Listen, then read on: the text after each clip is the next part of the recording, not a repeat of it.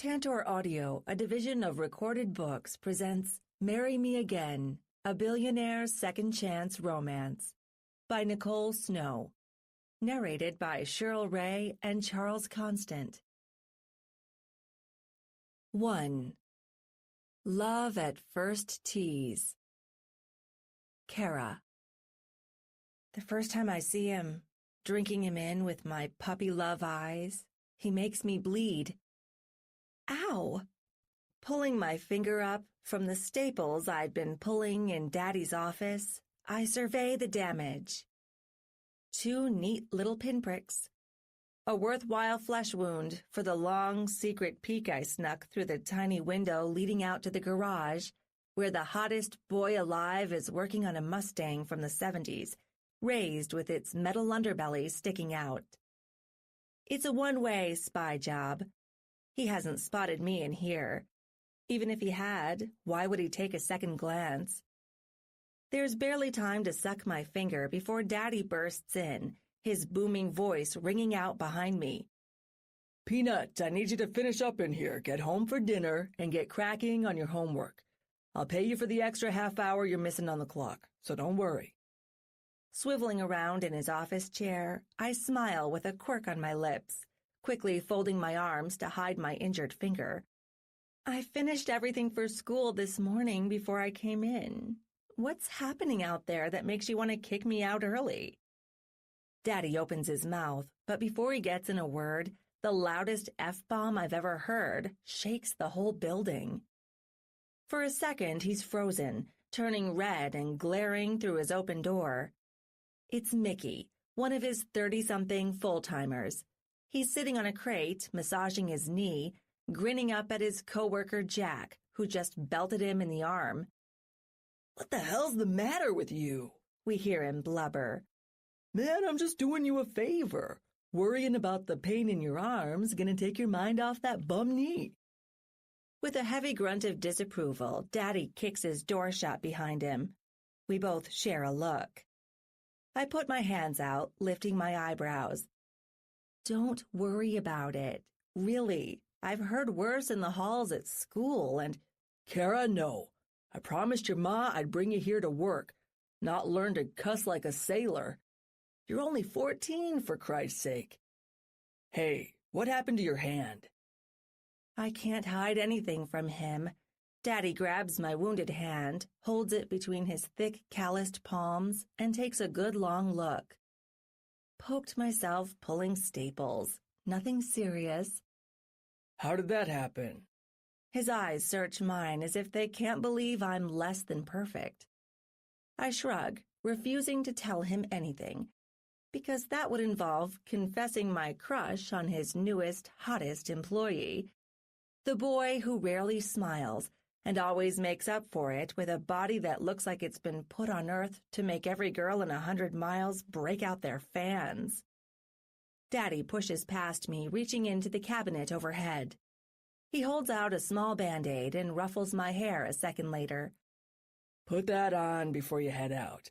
I ought to make you cover your ears, too, but now I'm more worried about catching hell at home because I let you get hurt. Please, it was my fault. I wasn't paying attention. I roll my eyes.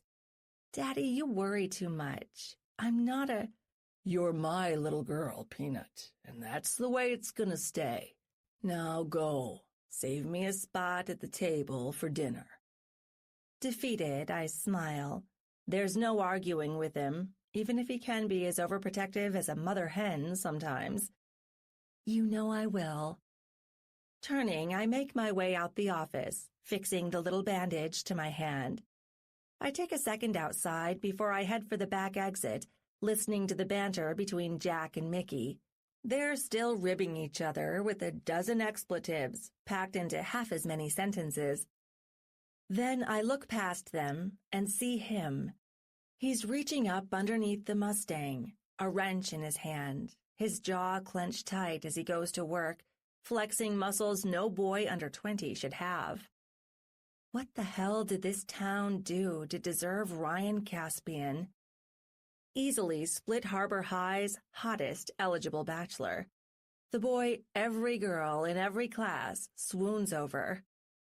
The walking question mark who showed up in town without a history, the one who aces every test and put the Greenthorn gang in their place his first day at school. That's right, everybody still talks about how Devin Greenthorn, the senior ringleader with the mohawk, got in Ryan's face and backed him into a corner with his goons. It lasted all of 60 seconds before Devin hit the ground, nursing a broken nose. The bullies brought their heavy, sloppy strength to fight a lion. I only have to stop and stare to see Ryan's refined strength. His oil-spattered shirt clings tight while he's standing underneath the Mustang, his arms high over his head, biceps bulging like he's been lifting since he hit puberty, only no one at school has ever seen him in the weight room. The very edge of his shirt rides up, exposing his abs. Until Ryan, I never knew what washboard meant. Now I understand. I see it in every rolling crease of his six-pack, every time his skin ripples while he grunts, turning a bolt on the underside of the car, muscles bristling from head to toe. He's working, lost in his own world, completely oblivious to the older, rowdier men, cursing and laughing like chimpanzees around him. God, eyeballing him too long starts to burn, no different than gazing at the sun. I have to get home before he sees me. I'm about to move when Ryan's wrench slips and he brings it down against his thigh with a resounding slap. His face tilts toward me as he steadies himself. Then our eyes lock and my heart forgets how to beat. Eek! Holding my squeak in, I try to hide my blush and head for the exit, just as his voice rings out, deeper than it should be for a young man. Hold up! There's crap all over the... Too late. I'm practically running when I hit the oil slick. The world turns into black ice beneath my sneakers. I slide at least 5 feet before I hit the wall, spin around, and crash elbows first on the hard concrete.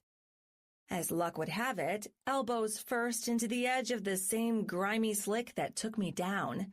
The shame hits before I realize I'm already screaming. The men around me aren't screwing around anymore.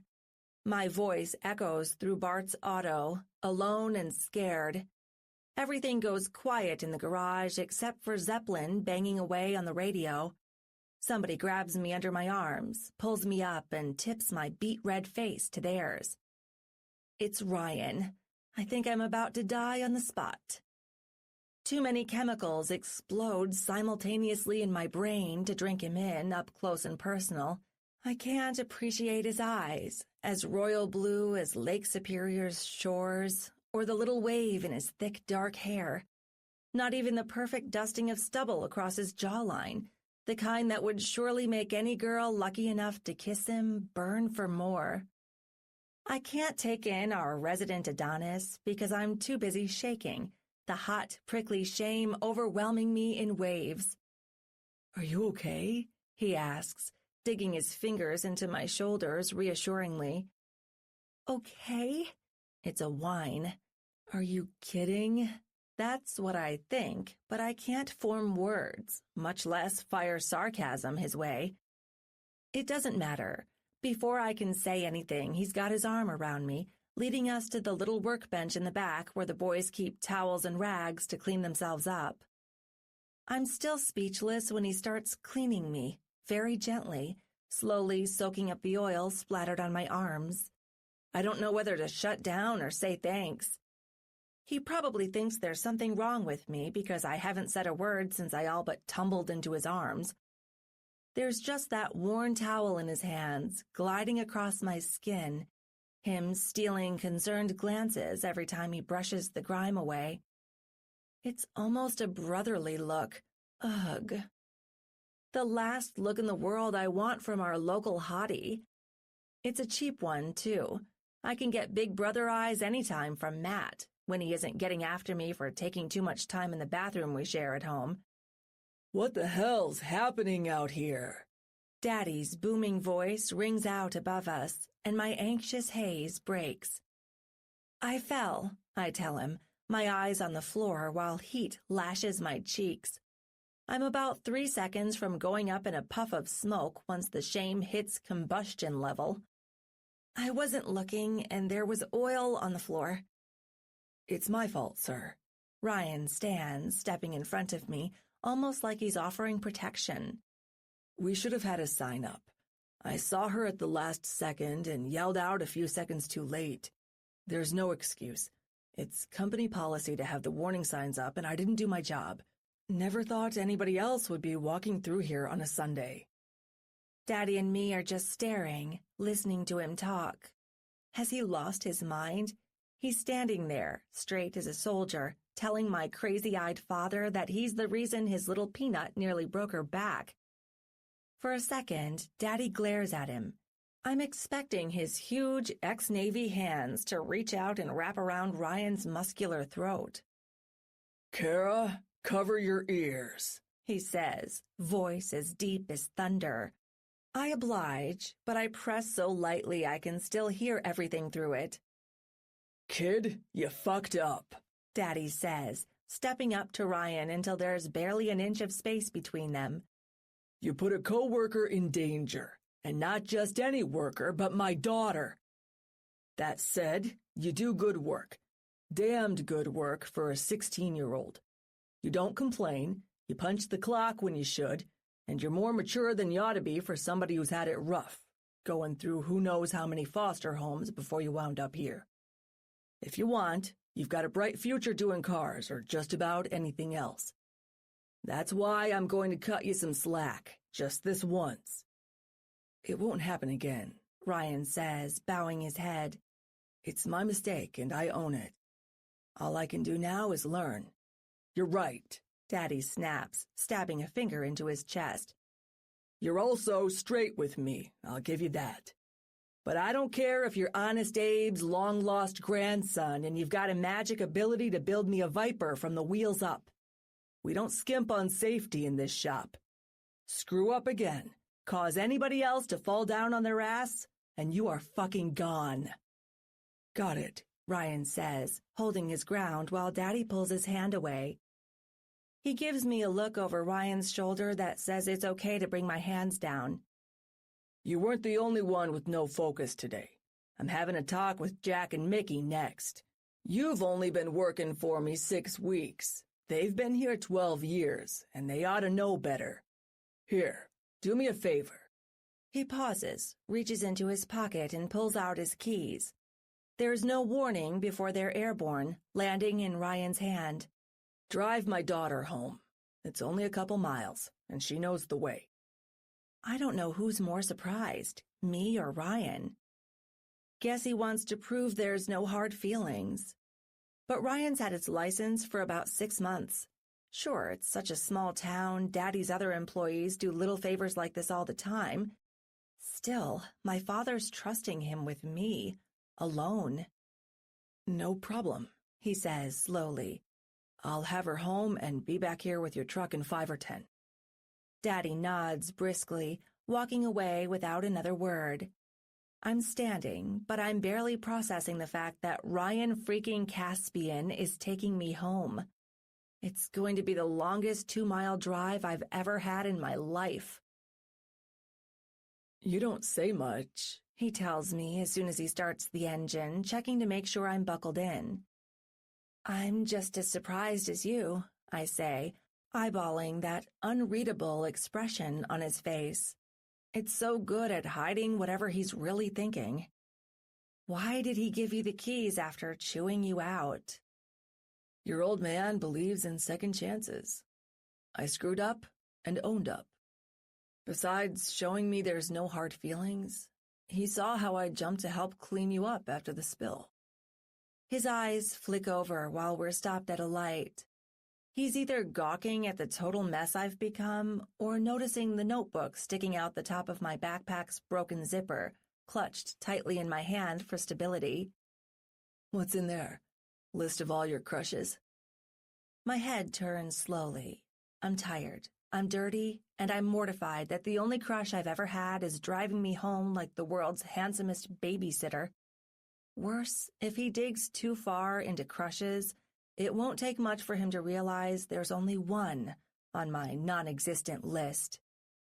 It's math homework, Ryan. Miss Harper's geometry class. Oh, geometry. I did that like 3 years ago. I turn my head back toward the window, flicking my hair angrily, like he has to remind me how incredibly smart and gifted he is. By now, everybody in school knows he's a freak. The Samson body has a brain attached, and it's brilliant. He's been skipped so far ahead in math and science, he's taking advanced classes at the local community college. He only shows up at our school half-days for English, social studies, and a few other electives.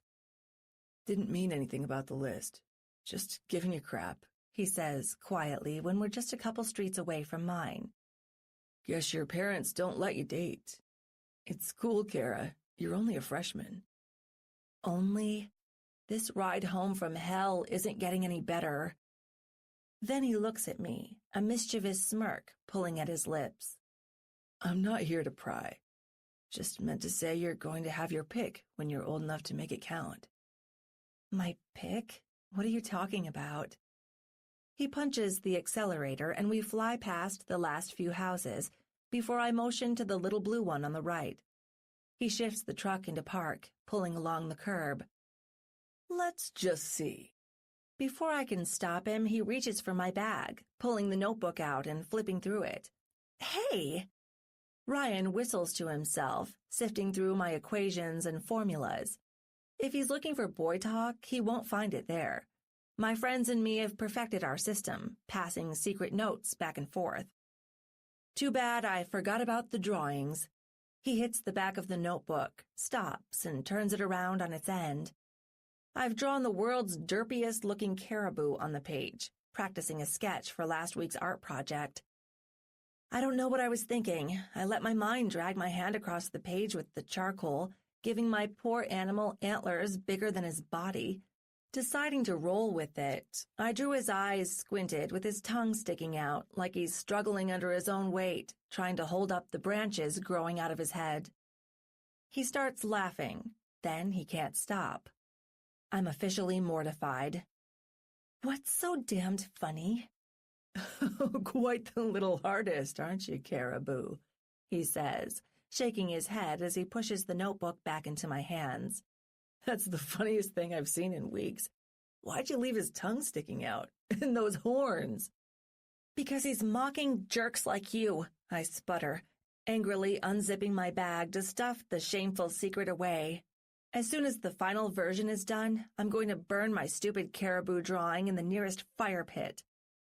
Hey, hold on. I didn't mean any damage. He reaches for my face. The kid has the nerve to put his hand on my cheek, if only for a moment, stemming the flow of hot, angry tears fighting their way out. I'm starting to see why everybody keeps their distance, I tell him, clutching my bag. You're a dick. Ryan's grin fades to a sly smile. It's like he has to think about the insult. I'm mad because that means it hasn't fazed him at all. You're cute, even if you're a little clumsy. Give it another year or two. You'll have guys falling all over themselves to take you out. You're going to leave every boy in your class with their tongues hanging out. He's looking at me intently, honestly, but I won't let my eyes meet his. I don't dare. Take it easy, Kara. Watch what's in front of you next time we meet. I'm stuck. Fumbling for my seatbelt, I decide to overlook his last condescending trademark Ryan Caspian remark and focus on the fact that he just called me, Kara Lilydale, cute. His hand crosses the space between us, brushes mine, and pops the button for me. The belt rolls over my shoulder and snaps against the side. I'm halfway out the door, more relieved than I've ever been, before I stop myself and finally look back. Thanks for the ride home, Ryan. Keep staying on Daddy's good side. I run toward the house, hoping I can make it past Mom and Matt without any side questions about the dark oil residue drying on my shirt and skin. Sometime between my shower and pre-dinner nap, I decide Ryan's playing an elaborate game. I don't know why. There's no other reason he'd compliment my looks, right?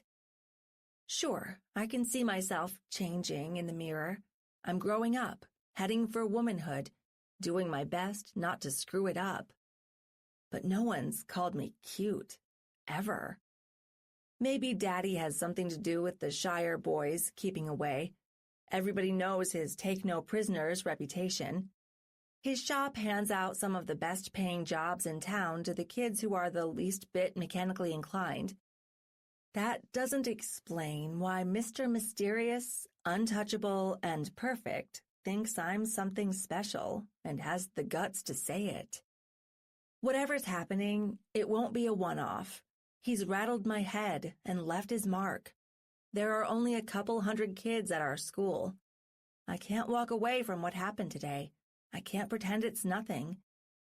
It's a guarantee I'm going to see him again. Next time. He said it himself. That night, I lay awake beneath the covers, pulling about 1,000 imaginary daisy petals. It's not a question of whether he loves me or loves me not. I'm frustrated, trying to figure him out, and I have an ugly feeling it's hopeless. I'm going to either kill this boy or kiss him before he graduates. 2 years later. No matter how many times I sit down to dinner with him at our table, I feel like hyperventilating. Ryan looks up when I come downstairs to take the seat across from him. My older brother, Matt, is blabbing on about his latest antics in some shooter game. "Dude, I flamed his ass hard," my brother says with a grin. "He came at me as soon as he got a second chance and I blasted him again." They're the same age, but the maturity level gap between them could fill the sky. I don't know why they're friends, being such opposites. I guess even Ryan needs to lighten up on the broody aloof act sometimes. Part of me hopes he does. "Caribou." He says my name and smiles, capturing my eyes in his stare, stark blue and deep as oceans. "Where you been hiding yourself all week? About time you showed up to join us." "Dance recital," I say smartly, wondering why I have to spend my night off with homework and Ryan's barbs. It's like he expects the world to fall neatly to his feet, even when he's a guest in our house. "Don't mind her," Matt says, brushing me aside with the wave of his hand. "She's too good for us now, hanging out all the time with her boring-ass friends. Caribou used to be fun back when she drew those silly pictures, but the herd's got its hooks in her now." The worst part about that pet name Ryan gave me a couple years ago? Everybody's using it. My friends, my teachers, my dance coach. It's even turned up on Daddy's lips a few times, as if it's a perfectly acceptable replacement for Peanut now that I'm getting older. I give Matt a dirty look, but I don't reach across the table and push his soda into his lap like I've done a few times before when he gives me crap. I don't want to catch hell from Mom. Besides, he isn't the one I want to punch. The boy who deserves it is next to him, staring smugly across the table at me with his freakishly handsome face. 2 years have only added to his good looks, like a master sculptor putting on the final touches. Ryan's filled out. His muscles are bigger, harder, and more natural looking after years of hard work in Daddy's garage. He's still killing it at school, too, and he's probably going to graduate valedictorian in a few months. That really irks the smart kids who got their 4.0s outside the college courses. While they're busy living high school drama full-time with all the rules, Ryan's bringing headphones to the lab and doing advanced work in math and programming. Of course, all this means is that his head's about the size of a hot air balloon. To think he laughed at my stupid caribou drawing years ago for being way too top-heavy. Mom comes in just then, pauses next to the table holding our bread basket, and smiles. "Glad you could join us for dinner again, Ryan. How are Greg and Sally?"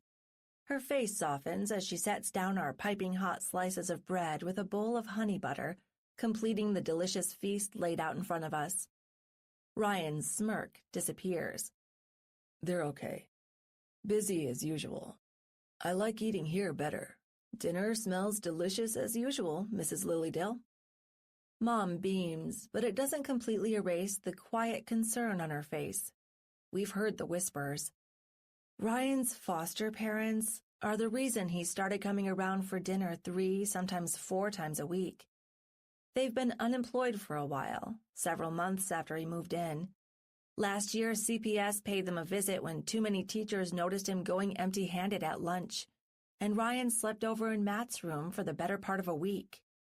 Daddy calls them deadbeats, losers, people hiding behind charity to enrich themselves, taking in older kids every so many years so they can use the extra stipend from the government to feed their drinking habits. You clean up so well, Ryan, Mom says, sliding a chair out to join us. If only Bart could freshen up as fast after work, we wouldn't be sitting here with our stomachs growling up a storm. She taps her fingers impatiently on the table.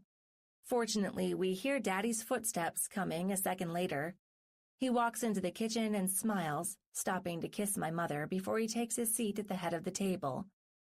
Ryan might have brains, good looks, and an ego too big for our little town, but I feel like I'm the lucky one, watching him across the table while Matt whispers some crude joke in his ear. He cracks a smile, but it's different than the one he wore when he greeted me. It hasn't been the same on his beautiful face since Mom asked about his folks. I'm fortunate to have such a loving family. That's something Ryan's never had, if everything we know about him is right. Of course, he always deflects. He never dwells on his problems, his past, or admits he has any issues. Nobody dares to tease him about his background after he established his willingness to throw fists at bullies asking for it. And my parents' questions about his family quickly fall away whenever he starts talking about school or the latest haul he caught out on Lake Superior, fishing with Jack and Mickey. I listen to the small talk after we've served ourselves, munching on garlic potatoes, asparagus, and meatloaf. A few minutes in, after we've given him our one-line answers about our day, Daddy turns to Ryan. So, you got a better idea about how you're going to put those brains to use outside my garage? He asks. A friendly interrogation that's been happening about once a month at our table since Ryan started his last semester at Split Harbor High. I've got a few big ideas, Mr. Lilydale. It'll take a lot more practice coding in my off hours when I'm not busy in your garage this summer. Hoping I can pick up another class or 2 in Marquette this summer to fill in the gaps in my knowledge. Daddy's fork slips and clatters on the plate. What happened to Ann Arbor? I pull on my skirt nervously under the table. Everybody knows he was offered several full-ride scholarships to the best schools in the state earlier this year. Ryan looks up and glances at me before looking Daddy in the eye. Degrees don't get a man anywhere with what I'm trying to do. Bull! Ever the gentleman when Mom's around, my father catches himself. Son, you've got 3 tracks in life when you live in Split Harbor. Go to school, join the service, or get stuck here forever. Matt nods across the table, silently agreeing. He's been talking to a recruiter with the Marines, eager for boot camp later this year. You left out the 4th option, the one the Draytons did, and they've been riding high ever since. My father smiles, shaking his head. Things change a lot in 100 years. Nobody's becoming a railroad and mining baron in this town or anywhere else in the UP. You're a century too late. He isn't wrong. Everybody knows the name of the most charitable, wealthy, and respected family in Split Harbor several counties over. Nelson Drayton, the 70-something-year-old patriarch, just finished his last term as mayor. They're loved because they stay here and help us when they don't really need to. The Draytons could move anywhere, taking vital money away from our town. They're the whole reason we aren't losing more people and hemorrhaging extra jobs. Sometimes it feels like we're hanging by a thread, tied to one family and a whole lot of history. It's never too late to see potential, just like they did 100 years ago. Split Harbor needs jobs and new industries, Ryan says firmly. This town can't lean on fishing and mining forever. We need to innovate. If I can invent something new, create our own little tech boom here in the UP, we'll do something incredible. I snort, unable to resist cutting in. The Upper Peninsula isn't Silicon Valley, and you know it. My eyes turn away from a very surprised Ryan to Daddy, who I expect to see looking on with approval. Instead, he looks sad, subdued, like he's too disappointed by what Ryan said to argue back. He knows it's wishful thinking of the worst kind. We all do.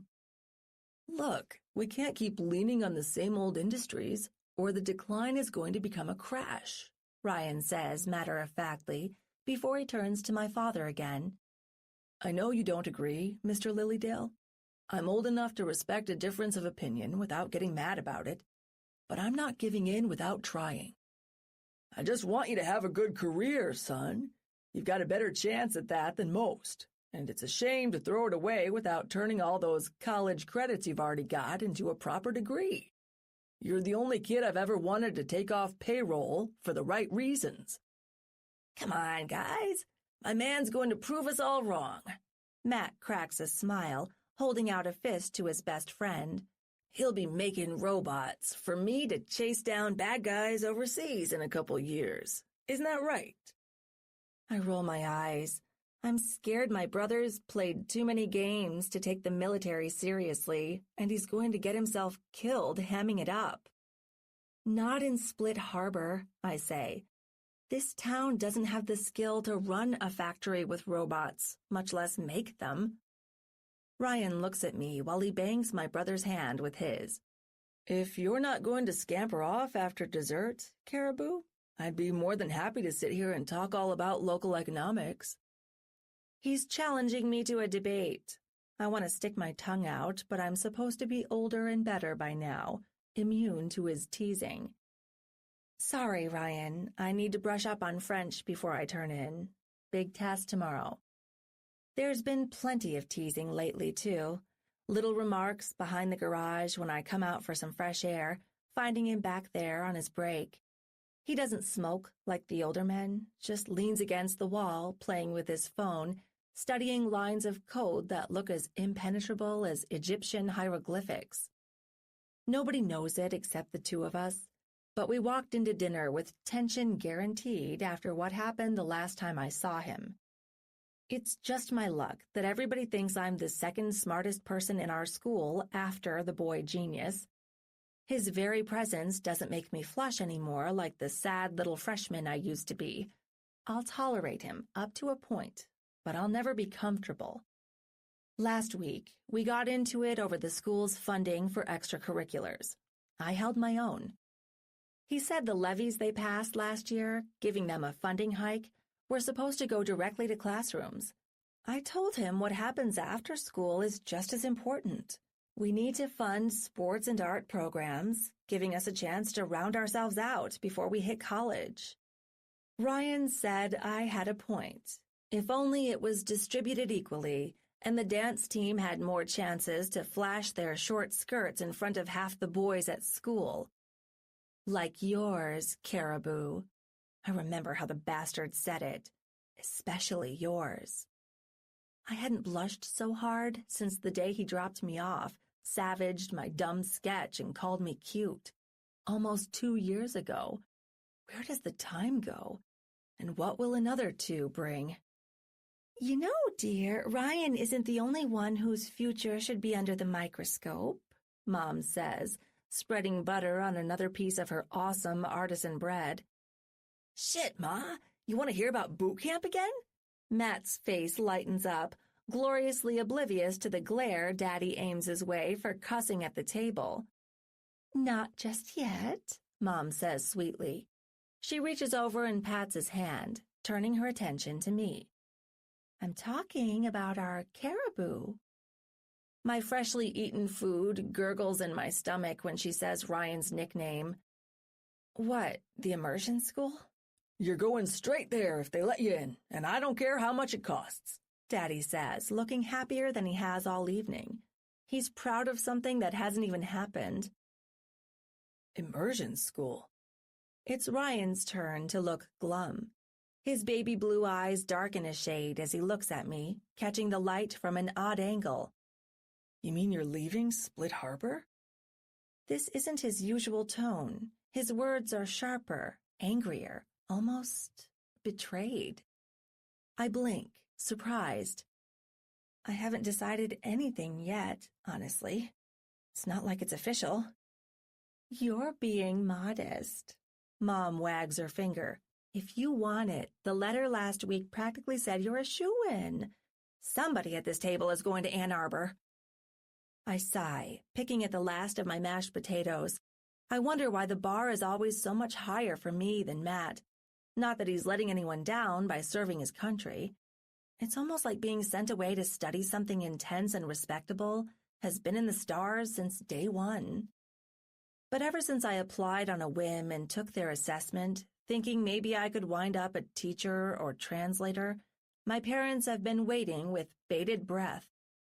They don't get it. Yes, I want a good education. I'm just not sure I want to jump on the first ticket to Paris and a fast-track master's I'm offered. Well, I'm going to follow up next week, if that makes you feel better, I tell my parents, still glancing at Ryan. He's staring at his plate, quietly clearing the food, refusing to even look at me. What's the deal? Did I say something wrong? Always had a feeling you'd graduate early, Mom says, a constant smile on her lips now.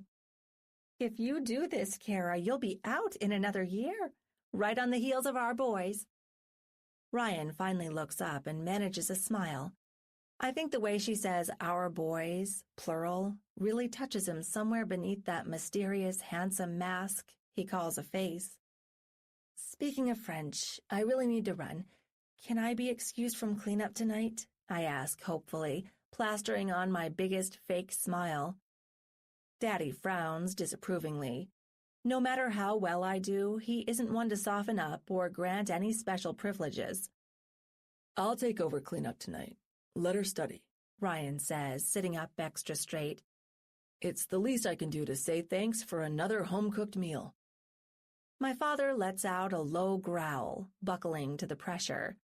I narrow my eyes, staring at Ryan, knowing he's just made an offer my perfectly polite parents won't refuse.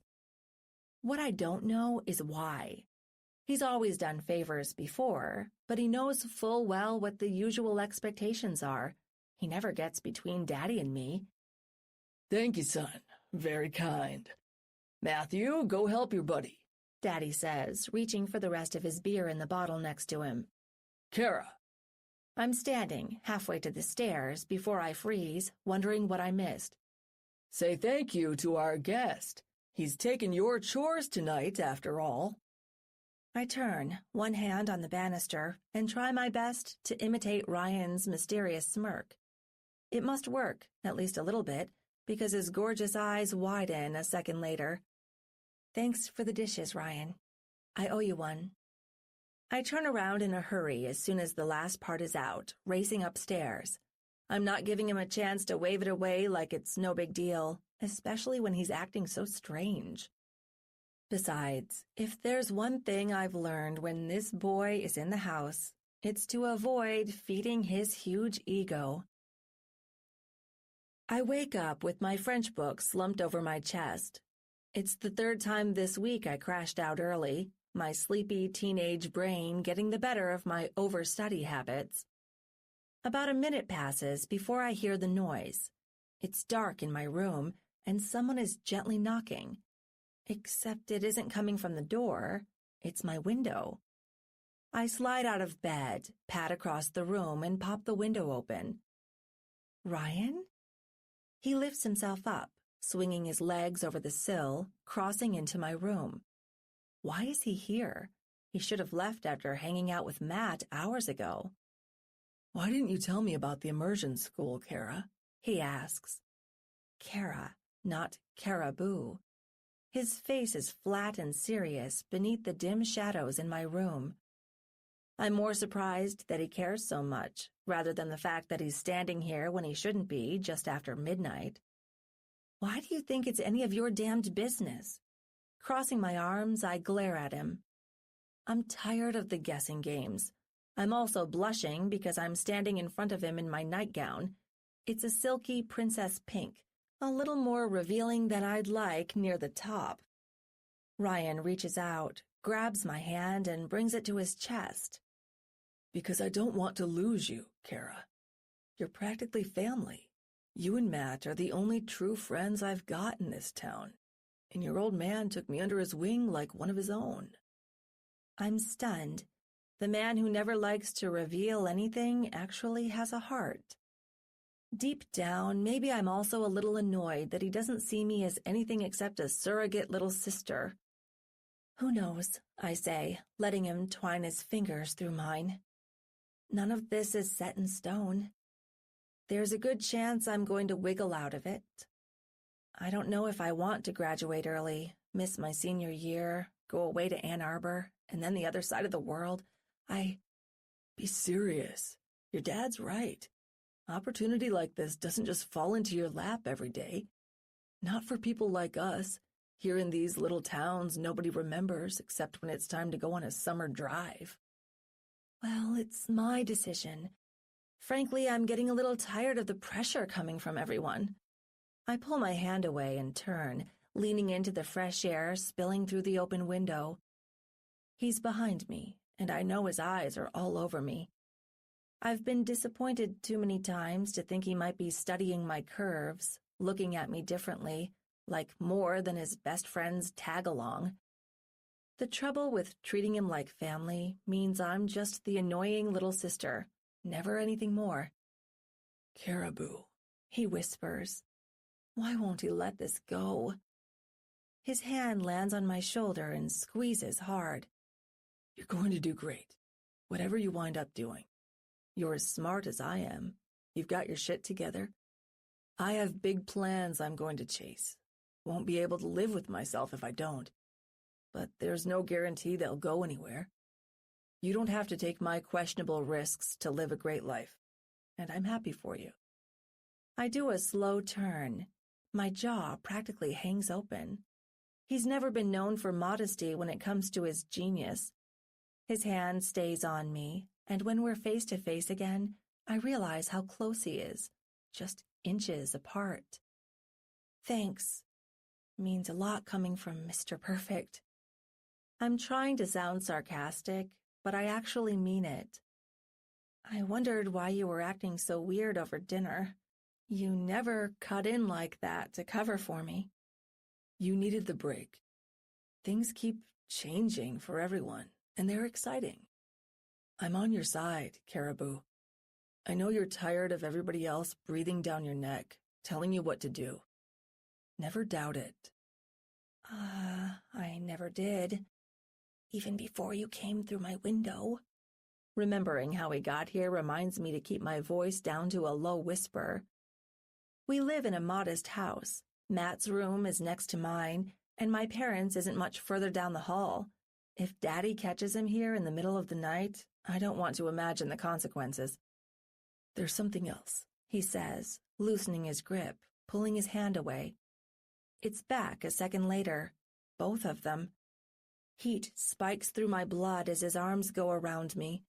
For a second, I'm wrapped in his muscle, bathed in his beautiful eyes, anxious for what's coming next, even though I've never felt safer in my entire life. Fuck it, Caribou. I'm just going to come out and say it because I'd be kicking myself if I let you jet off to Paris next year without telling the truth. I love Matt, your ma, and your dad more than I do my own family. You, though, you're more than that. You're all I think about after I've wrapped up for the day and I lay down on that crappy couch they give me to sleep on. Ryan, this is either a terrible idea or the best thing that's ever happened. I'm scared to find out which. Fireworks are blooming in my young brain, and it seems like every sense has been heightened, like there's a steady current humming through my skin. No, don't say anything, he tells me, gently bringing one hand to my face. Let me take you out. We missed prom a couple months ago. We've got the whole summer ahead, and I'm cashing in my savings for a car soon. I want you by my side. We'll go wherever you want. See if this works, or if it's just in my head. Scared or not, I'm smiling. It's even cuter that he's doubting himself because I haven't said anything yet. As long as you have a plan to keep yourself from getting killed when Daddy and Matt find out, I'm game. They're going to know what's going on as soon as I'm asking permission to hang out. I like you too, Ryan, by the way. I bat my eyes, a giddy warmth spreading through my veins. He grins. We don't need to worry about them. Huh? Panic shoots through my chest for about the dozenth time that night. I spoke to your family after dinner, told them my intentions, and assured them I'd be the best boyfriend you ever had. They made it clear I'd be a dead man walking if I ever let you down, and I'd expect nothing less. But they gave me the nod. I can't believe it. I'm lost for words, too, so I just wrap my hands around his broad neck and bring myself in closer, laying my forehead on his. You remember the day I called you cute? First time we really met, and I took you home after you tumbled in that oil slick? Yeah, I whisper, like I could ever forget. I've been biting my tongue the last 2 years so it doesn't happen again. Holding in all the things I want to say. Hell, let's be honest. You're not cute anymore, Caribou. He pauses, moves his fingertips gently into my skin, tipping my face to his, forcing me to look at him. You're beautiful. And you'd better believe I'm going to treat your beauty, your brains, and every other part of you like gold. There's about 1 second to prepare for my first kiss before his lips are on mine. It's rainbows, lightning, and crackling fire racing through my blood. My heart goes mad, pounding in my chest like a drum the whole 10 seconds our lips are locked, exploring each other for the very first time. When he pulls away, I've learned what swooning means. I have to get out of here before we get really crazy, he says, brushing his lips against mine one more time. We're going to be dynamite. Try being patient, Kara. I know, it's not easy. You've been wanting a piece of this for years. Every time I see you give me that look across the table. Look? What look is he talking about? Did not. Smiling, I push him, trying not to laugh, knowing full well I'm lying through my teeth. I'll call tomorrow.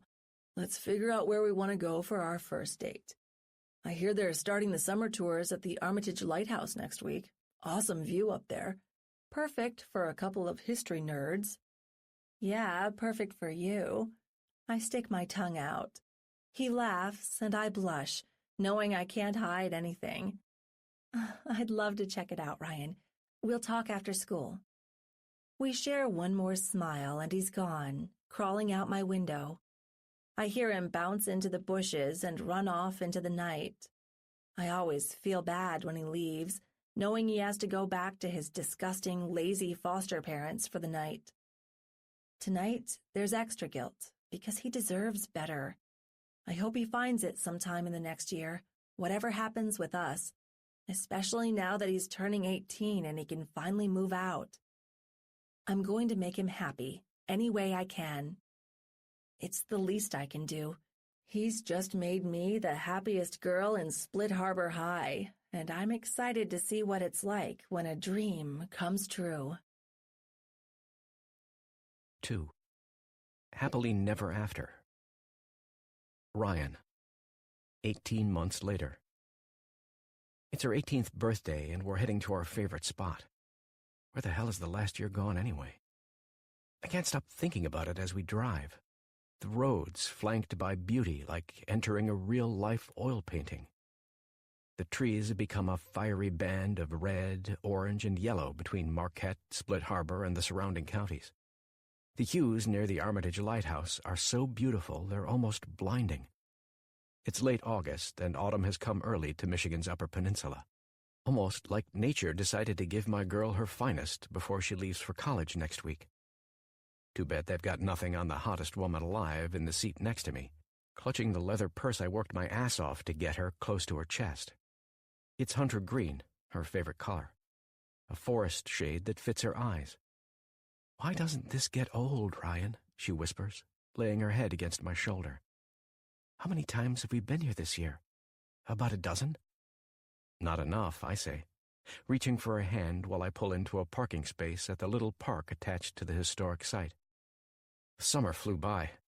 I think we only came here once before work and graduation. She smiles knowingly. "I'm glad I slowed things down.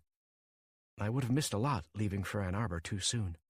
"Yeah, you would have missed the hell out of hanging with your boyfriend." I give her the smirk that always makes her cheeks turn red, the same with a magic power to drench her panties. "And I would have hauled my ass down to your college every other week just to put anybody stupid enough to come sniffing around you in his place." "Nice save." She smiles just as I cut the engine on my old Ford LTD. I got the car last year on a bargain after her dad helped me fix it up, and it's served me well ever since. "Better do something about the jealous tick. You're going to have to get used to me living on my own." "We've talked about this already," I remind her, a low growl rising in my throat. "I'll live with it.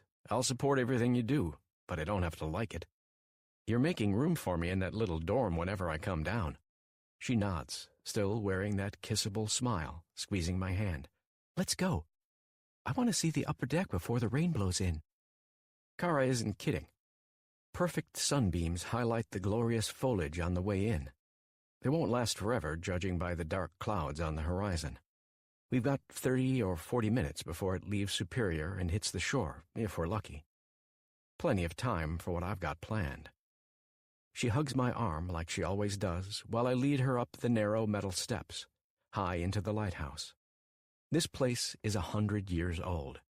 It'd be derelict and falling apart without the Drayton's charity preserving the piece of history that put our town on the map before the railroads and mining left their mark. "Just beautiful." She releases a long, wistful breath as soon as we're at the top of the stairs on the observation deck. The old light at the top was gutted a long time ago, leaving visitors more space to walk around and look out to sea. It's a quiet day, just like I expected. Most families are distracted, rushing their kids to school, changing gear for the seasons, too busy to take one last trip to the lighthouse before they return in a few weeks for peak fall colors.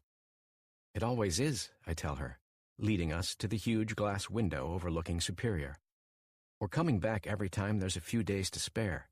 Don't think either of us can live too long without these familiar waters." She smiles and nods. I'm dead serious about seeing her as much as I can, bringing her home on weekends. I'll drive all 7 hours 1,000 times if it means making the spark we've lit the last 2 years burn brighter. I'm still at Bart's Auto, earning about $2 extra an hour than I did when I started. It's a living, enough to afford the 1-bedroom apartment in the duplex I'm renting on the edge of town. Half the time I'm too damn tired to hit my coding as hard as I should when I get home after work and the gym. It's a dangerous rut threatening to spoil my dreams one lazy evening at a time. No, I haven't given up. I never will until I've had my day in the sun and accomplished something great. But I've learned to pace myself. There's another reason wild riches and success don't mean as much anymore, and she's standing right next to me. "How does it feel to be 18, Caribou?" I turn, taking her hands and staring into her big green eyes. The sun hangs lower in the sky, slowly creeping toward the rainy horizon, casting its fragmented light all over us. Perfection, your name is Cara Lilydale. Couldn't be more obvious than it is today. Sure, she's always beautiful, but right now, in this light, she's fucking radiant. It's strange. I've seen you, Matt, and so many of my friends reach the magic number. I always thought I'd be ready, thought I'd do something special to mark it. Instead, I'm just happy to be here, living in the moment, doing the same things we always do. Smirking, I pull her into my arms, holding her close, running my hand slowly down her back. My fingers pass through her long blonde locks. They're like silk-spun gold in the Michigan sun, as vibrant and alive as the sunbeams flickering out on the lake. She doesn't have a clue what I have planned. Hell, I'm trying to believe it myself, wishing my balls would magically double in size so I can get it out. I've never been so nervous in my life. Of course, I don't show a damn sign of it. Nothing's ruining the surprise. You're just excited for your presents, birthday girl, I tease, holding her face with my hand. Your old man's been bringing in a lot of extra business for the big day. Probably going to buy you a new car packed to the brim with everything. No iPad. He's probably trying to pay for my dorm alone. Ann Arbor isn't cheap. The scholarships and loans will help a little, but there's a lot left for them to cover. She looks at me slowly, her eyes narrowing a little. You're the one who should be excited for tonight. It's finally happening, Ryan.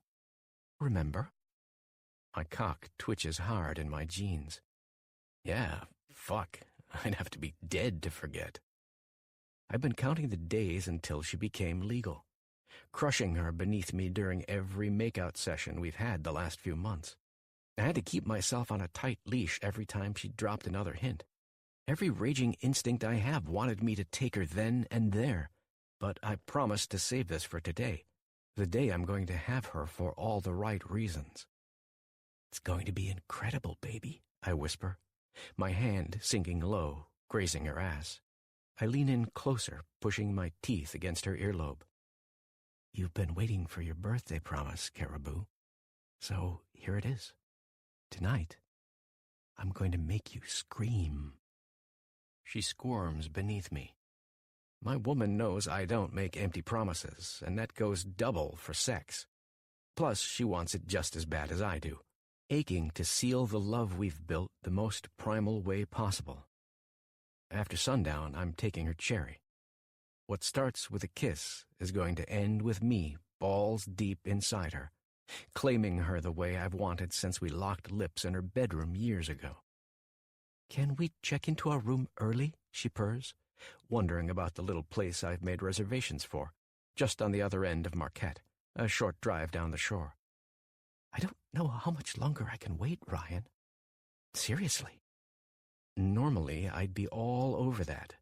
But there's one more thing I have to do before I bring her to bed, strip her naked, and watch every beautiful inch of her moving, rippling, fucking beneath me. I see it all. Every filthy, incredible movement I've imagined since I started bringing myself off to her several years ago. Every dirty word, every vicious kiss, every moan leaving her throat, every grunt leaving mine, just before she wrings the cum straight from my balls. Fuck. If I graze her nipples now, I know they'll be hard, begging to be sucked soft. There's something else, I say, fighting to control the volcanic hormones raging in my veins for just a few more minutes. I didn't just bring you up here for a birthday send-off, Kara. Her eyes go big, wondering, especially when I use her name without the pet part tacked on the end. I grab her hands, hold them in mine, so tight it almost hurts. Don't care if you go off to college, or Paris, or the friggin' moon. I can't live without you, babe, and I'd be a fool not to do everything I can to show you I'm serious. Oh my God. Her voice dies as I sink to my knees. Thankfully, it only takes a second to reach into my pocket, picking out the carefully concealed box I've been carrying all day. It's taken me the entire summer to save up for the modifications with the jeweler, getting it resized and inscribed like I want it. As for the ring itself, I had a little help. My thumb flicks the top open and holds it out to her. It's your grandmom's ring. Bart gave it to me this morning, after I told him I was going to marry you and I wanted his permission first. I owe her dad big time, it's true, especially when he's been like a father to me for years, long before he's becoming my father-in-law. Those beautiful breasts I can't wait to pillage bob on her chest as her breathing quickens. For a second, I'm afraid I've made a huge mistake, and she's going to say no. Grabbing her hand, I grip it in mine, bringing it closer to the ring. Look, I know we're young. I know this is sudden. Most people our age are focused on school or figuring out what club they're going to hit the next night and who their next fling is going to be. I don't care about any of that. The day I met you, Caribou, I knew you were mine. We're young and people will bitch, but I don't care what they think. Fuck the crowd. I'm spending my life with you, love, every single day I can. By this time next year, I want to be planning our wedding, assuming you say you'll marry me. I'm rattling on like a fool, so I shut up and look at her, lacing my fingers tighter in hers. Will you, baby? She answers me by falling down on her knees so hard the bang of bone on metal echoes through the lighthouse. I've seen her speechless before 100 times, but she always gives me an answer. This time, it's the best wordless reply I've ever heard. She jumps me, snatching at the ring with her free hand, bringing her hot little mouth to mine. We kiss for eons, rolling around in the lighthouse, lost in each other for so long it's dark and raining by the time we finally stop for air. If it wasn't for the risk of retirees or oddball travelers popping in, interrupting our privacy, I'd take her here on the floor, having our first time overlooked by the cool, choppy waves below. I love you, Ryan Caspian. I can't wait to be your wife. Shit. She's serious. The prettiest girl in town just said yes. It's the first time one of my crazy plans worked. Means so much I don't care if it ever happens again. It's my turn to be speechless. She's just told me the best thing a man can hear. I'm only 20, not even old enough to drink, but I know it's true. Know it every time my heart beats a little harder, staring at my new fiancé, imagining how hot she's going to look dressed up in white, coming toward me at the altar. Love you, Caribou, and it's getting stronger every day. I'm never letting go. Don't care if the sky breaks open and spills everything it's got on our heads. We're meant to be together, I say, my voice deepening an octave, pulling her closer in my arms. A lot can happen when you get married as young as us. I'm ready, and I know you are too. Long as we remember everything we've said here today, everything we promised, we'll make it. No doubt. I promise, babe, you're mine forever. I promise too. It's the last little sound she makes before I wipe away the tears rolling down her cheeks with my lips. Turn it over. Look inside, I say, clasping the ring in her hand with mine, bringing it up to our faces. Always, my love. Always, always, always. I agonized over the text for weeks. Then I realized there was only one word fit for telling her how I really felt. One that won't ever change, no matter what the universe throws our way. Overwhelmed, she leans in, kissing me again. Her mouth tastes hot, wet, desperate. I love it. Every single brush of her lips on mine, our oneness overflowing in every sticky fusion. My fingers cup her face, pulling her into me, dancing across the tiny scar she has from a gym class mishap a year ago. They were playing golf, and her friend Zoe wound up her swing too much. One blow to the face later, she's marked forever. I remember Bart bringing his little girl home from the emergency room while Matt and I scrambled to help with ice. I held the pack against her face while the stitches set. Months later, it healed nicely. The kind of perfectly imperfect scar that gives a man one more thing to fall in love with. We kissed for another 5 minutes, her on my lap, the sun peeking out one more time through the rain to salute us. Then we're heading downstairs, walking through the cold, wet bullets to my car. Hand in hand, we're engaged, and we're about to make this official at our hotel, loving each other in ways far more exciting than gold and diamonds will ever be. 2 hours later, she's laid out on top of the sheets, naked as the day she was born, and goddamned beautiful. My cock doesn't need more than a second to turn into granite. Never does when her hands or mouth are anywhere near it, really. Except today, a charging bull couldn't knock down the hard-on pulsing between my legs. I let her undress me before she laid down.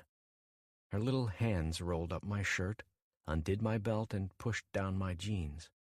She gasped when she saw the new tattoos lining my shoulder, falling down my back like flaming swords. It's ink I've been slowly expanding whenever I have a little extra money. I love the fire because it reminds me to keep everything I've worked for burning bright on the tinder of my past. I smiled at her knowingly, told her she could kiss it, scratch it, drag her tongue across the fire any way she liked. My tattoos mean I don't look back, not at the abuse that sticks in my head some long, dark nights from my real parents. Both of them junkies who left me alone most days in a ratty Detroit apartment, who starved me, kicked my ass, and used me as a government ticket to more booze.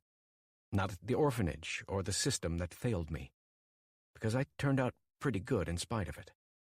Greg and Sally did the best, lazy drunks that they are. At least they weren't violent, and that isn't saying much. The last set of boozers to put a roof over my head left me on my own as long as I cleaned their dirty house. They did me a solid by bringing me to Split Harbor, though, because without their shit I wouldn't be standing here today, looking at the most beautiful sight I've ever seen, my cock in my hand. I'm ready to claim the only woman I've ever loved, only one I ever will. I move onto the bed and grab her legs, throwing them over my shoulders. She moans softly, closing her eyes. Doesn't take much to get her going today. Nothing except the faintest touch. It's normally like that with the little things we've done before, yeah, but this is something special. She's shaking. She can't believe it, and neither can I. But the only cure is to fuck right through until it's real. Nothing will stop me now. Her soft, silky skin feels so fucking hot. I kiss her skin, inhale long and hard, filling my lungs with her scent. My eyes shift down to the sweet, swollen pussy I'm about to own. She smells incredible. My tongue burns, instinctively telling me she's going to taste even sweeter. It'll be my first time sucking her supple little cunt, fucking her with my tongue. Can't hold in the smile when I think how she's going to jerk and scream once I get her going. "Ryan, please," she whimpers, her legs shaking gently in my hands, trying to pull apart. Yes, please, baby girl. Her desperation makes my dick throb harder, and I feel a pearly drop of pre-cum oozing out, landing on her thigh. What if I want to hear you beg a little longer, I tease, knowing full well I'm playing with fire. If I don't do something soon, I'm going to shoot off on the bed like a fucking rookie. My worst nightmare. Something I've done everything I can to prevent with all the porn I've watched, my hand, and 2 girls I had before we met. There's nothing compared to her. She's immaculate, sexy, her hips and tits calling me like sirens in the soft light. Keep your legs open, I order, grabbing her thighs with my hands, pulling them wider. She whimpers when my fingers dig in. It's a prelude to the places where my lips land, falling across her sleek inner thighs. Up, up, heading straight for her wetness, the cherry-pink center between that's drawing my tongue like a magnet. I kiss her pussy once. The sound she makes, a little half-whimper, half-moan, pours kerosene on the fire in my balls. I need to eat this girl.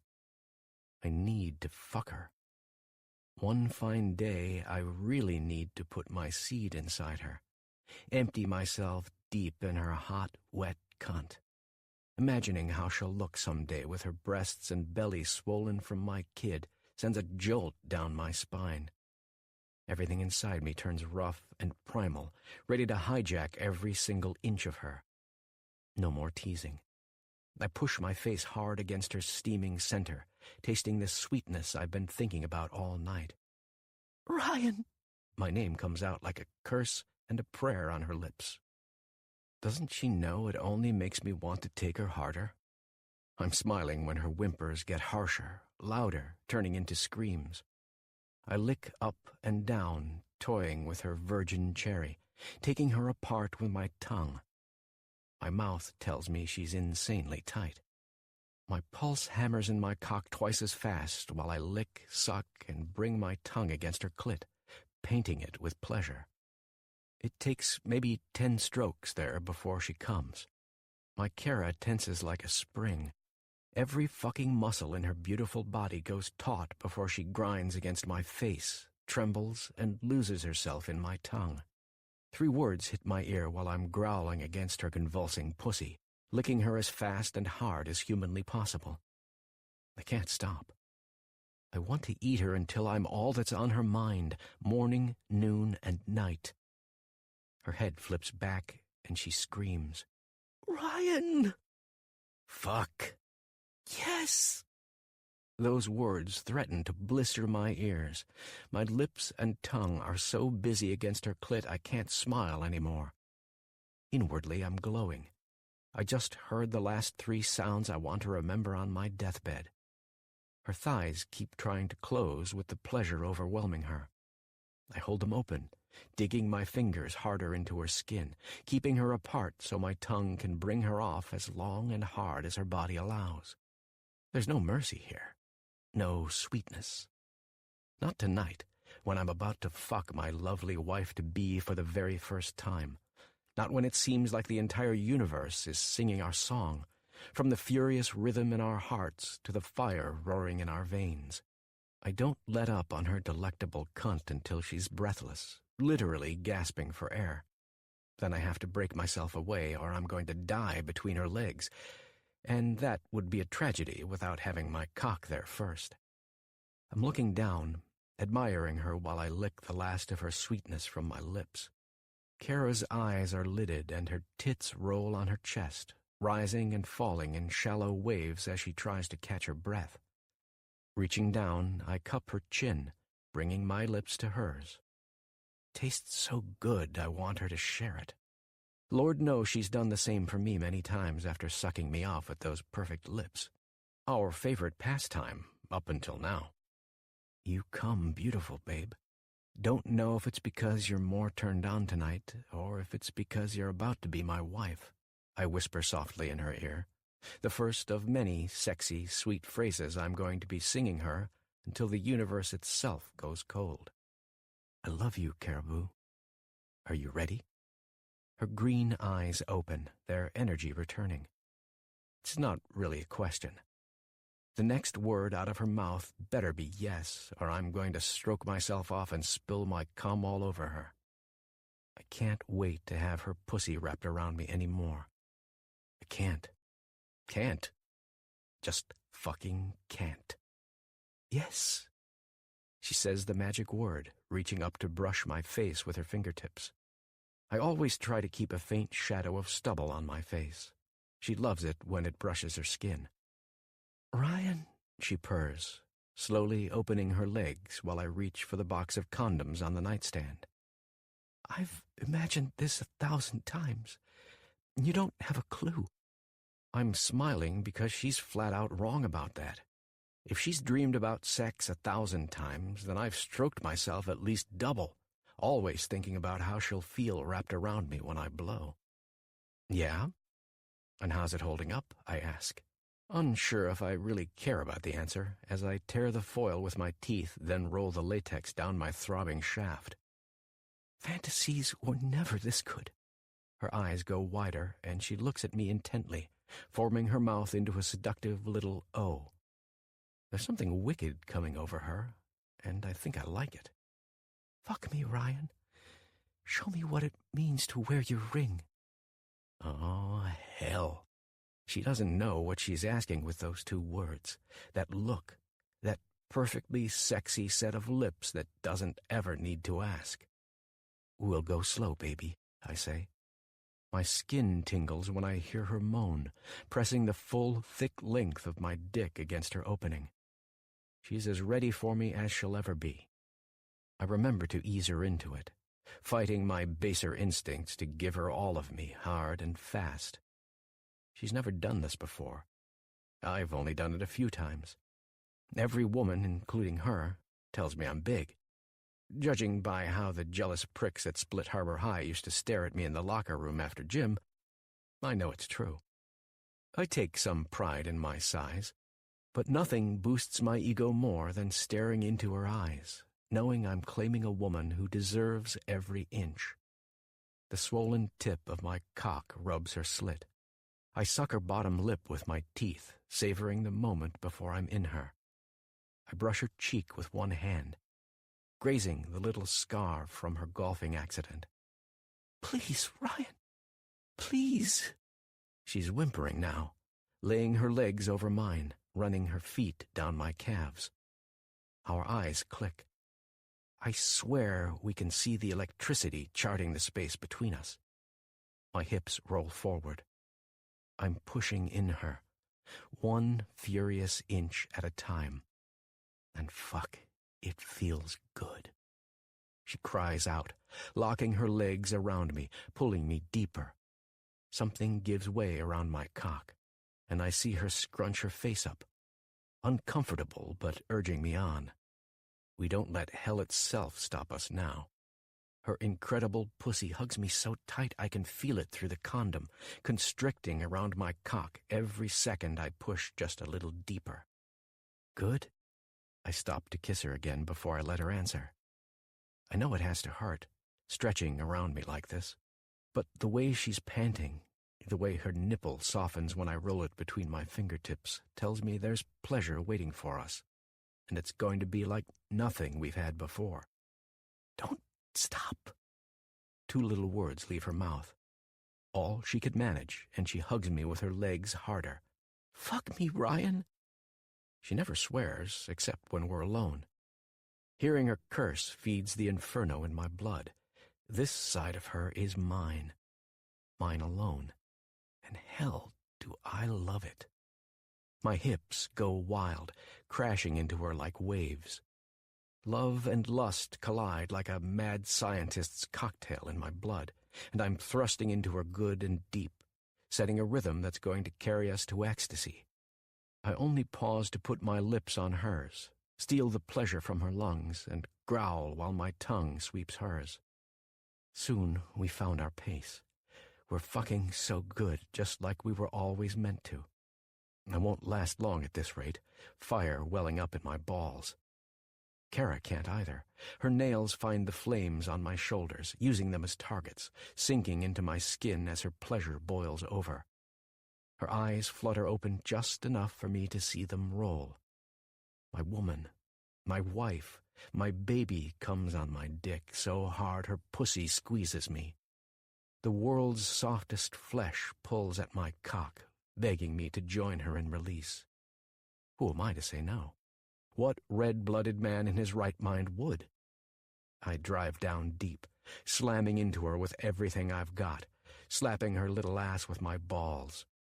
The flames inked on my shoulders come alive, sending energy straight down my back, igniting every nerve. Pure magma churns at the base of my cock, before erupting a second later. Kara! Ryan! Her name is all I can manage. There's nothing but thunder in my throat the whole time as I spill myself into her, coming in the woman I'm going to marry for the first time, the first and only love of my life. Everything goes white, the sound of our groans fading from my ears, and there's nothing except my cock, heaving fire to the thud, thud, thud of our hearts. I'm coming 100 times harder than I ever have with my hand, harder than I ever did with the other chicks I messed with before. Hell, none of them are in the same universe as this. Yeah, I'm man enough to admit that touchy-feely shit adds something amazing to the storm. If this sex is mind-blowing because my heart bangs my ribs 100 miles an hour every time I look at her, because every voice inside me is howling to claim this girl from the inside out, tonight and forever, then I don't want a damn thing to do with heartless fucking ever again. I stay inside her while I'm coming down from the high, listening to her breathe, subtly matching her tempo. It takes more than a minute before I soften, caressing and kissing her the whole time. I pull out, carefully unroll the condom, and throw it in the little waste bin across the room. Well, she says, propped up on one elbow, bringing her free hand to my chest to draw circles. Was it everything you expected? Just my luck. The little minx has remembered how to speak faster than me. I give her a slow, smiling glance. No. Her eyes go wide, full of horror. I wrap an arm around her, drag her lips to mine, and lay down a kiss before I rest my forehead on hers. It was more, Caribou. So much fucking more. I watched the relieved smile spread across her face. Best part is, we've got all night to explore. And then the rest of our lives, she adds, making me grin like a fool. It only takes me about 100 seconds to get hard again. Moving my hand to her ass, I cup one cheek and squeeze, pulling her on top of me. Despite being as young and horny as I should be, I'm grateful for the 2-minute rest. It's plenty of time to imagine the better days to come. The day when she says, I do. The day when she's coming home with a degree in her hands, and we take one more anniversary trip to the Armitage Lighthouse, before we leave Split Harbor for her immersion school in France. By then I'll have the money and success to live like a king with her in Paris, God willing. Then there's the day when we're coming home, buying a big house on the shore outside Marquette, the first of many kids quickening inside her. I want it all. I'm going to have the whole package after the hell I've suffered. Family means more to me than the average 20-year-old because I've never seen it up close and personal until the Lilydales brought me into their lives.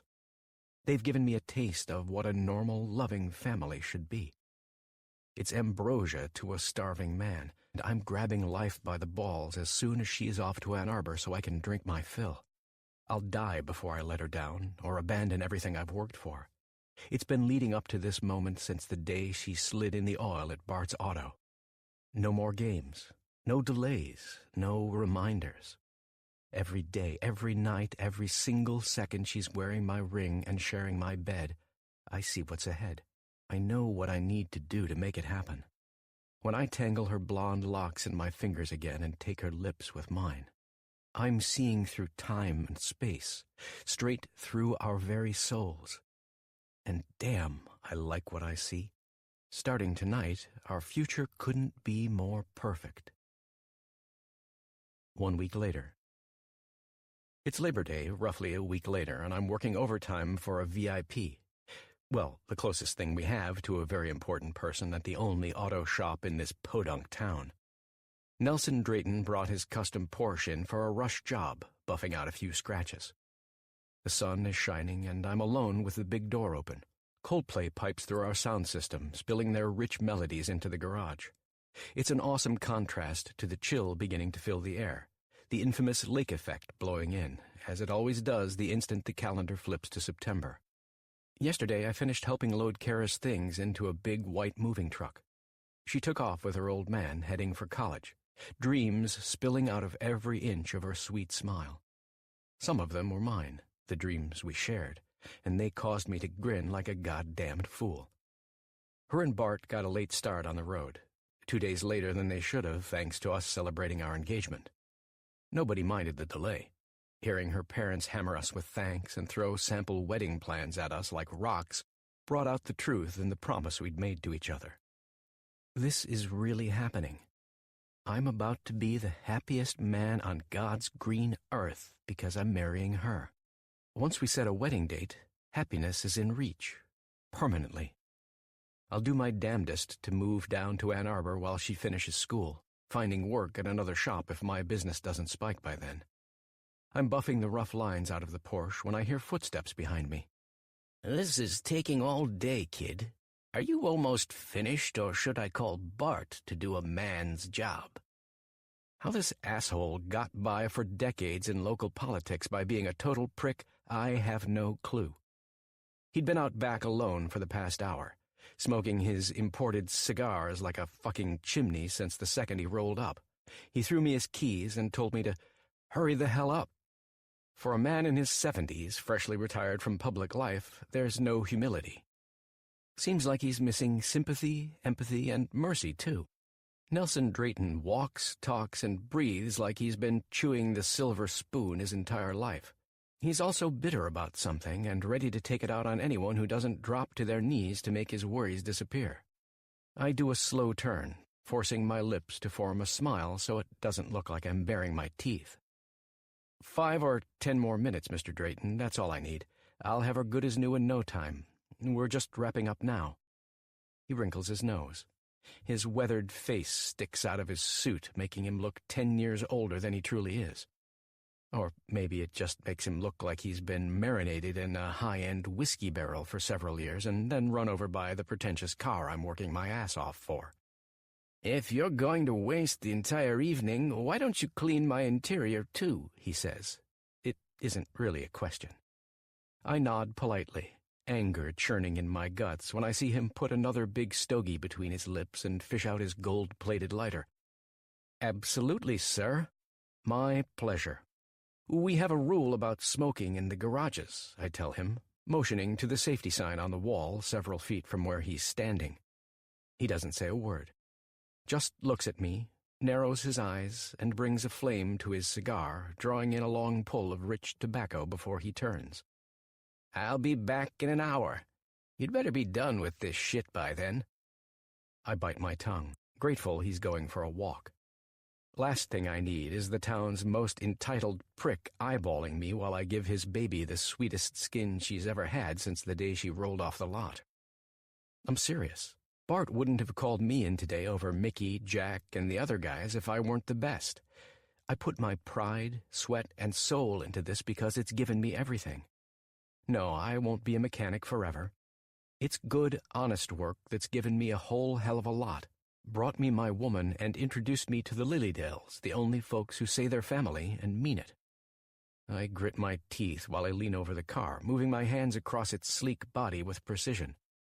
I'm going to be as rich as Nelson someday, and I'll never be a prick about it. I'll have earned it, and I'll be grateful, too happy and fulfilled to stomp around with a sour scowl permanently plastered to his face. It takes a little longer than I told him to finish the bodywork. Then I grab a vacuum and some polish for the leather seats, eager to wrap up this job. I want to get out of here, maybe lay down some coat at home this evening for a few hours before Kara calls to tell me how she's been settling into her dorm. Lately, I've been studying auto components, searching for opportunities in the only field I know. 1 minute, working on his car, the future seems like it can't get any brighter. In the years ahead, I'll wish like hell I never opened the Porsche's door, reached under the driver's seat, and ruined my life. Sweet, merciful Christ. If only I'd known what would happen as soon as I climbed in that car. I would have dropped my tools and ran as far from this crazy town as my boots could carry me. If I hadn't found that bastard's dirty little secret, I never would have blown my life to shit. 3. Red on white. Kara. Ryan doesn't answer when I call him that night. He isn't responding to my texts either. He said Daddy needed him for a special job today. It must be stressful, so I figure he's working late. No big deal. I'm busy setting everything up in my dorm room, making new friends with my roommates, eagerly prepping for my first week of classes. French 5 pre-immersion is going to be my first official college class, bright and early in the morning. I've heard the professor likes to grill her students for fluency before she even passes out the syllabus. Joy. It's a beautiful evening, my first full one in town. After a few hours walking the little college bars and stores around campus, Split Harbor seems like it's a million miles away. I'm thankful for the last present Ryan gave me before we kissed for the last time and I climbed into the moving truck with Daddy. The little silver locket clings to my neck, tucked neatly between my breasts, his tiny, smiling photo nestled inside. Every time something around school reminds me of him, I laugh and play with the necklace, gently warming it in my palm. It's like he's right here with me. I'm grateful for that, knowing I'll get through anything the professors throw my way as long as I have a loving fiancé to come home to. The next morning, before I head to class, I check my phone and see nothing. Okay, things are getting a little weird. It's odd that he hasn't texted me yet. I go to class and survive my first real test from the French professor. I'm not worried until I check the Split Harbor news site over lunch. Hell, I don't need to dig deep because there's articles from my hometown media lighting up my college Facebook feed. Nelson Drayton dead. Michigan mourns historic industrialist, mayor, and philanthropist. The headline hits me between the eyes. It's shocking enough to know a living piece of history is gone, but the bigger jolt comes when my eyes search the details. My heart skips several beats. I try to remember what Ryan said about what he was doing yesterday. Didn't he say he was working on Nelson's car? Jesus. No, it's got to be a twisted coincidence. My stomach drops into an open pit when I scan through the articles, forcing myself to read the ugly truth.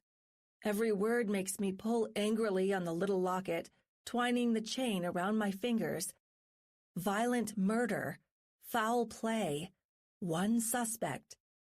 3 nightmare phrases so strange and out of place for Split Harbor they don't seem real. Neither do the next few sentences I read, the ones that make my hands shake so bad they cause me to drop my phone. A few students across from me lounging in the commons look up when it bangs on tile. I smile uneasily, reaching to pick it up. It's either smile at this point or fall down to the ground and vomit. I don't want to read it a second time, but I need to take another look just to make sure this isn't a fever dream. Bart's auto is closed indefinitely while police examine the scene, the piece reads. No suspects have been publicly identified at this time, though Sheriff Dixon says this could change quickly. Another press conference will be held as soon as local law enforcement have finished investigating their only lead. Only lead. Fuck. Only. Ryan, where are you? I want to curl up and die. There's no way he's responsible for this. None. Worse, I finally get why I haven't heard from him, my parents, or anybody else in town. Knowing the truth hurts. The urge to call them and scream, demanding answers, forces the phone to my ear. I try to ring Ryan about 4 times. It goes straight to his voicemail. My parents won't pick up either, no matter what number I try. I don't dare ring the auto shop while it's under lockdown. My evening classes are just a blur. The next time I check my phone, anxiously eating Ritz crackers with Sprite to ease the queasiness in my stomach, I see a message from Matt. Call me whenever you get this. It's serious. I'm grateful he's able to talk to me. He's in the middle of tactical training at some base in Pakistan, away from the combat zone he's normally stationed at near Kandahar.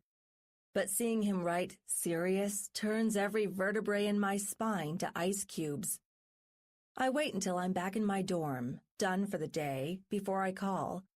He picks up instantly, breathing heavily on the end of the line. Kara? Thank God. Matt, what's going on? I saw the news. Then you know about Drayton and Dad's garage.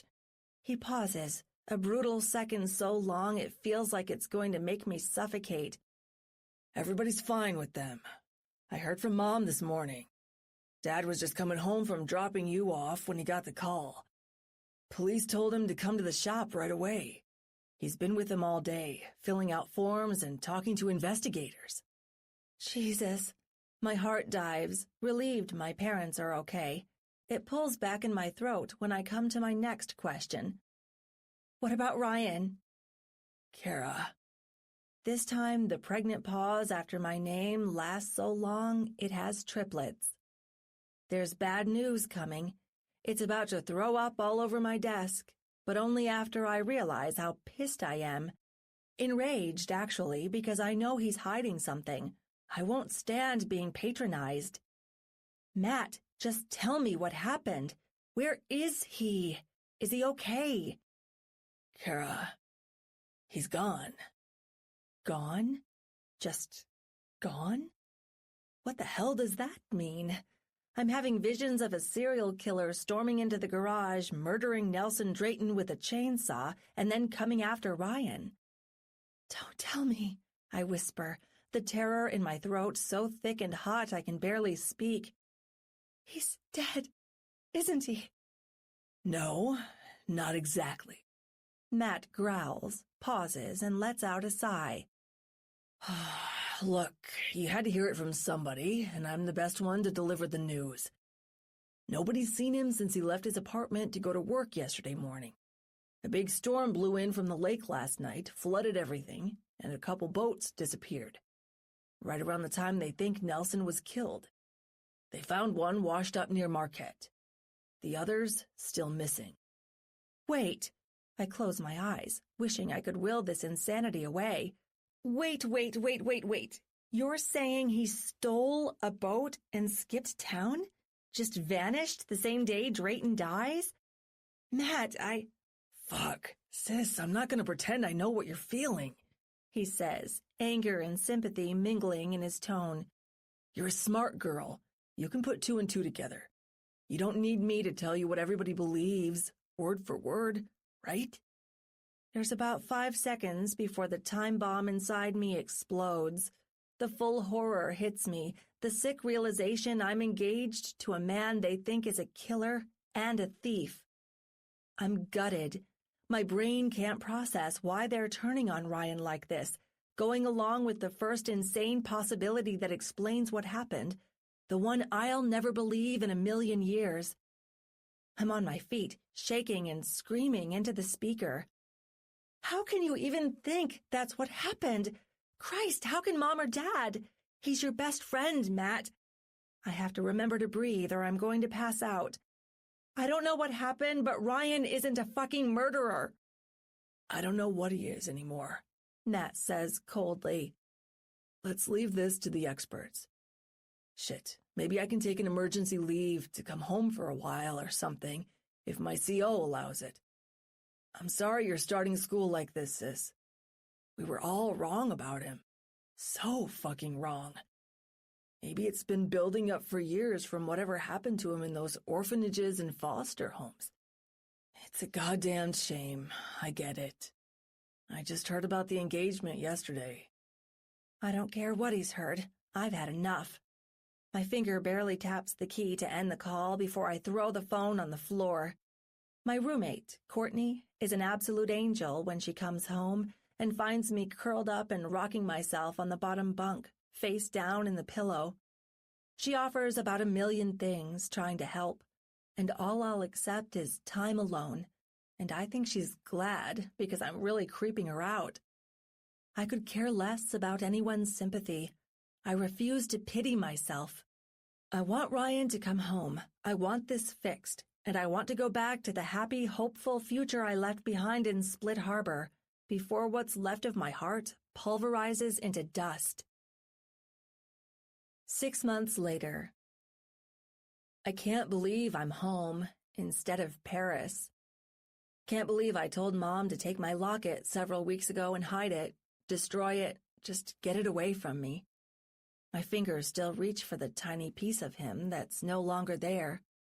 It's the same with Grandmom's ring. It's back in her drawer, slowly collecting dust, buried like my dying heart. I never believed I could learn to hate a man I used to love, but I have. I'm sulking around the office, back in Daddy's shop, feeling more like a failure than ever today. It isn't like there's much else to do. Business hasn't been great since we turned into the place where a hometown hero died under mysterious circumstances. Pack it in for the evening, Peanut. I don't even hear my father come in until he speaks. His reassuring hand comes down on my shoulder. The boys went home early, and we might as well follow them.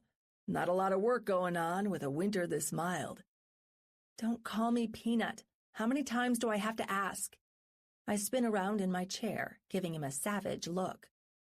Of course, I'm instantly reminded what a bitch I am when I see the smile on his face melt away. I'll never understand how he can be so positive after we've lost so much. It isn't the mild winter that's reduced our usual lineup of bodywork, oil changes, and frozen starters. It's people's willingness to drive the extra 20 miles into Marquette. They'd rather have their vehicles towed there than deal with the outcasts running this tomb. They act like Nelson's ghost is going to come through the walls and howl in their faces for patronizing the place where he died. No rush, Kara, Daddy says softly. Take as much time as you need. I'll be out front, warming up the truck. I drag my feet. sitting at the greasy computer, trying not to cry. It's taken hours to organize the week's meager receipts, work I used to fly through just a couple years ago. I'm trying not to cry. It's never done me any good, and more tears aren't going to make my issues disappear now. Outside through the open door, I hear him coughing. Daddy's been trying to shake a nasty cold or something for the better part of the month. One more thing our family doesn't need after karma went scorched earth on us. It's times like this when I wish Ryan could see us, wherever he is. I want him to see what he's done to our business, to Daddy, to me. I can't remember the last time I rolled over the possibilities in my mind, thinking he's innocent, imagining the terrible ways he could have gotten himself mixed up in killing Nelson Drayton without actually pulling the trigger. Was there even a trigger to pull? I don't know. Nobody says how he died, and I don't want to know. There aren't many public details at all about what went down that night. Matt knows more than me, supposedly, but he's the last person I'd ask. We haven't been on speaking terms since he called me 3 months ago trying to give me a pep talk. I wasn't in the mood, packing my stuff away at the dorm to come home, constantly reminded of the fatal Fs, bombing my GPA into the Stone Age. My big brother is one more casualty of Ryan's stupid, selfish disappearing act. I can't trust anyone, not even myself. The uncertainty disgusts me more than anything. By the time I drag myself out of the office, wrapping my coat tight against the winter chill, I notice Daddy left the garage open. His truck is running, but he's not inside. What now? I race outside, pouncing into the messy snow piled up about 3 feet away, where I find him half buried, struggling to get on his feet. What is it? What's wrong? I start banging my fist on his back while I wrap the other arm around his waist, struggling to pull him up. He's making sounds like he's choking. For a second, I'm afraid there's something caught in his throat, but it doesn't make any sense. He's a man of habit. He wouldn't be chewing anything large enough to spoil dinner when we'll be eating in a couple hours.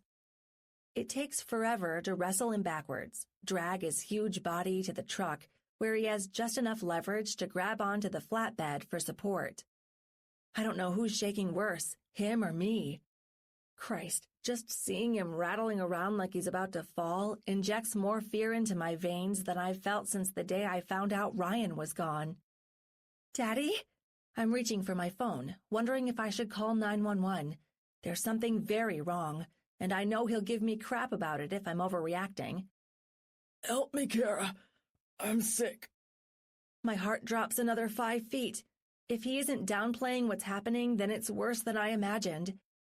Just like the night I lost the love of my life, I dial emergency and let the next 20 minutes blur by in a daze.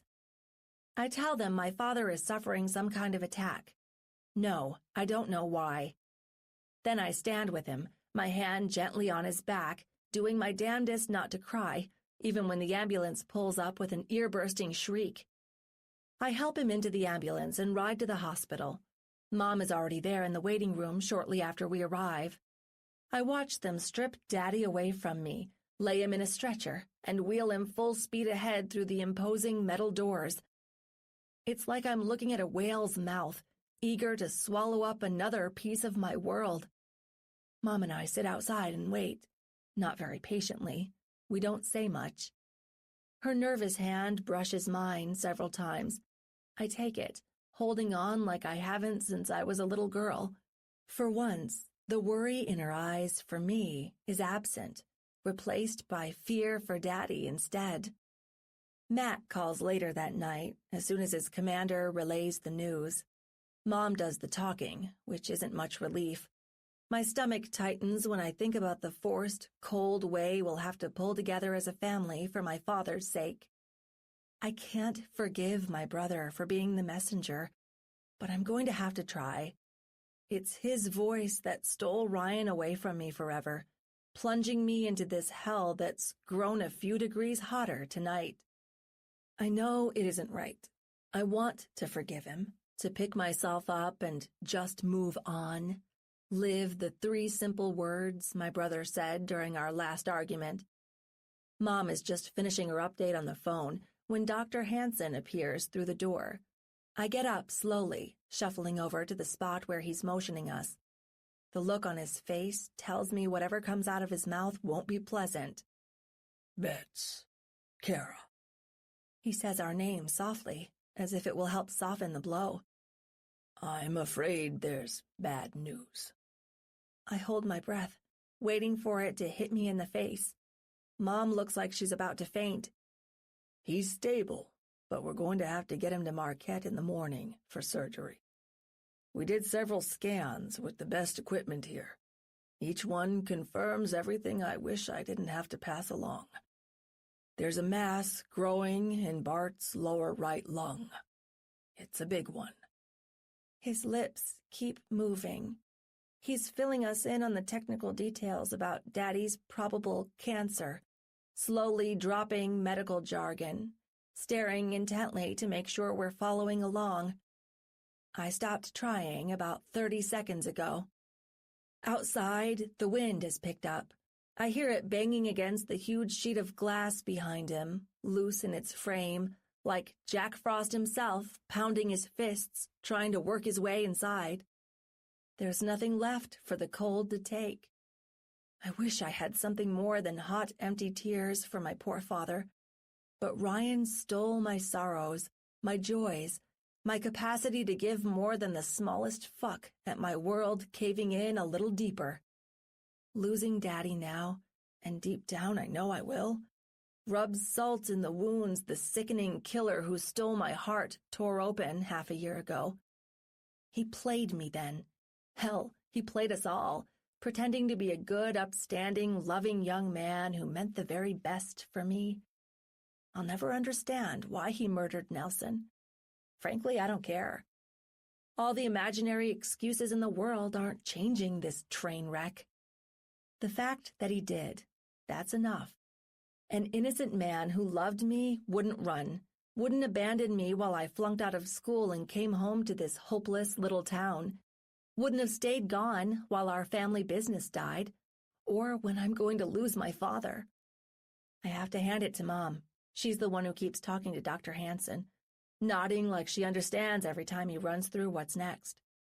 She tells him how strong Daddy is, that he's going to pull through, and it doesn't matter how grim the outlook might be in Marquette, where they can do a lot more for him than here. Me? I'm not in earshot anymore. I've limped back to my seat, my hands over my face. My head throbs, preparing to explode. Anyone looking at me would guess it's meant to cover the angry tears seeding my eyes. They don't know I'm cursing Ryan Caspian for the 1,000th time. I can't stop seeing red and white every time I remember his despicable face. If I ever see him in this town again, I'm going to be Split Harbor's second fugitive wanted for murder. 4. Celebration. Ryan. 3 years later. $2 million fucking dollars in 1 week. Leonard slaps me on the back, his big off-white grin taking over his mouth. Tanner, my man, we have arrived. I don't know what my small team gathered at the table in this Seattle coffee shop expect. A grand speech, maybe? Or else they're expecting me to jump up and start doing cartwheels like a madman, letting out the emotion that's been building like lightning over the past 2 manic years since I started working on Punch Corp night and day. They don't have a clue that name, Tanner, still seems alien. Doesn't matter how many times I hear it. Tanner reminds me I'm living a lie, even if it's a very profitable one. Makes me think about everything I left behind, especially the girl I lost. I don't care how many millions I make. I'd trade every red cent to hold her in my arms again. I sit up, calmly taking a sip of my venti mocha. We're just getting started, boys. Put that excitement to good use. I want new interviews next week, checking every candidate until we've got top-notch accounting. We'll need them to handle the new revenue coming in. Remember, it is seed money. You'll get your bonuses at the end of the month, but everything we don't need to live a little is going right back in the ground to grow some more.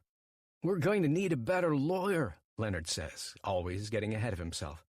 I'm worried about the language and the license. We're big league now, Tanner. If we don't have this thing iron-fucking-clad, the giants are sure to walk all over us. If somebody gets the bright idea to rip off your patent, Jesus. They wouldn't dare, I tell him, folding my hands and looking into his anxious brown eyes. They know how valuable our product is. More of them are jumping on board every week. We're giving them what they need to get across the finish line and put self-driving cars on the street. It won't be long before we add Ford, Chevy, Tesla, and whoever the hell else wants a piece of the future to our executive services. Everybody laughs. A piece of the future is the corporate slogan I came up with one sleepless night. Today proves it isn't just empty talk anymore, not with our first big order from an honest-to-God national manufacturer, licensing our patented sensors for their first line of driverless prototypes, about to serve several large cities. For a second, I let myself think back to Bart's Auto. Would I be here today, an overnight multimillionaire, if I hadn't gotten my hands dirty under the best boss I ever had? If I hadn't seen the damage a sheet of Michigan black ice can do to a beautiful new car? If I hadn't confronted that asshole after I found the dirty secret in his Porsche? If I hadn't ran? If I hadn't lost her? Ryan's on it, Leonard says, making me blink a little quicker than I'd like. Of course, he means Ryan Hayes, the smart 30-year-old at the other end of the table. He gives me a smile and jokingly salutes. Yes, that Ryan, not Caspian, who died on Lake Superior 3 years ago. I pushed him out of my head the second I found a man who could give me a new name and Social Security number. Ryan Caspian was the second death that night. If he'd lived, Tanner wouldn't be sitting here staring at the greatest success of his life, managing men older and more experienced who looked at me like I'm some kind of freak who's going to lead them to billions. Maybe I am. Take the night off to celebrate, people, I say, picking up the manila folder in front of me and tossing it over my shoulder. Then I want your asses back here tomorrow, in your seats, making the calls that are going to grow this company. This week we're $2 million richer. There's a lot more where that came from, and we're going to get every dollar for Punch Corp. They cheer. They grin. They slap each other on the backs. I think I see a few genuine tears threatening to roll down Becky's cheeks, our lead in customer service. Until next week, our only receptionist. We're going to need a lot more like her to field calls where we're going. Jesus, we're going to need more units, Leonard says, pushing tense fingers through his dark, slicked hair. Should I start making inquiries around SeaTac about who's willing to work on manufacturing until we get a real factory? I shake my head. Forget it. If revenue keeps rolling in the way we think it will this month, I have somewhere else in mind, much lower costs of production. Leonard cocks his head. I'm not going to ruin the occasion by dropping the surprise that we're going to be looking at Michigan for facilities in another year. Half the people here are Washington-born and raised. I know they'll think Superior is a poor substitute for the Pacific, and the area around Marquette is a cultural wasteland. We'll meet on Monday again, and I'll have more suggestions then, I say, getting out of my chair. It's been too damned great a week not to get out and unwind. Go crazy, everybody. You've worked for it.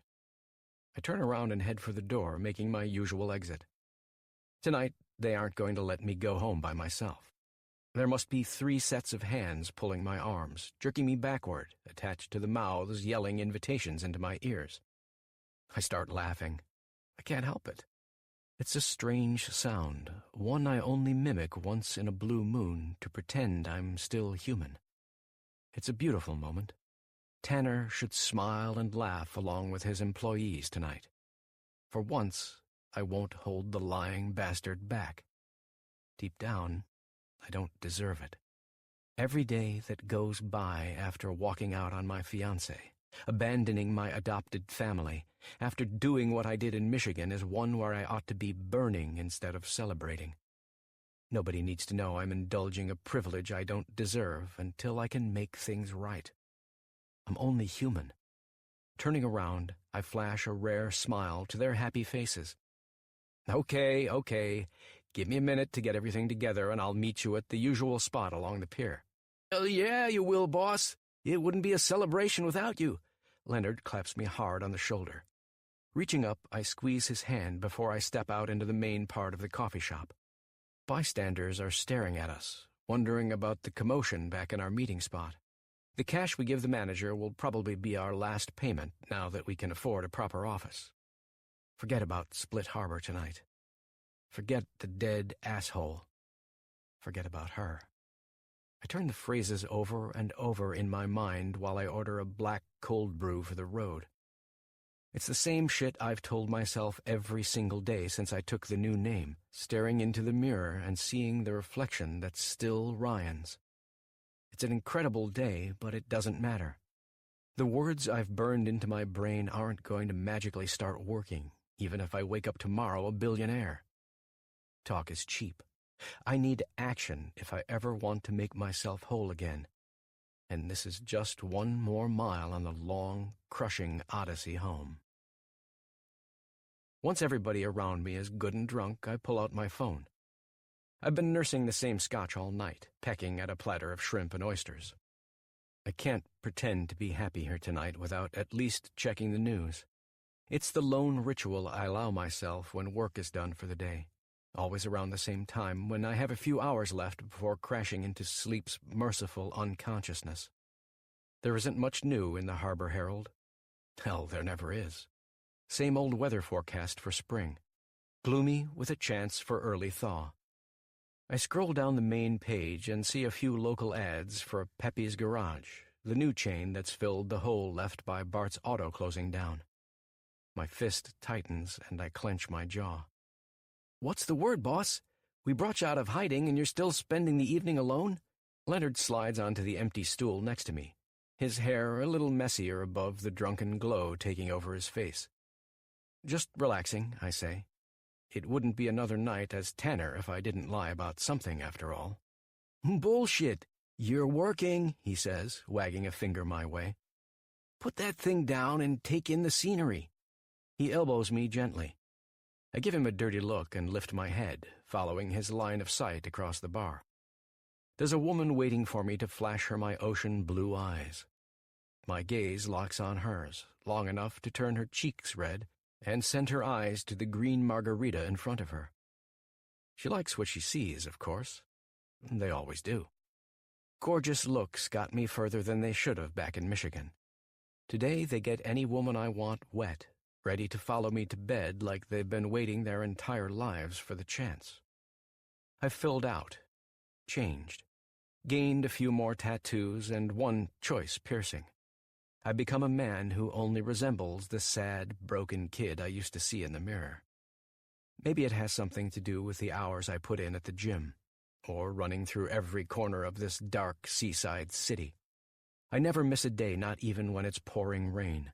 When I break down and take a chick to bed for one night, giving into urges no man can neglect forever, I barely recognize the body fucking her. It's huge, inked like a storm crisscrossing the sky. Angry. Would Kara recognize any piece of me? Catching myself thinking about her, I realize I'm evil-eyeing the broad across the bar, giving me come-hither eyes. Unfortunately for her, I'm in control tonight, which means I'm not in the mood for another anonymous fuck that has about as much meaning as blowing my nose. Yes, as a matter of fact, I am a complete bastard when I get my rocks off. I never do it twice with the same chick. Drain my balls and then move on. No exceptions. Doesn't matter how good they moan for me when I'm fisting their hair, pushing every inch against their tongues, letting a bitter roar slip through my teeth when I blow, overflowing their lips.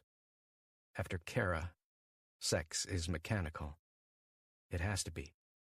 Falling for anybody else, really, truly moving on, is the equivalent of burying her alive, shoveling dirt on her face with my own bare hands. No, I can't have her. I can't even speak to her again if I want to remain a free man, but I'll be damned if I'm going to let go and accept this new life as a liar. I don't give the stranger a second glance. Next to me, Leonard shakes his head, sadness and amusement warring in his smile. "Really, boss? You going to pass her up?" He can't believe it. Some nights neither can I, but only the ones where I forget who I really am for a few empty hours. My right-hand man at Punch doesn't have my gift, but it's hard for me to fathom why a smart, well-dressed guy isn't as on his game as I am. "She's yours, boy," I whisper, turning to him with a sly smile. Nervous sweat instantly forms on his brow, and he pushes up his glasses. "Go over there and buy her another of those sugary green things and tell her she has beautiful eyes."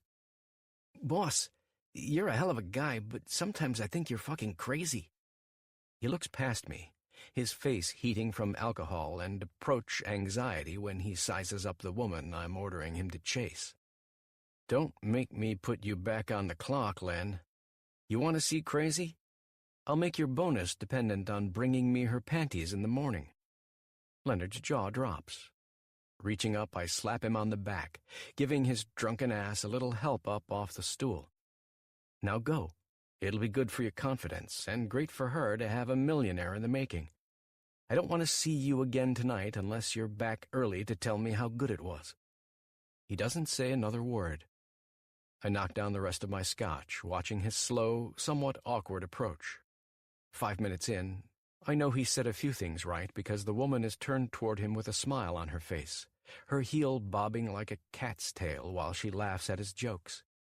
Smiling, I stare at my cup, empty except for the melting ice. There's no sane reason watching Leonard warm his dick up should feel more satisfying than the fact that we're bringing in over $10 million this month, but hell, it does. I turn back to my phone, finishing my scan of the latest news from Split Harbor. There's a few words about 20-something Reginald Drayton, Nelson's great-nephew, holding a major fundraiser to help keep the Armitage Lighthouse open. I almost slam my phone on the counter then and there. Sure, the town deserves its history, but that place is always going to mean broken promises. My vow to marry her, make her happy, all destroyed that cold, stormy night I left forever. Armitage isn't a happy place anymore. Every time I see the lighthouse's name, I hope the fucking thing burns to the ground. Rage surges in my veins. I'm glad everybody else seems to have taken off, or else they're so lost in their own conversations they've forgotten all about me. I'll be calling an Uber soon, but not before I stab at my phone with my thumb, flipping through a few more screens. The news about the local sports doesn't interest me.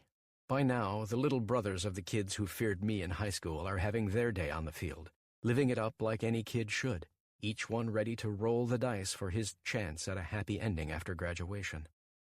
There's no happiness on the last page I scroll through, anyway. I barely read the obituaries, but today something forces me to go down the list. All 5 of the deceased names. Quite a busy week for the Reaper in such a little town. When I get to the end, I see it. The name hits me like a dagger in the guts. I'm motioning the bartender for another scotch before I let my eyes roll over the ugly details. Bart E. Lilydale, 56. Husband, father, former business owner. Lost his valiant battle with cancer last week. Survived by his wife, Betts, 1 son, Matt, and a daughter, Kara. I close my eyes, trying to summon the strength to walk out of here without turning the whole fucking bar upside down. It's like her pain reaches me across time and a couple thousand miles. Reaches down my throat, throttles my heart, and reminds me what a complete, cowardly jackass I am for running when she should have been my wife. Leaving her to get lonelier when she ought to have my hands, my lips, my smile in her eyes for comfort.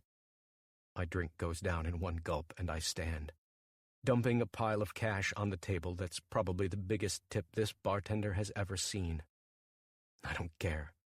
I need to get some fresh air before my stomach turns over and half the crew sees me vomit hateful bile in the little urn holding the palm tree by the door.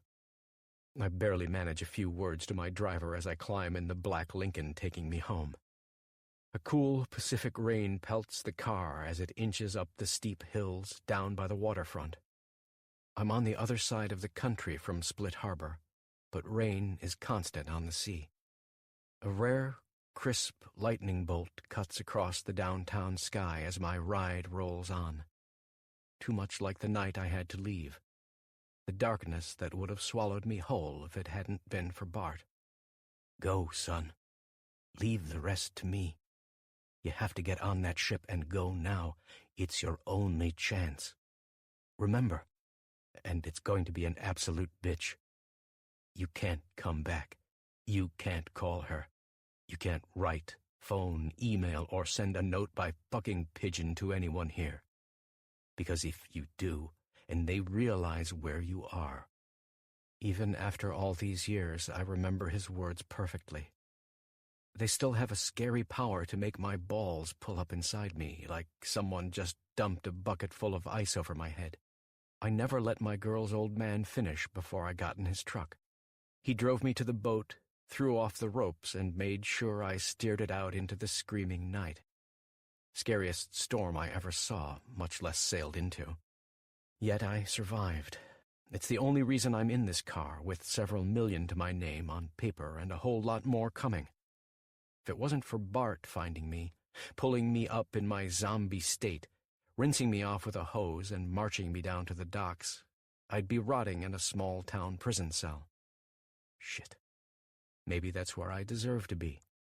At least then I'd be close to her, even though she'd probably spit in my face the second she found out the truth.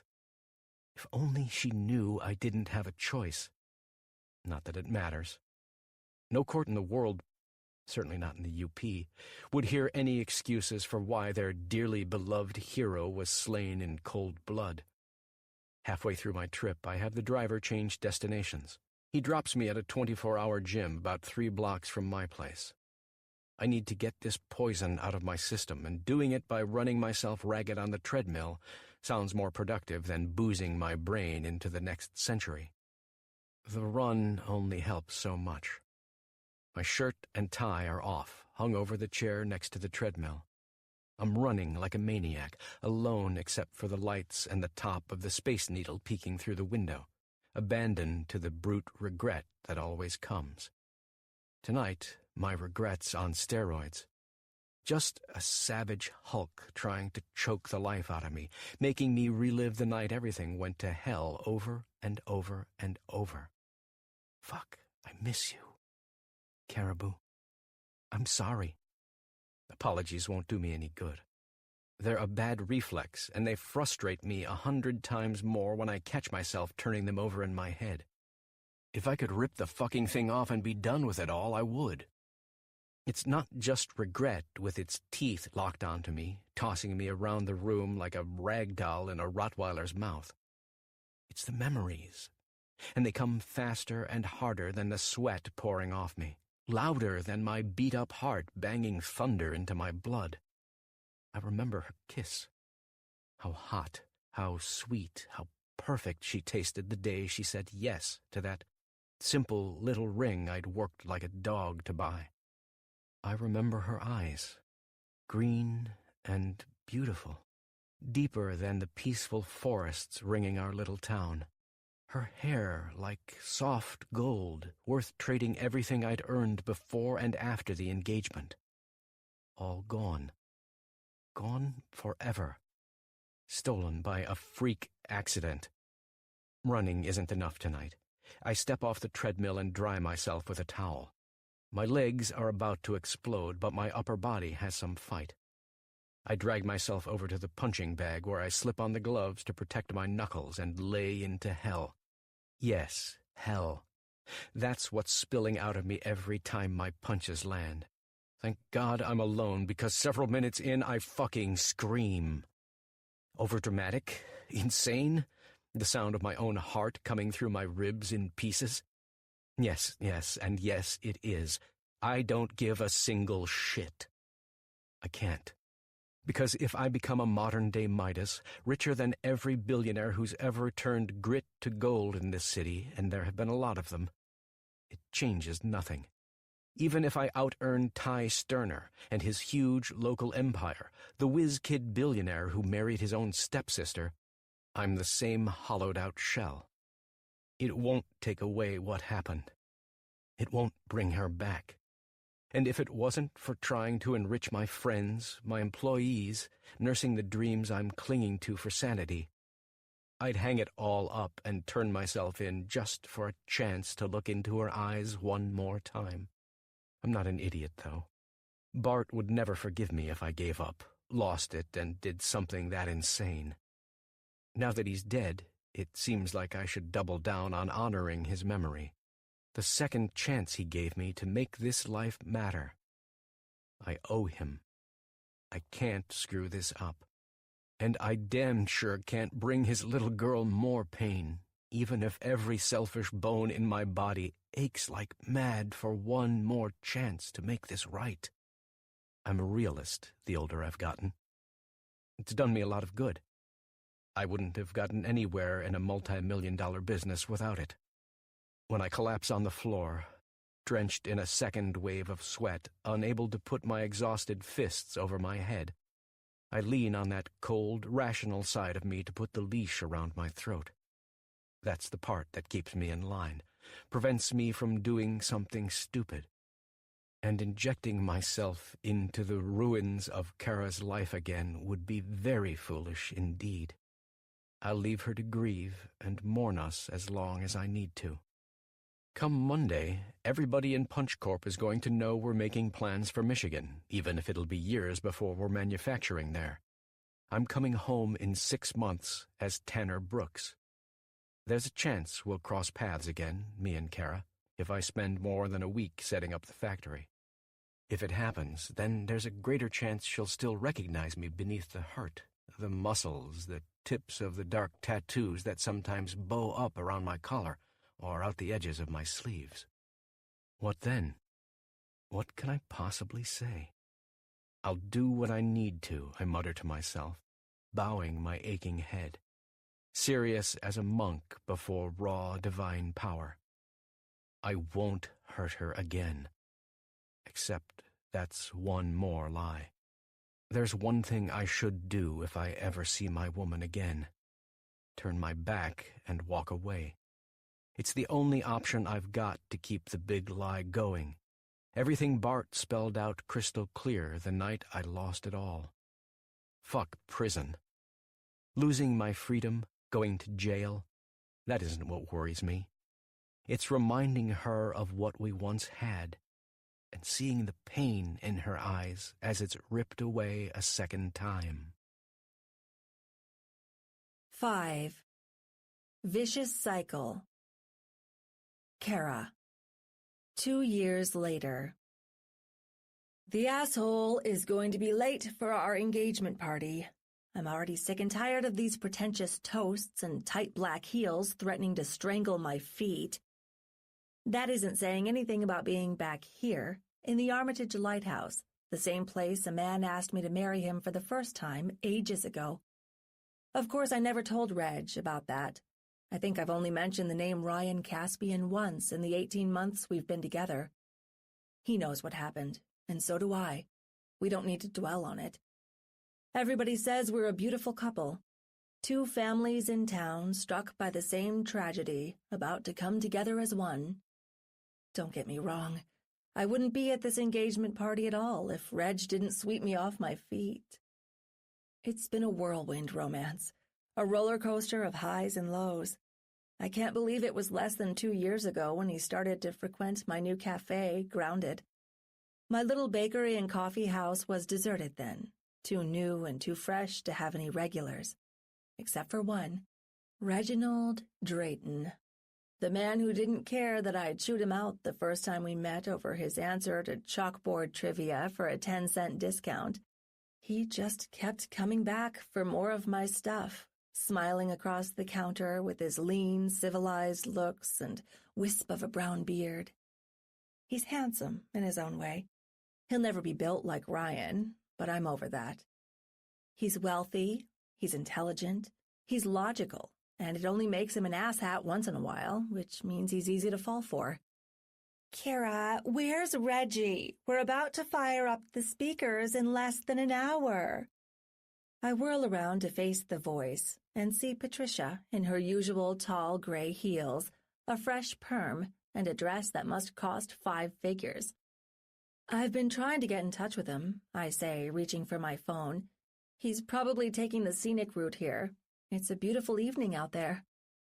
She smiles, nods, and looks past me at the bright red sunset splashed across the horizon. I've known my future mother-in-law for more than a year, but I'm still outclassed.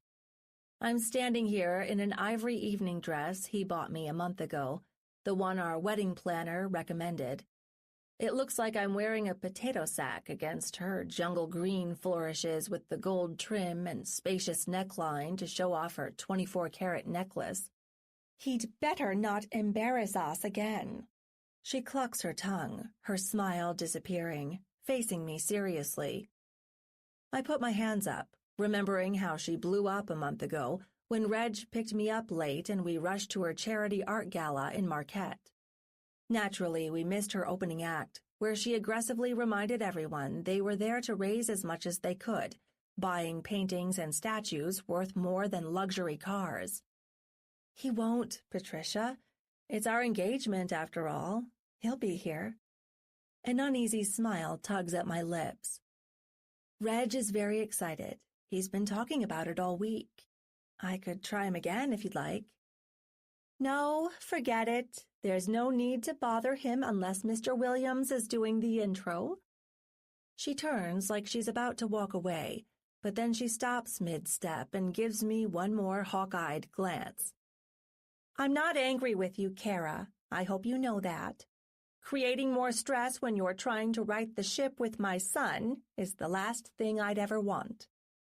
I don't say anything as she stomps away, heading toward a gaggle of attendants still shuffling a few last chairs into place for our guests, ready to micromanage them to perfection. My stomach sinks into itself. I hate that she knows the truth.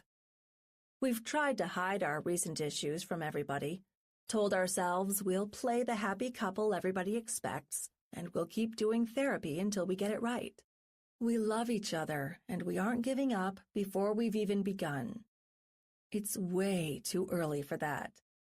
Still, it's times like this I'm amazed how I can feel so distant from the man I fell in love with last year. We were so good in the beginning, almost like me and Ryan. Reg was the ultimate gentleman, taking me out for long drives and evenings at the best restaurants. He never flinched when I snapped, and there was a lot of that. Just smiled his warm, smart grin with an uncanny ability to make me feel more comfortable than anyone had since I lost the other 2 men in my life. Wait, 2? What the hell is wrong with me? Daddy's the one who really mattered. I catch myself thinking about the asshole who's ancient history by now, and I hate it. Ryan should be the last thing on my mind. I know it's because things have been troubled between my fiancé and me lately. Being in this lighthouse doesn't help. That's the real reason he keeps haunting me. Except it isn't really true, because even when things were good, when I started thinking about what it'd be like to become Mrs. Reginald Drayton, Ryan still clung to the small, dark spots in my brain. I sneak a glass of wine from one of the servers and take a seat near the back, hoping the alcohol will numb what's coming. With a drink in hand, I let myself wonder just where the hell Reg is, anyway. Last night, before he slipped into bed and gave me the cool peck on the cheek that's replaced our old fiery kisses since the troubles began, he told me he was going into town. Something about meeting with his financial advisor to manage new distributions from the trust left by his great-uncle. He tells me there's probably going to be a big surplus this quarter, and maybe we can get away from it all for a couple weeks, go down to Chicago like we have twice before for a getaway dripping in luxuries. I never did anything except nod my head, not wanting to risk another argument. I'll have to save it for our counselor. The fact that I'm so low on his priorities, he's already forgotten I can't just leave the bakery for 2 weeks at a time. I promised I wouldn't get into it before this party. Reg comes from a different world than I do, and he doesn't understand how life works. When you're born into a massive trust ready to spit cash every month like a magic ATM, it's easy to forget other money can only be earned by hard work and active management. I'm sorry, honey.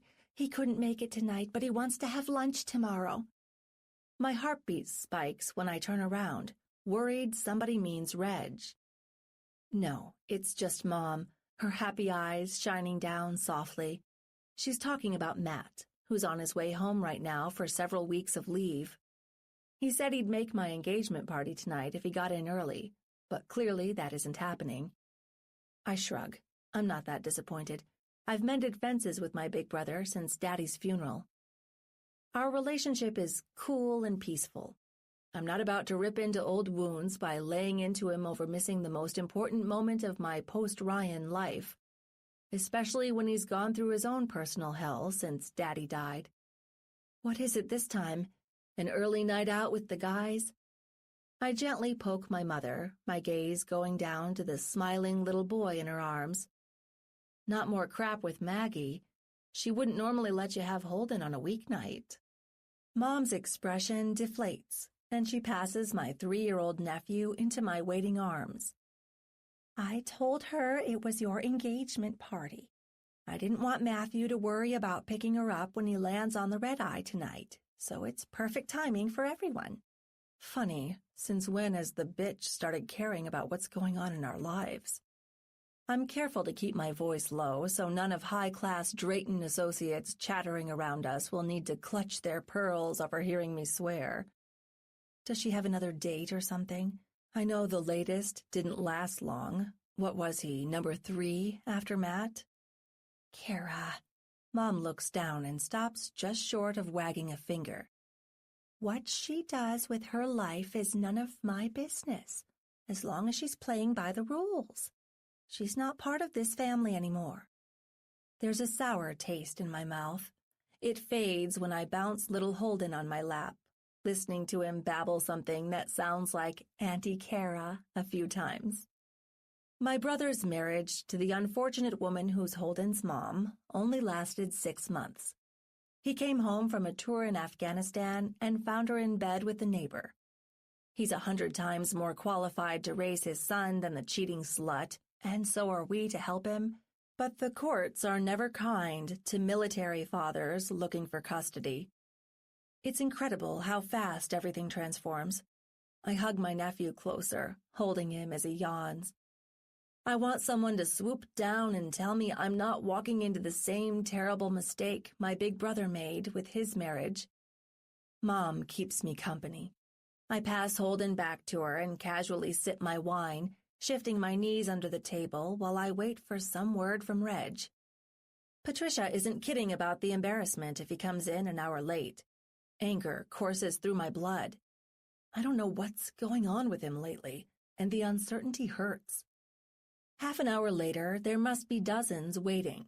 Every table is packed with men in suits and women who have never done a day's worth of thrift store shopping in their life. Their dresses are new, their purses are imports, and they're talking about trips to warm islands I've never heard of. Soft, classical music pipes from the custom speakers installed just for us overhead, echoing through the lighthouse, but it's easily drowned out by the voices. Patricia stands near the podium, giving me a nervous glance every few seconds. When she stares a little too long, I shake my head, telling her I haven't heard a damned thing from my other half. Reg's father, Harold, stands next to her. He reaches up and clears his throat, an anxious tick I've seen several times at their stuffy fundraisers and corporate parties. Can't blame him for being as worried as the rest of us about how this is going to go if Reg blows it. This lighthouse used to be so beautiful. Why does it feel like a fucking prison now? I'm practically kicking myself underneath the table for not speaking up when he pushed for our engagement party here. This place is cursed, and I should have known it. My mind wanders while the wine warms my veins, a pleasant distraction from the rising panic over Reg's mysterious absence. A few minutes later, Patricia pulls her keynote speaker into the corner, I don't need to read lips to know she's gone nuclear. Carabelle, sorry I'm late. Reg grabs my shoulder. By the time I look up, half the room around us is staring at us, cheering and applauding. The prince has returned. I try not to glare. Where the hell were you? I whisper, remembering at the last second to smile and wave to the happy crowd. God, I don't know how celebrities and politicians do this public persona crap. Stuffing my real feelings down my throat and keeping them there in front of hundreds of strangers threatens to make me sick. Is this how that California girl in the tabloids felt when she shacked up with Prince Silas overseas? I read about her fairy tale romance a few months ago, how she married him to save her father and then fell in love for real. Some people get all the happy endings. Reg doesn't say anything, just plops down into the seat next to me. He grabs my hand, pulls it into his firm grip, and lifts the back to his lips, like we're prudish aristocrats who haven't ever locked lips. Way to feed the ridiculous lie we're presenting here. I go along with it, keeping my grin as wide as humanly possible. Several cameras flash, exploding around us, lighting up the fancy silver and gold balloons swaying against the walls. My fingers ache when they brush his lips because I want to slap him for leaving me hanging in front of everyone. At least Patricia and Harold look relieved. His parents are walking smiles with the keynote now, Mr. Williams, who's about to step up to the podium and heap praise on the youngest, brightest, most upstanding young man he's ever had the pleasure of mentoring at Drayton Financial. My predictions are dead on. Reg holds my hand through the entire flowery speech. His near-constant smile turns a little more tense when he catches me scowling. His big gray eyes would outdo a whimpering puppy's. "What's wrong?" he whispers during a big round of applause near the end of the speech. "You couldn't have even sent a text." I'm pouting, and I don't care. Seriously, Reg, how hard is it to tell the woman you're going to marry why you're late to our first big outing as a couple? Correction, I wasn't late. I had 2 minutes to spare. His smile weakens. I wonder if he actually remembers how much I hate it when he says correction. Kara, I'm sorry. When my dad's guys heard about the engagement today, they all insisted on buying me a drink. We had a few rounds in the office, and I had to sober up before the drive. I let it get to me. Here I am, babe. You know I wouldn't miss this for the world. He squeezes my hand. I stare into his eyes, wanting to believe him. They're a pretty shade of gray, but they're also dense as the heavy storm clouds drifting over Superior. They're not blue, at least.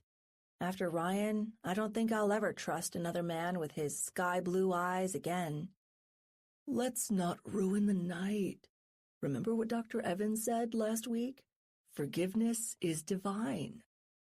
My fingers tighten in his, and I let out a sigh. Thankfully, we're alone in the moment.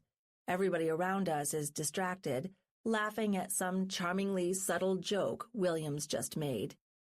Yeah, divine, like the counselor said. I'd love some divine intervention right now to put a stronger drink in my hand. As much as I don't like to admit it, the jerk I'm going to marry might be right. The fact that he's thinking about our therapy at all tells me he's trying. I'm obligated to follow his lead. I'll hold my fire until we get home, I whisper. Reg puts an arm around my shoulder, pulling me into him. That's my girl. If you still want to fire away after tonight, I'll get down on my knees and let you put one right between my eyes. He reaches up, taps himself on the forehead, and makes a jerking motion. He gets a point for making me want to laugh, for real, mostly because I remember the time we went to the gun range last year. He dragged me with him as part of this country club get-together with his firm's clients. I wound up being a natural the second I picked up my first gun and took aim at the targets. Reg, on the other hand, my poor darling, fell over when he felt the kick from the rifle.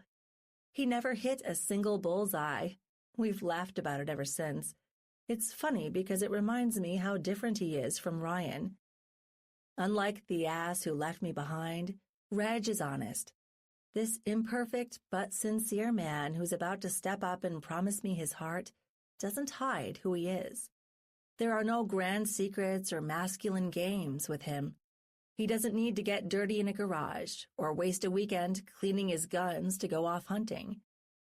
Sure, it's less exciting sometimes, but that awful night I lost my first love 5 years ago gave me a lifetime's worth of surprises. I'm done with all that. I need stability. I need devotion. I need to be loved. Reg offers everything, even when he screws up. My fingers lace tighter with his, and we share a look. It's happy, energetic, and just like old times. A smile warms my lips, and then curls his, too. I see the spark we're going through therapy to reignite before we say our vows. It's not so hard to recapture after all, is it? Maybe it never actually went away. I don't know. Every couple has disagreements, tensions. That's what we're working through, and we're going to beat it. Williams is wrapping up, about to give up his speaking slot to Patricia, who's going to introduce us. I won't let Reg totally off the hook once we're done here tonight. But for the next few hours, I'm grateful everything is okay. I'm going to get up on the stage for a little while soon and act like I'm happy he's about to put a ring worth more than most homes in our town on my finger. If we can just grab on to our old spark a little longer, breathe new life into it, then I won't even have to play pretend. Our love will be good. It's going to be authentic. Everything I've always wanted and more. I met her at the coffee shop. Reg begins, speaking to the crowd when it's his turn at the mic. You all know it, the only place in town where you can get that fancy feather drawn into your steaming cup of joe. I told her the answer to the trivia question for the daily discount was all wrong. She told me I had all the answers. Lucky for her, I still do. Reg smiles, throws an arm around me, and pulls me close. I'm smiling at the memory. Just a year and a half ago, I hated him. I thought he was pompous, arrogant, too buttoned down whenever he came into my cafe, ordering boxes of coffee and pastries for his associates. Some days after I first opened, he was my only customer for hours. Look at her up here, playing coy. My fiancé pauses while everybody laughs. If you've had the honor of meeting the real Cara Lilydale like I have, you know Spitfire doesn't begin to describe her. She's defiant, sassy, and special because she throws down the only criticism I'll ever listen to, smiling like a fool. Today, I'm honored to tell this town I'm going to make it permanent. I'm making her my wife. I'm ready, able, and waiting to hear her wit for the rest of our lives. It takes a sharp tongue to make a man better. And Cara? He pauses, turns, and looks me dead in the eyes. You'd better believe I'm going to be my very best for you, babe. Red shifts his eyes to me while waiting for the laughter to die down again. It's a perfect speech, the kind he's had a lot of practice with since college debate. His jokes are in just the right places, wedged in his measured delivery and oscillating tone. Whatever's been going wrong with this boy lately, it's gestures like this that remind me we're right. My lover, joker, and adoring husband-to-be in one neat package. I want to believe it's true. Still, there's a faint sour taste on my tongue when I lean in for a kiss. He didn't appreciate my sharp tongue so much last week when I told him he'd better start taking our sessions with Dr. Evans seriously or this wasn't going to work. He stormed out, didn't come home all night, and didn't offer much explanation. I didn't ask. Even his kiss is cooler and softer than it should be when our lips touch. I try to lose myself in the moment, focus on the happy throngs of people clapping around us. My face heats a little, but only because I know there's probably $500 million staring at us right now. Everyone who's worth something in the whole UP is watching us. To be fair, his kisses rarely curl my hair. Reg doesn't live life on gross drunken passion. That's why he's stable and ridiculously successful. Everything I need to live a happy life, to make up for the losses and failures darkening my earlier years. I kiss him back, forcing myself into it, wondering if I can turn our little spark into a crackling flame. My face melds into his for one brief moment. When I push my tongue into his mouth, touching the tip to his, Reg pulls back with a startled look. Predictable. He smiles, waves to the crowd, and soaks in his family's rich friends hooting and hollering like they've seen something truly wild. Disappointing? Maybe, but I can't get mad at him for being who he is. He'll never make my panties puddle at my feet, and I'm okay with that. I love him because he's good for me, damn it. He's the complete opposite of... No, don't you dare think his name. Babe, would you like to say a few words? Reg whispers once the applause begins dying down. The firm hand on my back says the answer better be yes. I give him a shallow nod, shuffling up to the microphone. I clear my throat once, and everybody quiets down. I just want to say thank you all for coming out here tonight. It means so much to Reg and me that so many of you fine folks are here to support our love. Turning, I look over my shoulder at his face, hoping it'll inspire the words I need to make an impression. I'm not going to lie. When we met, I wasn't having an easy time. I'd just lost the man I loved most, my father, and I was trying to change direction after college. I was in a bad spot. Several people pop big, sympathetic smiles. They don't know I flunked out, and probably think I'm talking about starting a new $1 million charity or something. Reg helped pull me out. He taught me to love again, proved I can have a future better than anything I ever imagined. He taught me to appreciate a good man, even when he's being the world's biggest know-it-all. I pause, looking back at my fiancé. It doesn't take much to make this crowd rumble with laughter. Reg smiles softly, knowingly, approval glowing on his face. Time to bring it home. Tonight, I'm touched, honored. Really, I am. I worried this town would never make us feel welcome again after the tragedy that unfolded with Nelson at my father's auto shop several years ago. I'm thrilled to say I was wrong.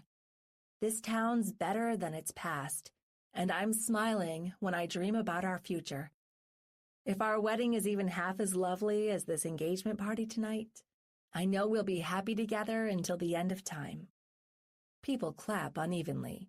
When I turn, Reg is staring at his feet. He doesn't look up, just grabs me by the wrist, leading me away from the podium. "Isn't she incredible?" Patricia screams into the microphone behind me the instant I'm gone. "Another round of applause for happy couple." Okay, stop. I dig my feet into the floor when we're halfway out the back door, tearing my hand from his grip. Mind telling me what I did this time to piss you off? This was supposed to be our night, Kara. Reg growls, his eyebrows furrowed. Did you really need to go and remind everybody Uncle Nelson died at your family's stupid fucking chop shop? I wasn't planning on it. Guess it just came out. I'm angry, but I'm honest. Sorry my speeches aren't as polished as yours, Reg. I didn't have the luxury of a private debate tutor when I was too busy working at that chop shop you're happy to take pot shots at. His lips curl in a fresh smile, a nasty one. Oh, so it's okay to bitch about jabs at family, and then you take one at mine? Don't be a hypocrite, Carabelle. Better a hypocrite than an asshole. He starts walking ahead, down by the trees near the parking lot, reaching into his pocket. I won't follow him yet. I know by the time I get down there, I'm going to see Mr. Perfect with a slim cigar stuffed between his vicious lips. It's his lone vice, one he's told me 1,000,000 times he wants to quit. The wind chooses to pick up just then, billowing in from Superior, sending foamy waves hard against the rocks. Awesome. I stare out into the night, watching the flickering shadows through the lighthouse's windows. Up near the beacon, it's pitch dark. Reg couldn't convince the Historical Society who manages the place to light it up for us tonight. I don't know why it makes me think about Ryan. For all his faults, he never would have left me standing here after our engagement, wondering more than ever if I'm about to make a gargantuan mistake. I'm trying to warm myself in the cool night when I smell the asshole's smoke. "Let's go home," he says. Already? We're not staying for dinner after the speeches are done? I jerk away from his hands again. I've lost count how many times that's happened tonight. "We've made our appearance, Kara. That's all we're expected to do. The rest of the evening belongs to the guests." It's supposed to be our night, I say, repeating his words from earlier. Did you really mean that, or were you just hoping I'd play along? He snorts. "It's really for the guests, babe, and I think you know that. We'll have our fun at the wedding in a few months. Don't worry." He starts heading for his big black Escalade. We're leaving in separate cars. I'm sure we'll spend the entire night sleeping as far away from each other as we can get, too.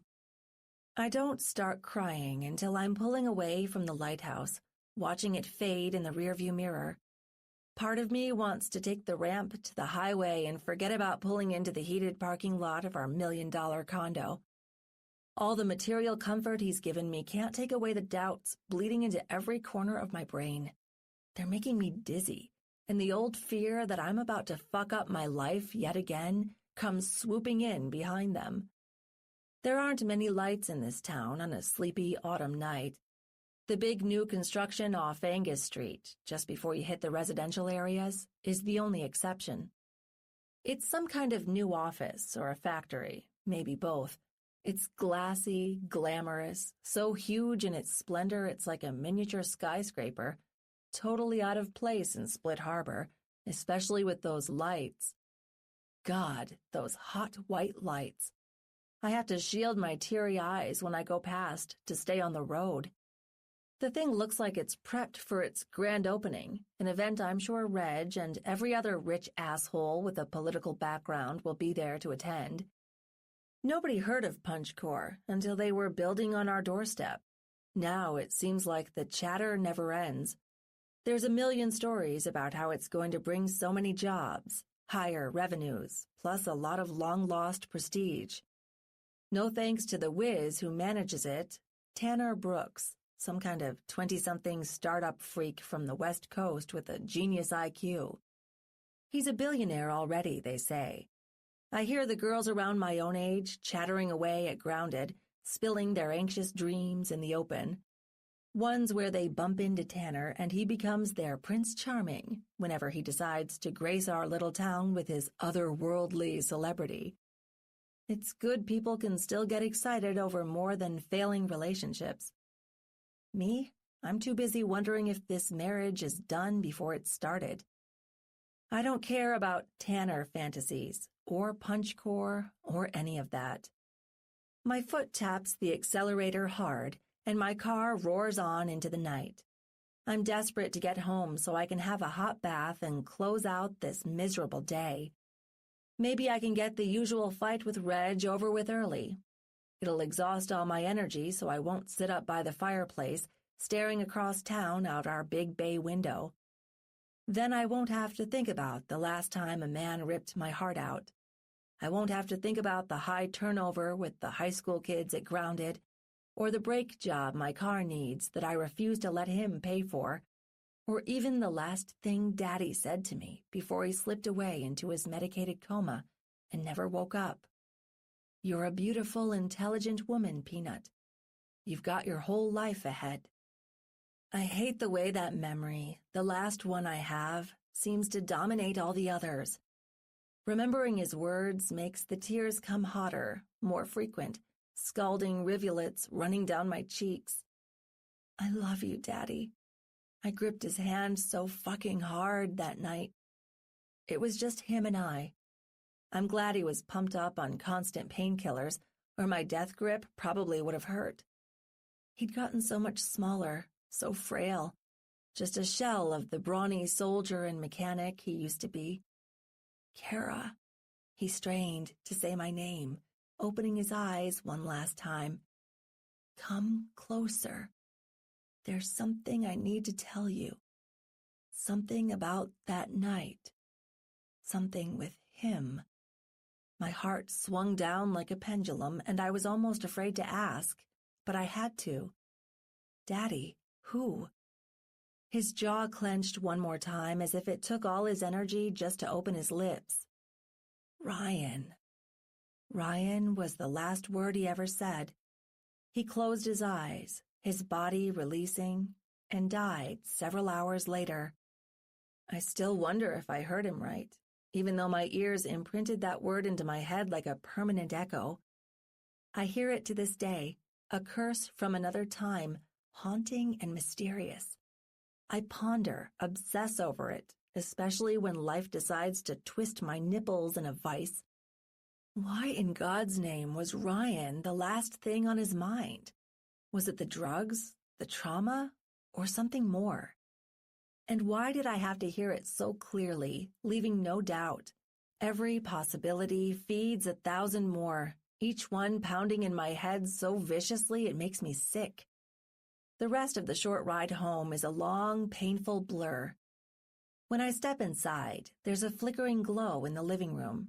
Reg beat me there. He has a fire going under the mantel, a glass of red wine in one hand. There's another glass for you on the counter, he says, giving me a slow look. Sit down, babe. I want to talk. I'm sorry for what happened earlier. Sorry. There's a lot of words I despise these days, but it's near the top of the list. I have no choice but to humor him. I put away my coat, pad over to the counter, and grab my glass. If I drink it down fast enough, maybe it'll take the edge off. Luckily, if it doesn't, there's plenty more in the bottle. It takes me several seconds to bite my tongue hard enough to walk across the room and sit down on the leather chair across from him.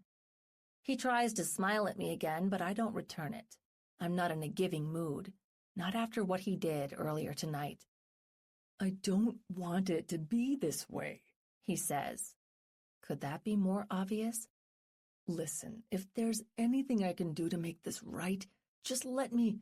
Start by telling me why you got there so late. Pinching the stem of my wine glass harder, I glare at him, conjuring my inner bitch. She won't be easy to satisfy tonight. I don't care how many times Dr. Evans extols forgiveness. It feels like a burden more than something divine. I'm not interested in flowery mumbo-jumbo tonight, unless he's willing to come clean about everything and apologize. I told you already. Too much drinking with Dad's associates. He sighs, briefly closing his eyes, trying to be patient. I let it get away from me. I messed up. I told you I'm sorry. I've apologized before, but I'll do it again, because I mean it, Carabelle. I should have called. Yeah, should. Just like you're about to tell me you should have kept your cool instead of dragging me out of our engagement party like a spoiled brat, right? Kara. He pauses, takes a big pull from his wine, and I inwardly smile, knowing that's exactly what he was about to say. His glass goes down, clinking on the little table between us. He folds his fingers, staring into me with his cool gray eyes, until I look back. I'm not going to apologize for that. I know you're tired, sick of the excuses. Let me give you the truth instead. Truth is, I'm stressed out. I'm human. I'm having a hard time getting things back on track, managing my role in the family business, trying to deflect Mom when she calls up every day with another 100 things to do before the wedding happens. Oh, okay. You're stressed. My first reaction I hold in, because the second is amazement that Mr. Perfect just fessed up to being fallible. Go on, I say, slowly draining what's left in my glass. You deserve better than this, babe. You need me to do better, and I will. I'm going to make mistakes along the way. I'm going to piss you off, but for fuck's sake, I'm trying. I'm going to call Dr. Evans in the morning and ask him for advice about how to handle this, because I don't know how I should. If you want to put it on hold until then, go straight to bed. I won't blame you. I'll sleep in the guest room tonight if you need some space. His eyes are huge, almost watery. I've never seen tears clouding his eyes. Honestly, it scares me. He lets out a long sigh. I can see he's about to walk away if I don't first. Wait, don't sleep in the guest room, Reg. I reach for his hand, give it a squeeze, and manage a ghostly smile. I appreciate you for trying. I'll agree this hasn't been easy on either of us. That has to change. It will. I can't give up, Kara. I'm serious, more than I've ever been about anything in my entire life. The anger I had before melts into sad resignation. I can't stop staring into his eyes, wondering why it's so hard to love and just be. He stands up, moves around the table to me, and crouches on his knees. He throws an arm around me, runs his smooth hand across my face, slowing when he senses the fire in my cheek. Jesus, you were crying on the way home, weren't you? Not just about tonight, I say. There's no point denying it. It isn't all you or this wedding. You're stressed out, and so am I. There's a lot to get done. I'm overwhelmed. I'll need to see my accountant next week about the quarterly taxes again. Carabelle, use my guy. For the 100th time, he'll do it right, do it fast, and save you a ton of money. I open my eyes. Reg stops there and gives me a sheepish smile. At least he realizes the last thing we need tonight is another fight over why I'm adamant on doing things my way, instead of taking the easy route with his family's resources. Do you want me to run you a bath? He asks, something he hasn't done in months. Nodding, I lay my fingers on his neck, just enough to feel his pulse. That sounds really nice. I'll be in bed shortly. I just need a little time to myself to digest all this. I love you, babe. Don't ever doubt it. Before he slips away, I dig my nails into his neck and bring my lips to his. We kiss, soft and sweet, for just 1 second. It isn't much, true, but after everything that's happened, it's enough to stave off disaster. Later, after I've had a couple more glasses of wine and soaked my skin to pruning, I slip into our silky sheets. He's fast asleep, snoring gently on the far side of the bed. Baby steps. There's no need to hold him tonight, much as part of me might want to, much less do anything that doesn't involve our clothes. It's been months since we had sex, probably twice as many since it was normal. That part of our relationship has never been perfect, but there was always enough good outside to make up for it. Reg has unusual tastes. When times were better, I did everything I could to indulge him, even though it didn't do much for me. No, it wasn't a total waste. I let him spend big on his habit. I still have weeks' worth of pedicures to cash in and rows of heels to show for it. They're useful outside the bedroom, at least. Just worthless for making me wet. It's the same when he asks me to let him rub my feet or run his tongue across my shiny new Louboutins. If you can't imagine getting sick of foot rubs, try being with a fetishist. I wish I could trade them away most nights. I need to be fucked in our bed, and hard. Our sex life has barely come up in therapy, and I cringe when I think about it. Tonight I'm too exhausted to dwell on it. We need to fix the emotional gap between us before we can talk about the physical one. I'm content that our drag-out fight has been diffused. Thankful for small victories, I drift off staring at my fiancé's face. It reminds me that I really do love him, and we're going to get through this. I'd rather work through these issues now than revisit them when we're 40 with 3 kids. As long as we're upfront, motivated, and honest with each other, we'll survive. Jesus, we have to. Losing another engagement when I'm leaving my early 20s isn't an option. I can't stand another heartbreak. It's get through this, marry Reg, imperfections and all, or else I'll wind up asking myself why I'm doing this, why I need him or any man to fill the craters blown open in my life. There's no way I'm going into that dark place. It's taken 5 years, but I've learned my lesson over and over and over again. Cope. Never look back. Don't ask too many questions with painful answers. There's nothing more dangerous than why. 6. Peephole. Ryan.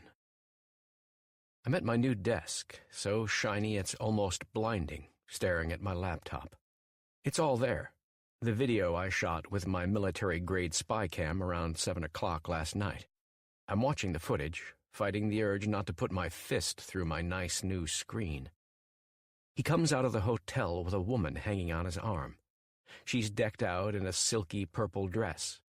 He kisses her one more time before he climbs into his car, making damn sure to let his hand swoop down her low back, grazing the top of her ass. Both their smiles say they've just finished fucking like it's Valentine's Day. I want to kill the cheating bastard. I want to wrap my hands around his throat and squeeze until his eyes pop like marbles. I want him to die slowly, painfully, and without mercy because he's fucking her over, literally and figuratively. He fucks her once with his dirty little secret, the secret life she knows nothing about, and again when he comes home and climbs into her bed. Meanwhile, I'm being fucked by my own jealousy. It wraps around me like a snake, glues my eyes to the screen, and makes me look at the man I despise for one simple reason. The lying, mild-mannered little prick is having her, and I'm not.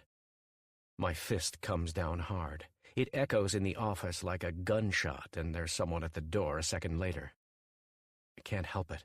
I haven't been this upset, this pissed off since I saw it go down with my camera last night, hunkered down in my Tesla with my coat pulled up over my mouth. And before last night, I haven't been that pissed since the night I lost her.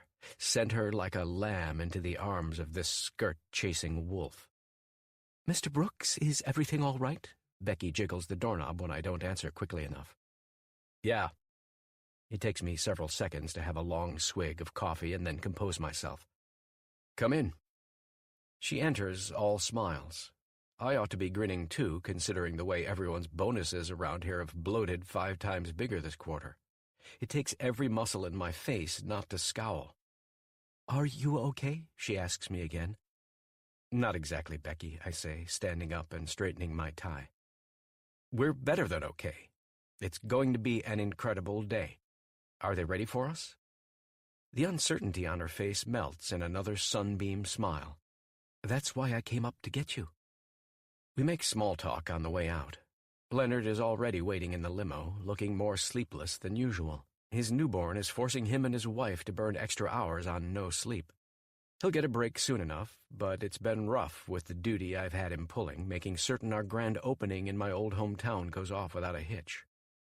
"Can you believe it, boss?" he asks, just when the big crowd in front of the factory comes into view. I can. We worked our asses off to get here, and we're not leaving until everybody's a whole lot richer.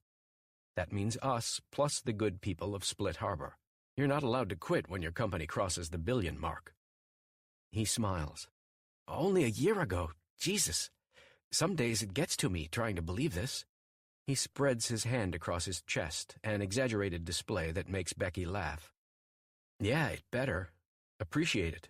We're big enough for other companies to start poaching talent. If I don't keep it rolling in, there's no way either of you are going to stay with me in this little town." "It's really very quaint," Becky says, staring into her phone as she applies more lipstick. "Quieter, I mean. More peaceful than the little towns down the coast from Seattle." "Almost too quiet," Leonard wrinkles his nose. "Can't stand the energy here, in all honesty. Without the private jet home, we'd be screwed." Tell me that again when you see how many good, hard-working people we snatch up in this town. The whole UP is teeming with people who just need a break. Besides, we don't need geniuses with PhDs and 10 years' experience to operate our machines. That's why we're a perfect fit. Yeah, but why here, boss? I'll never understand how you found this place. Marquette is small enough. This place, down the highway, it's like we're in Timbuktu. There's only 2 shops serving coffee in the morning in town, for Christ's sake. Becky and I laugh. I'd better keep smiling, or else I risk revealing history no one needs to know about. Used to spend my summers in Michigan, I lie.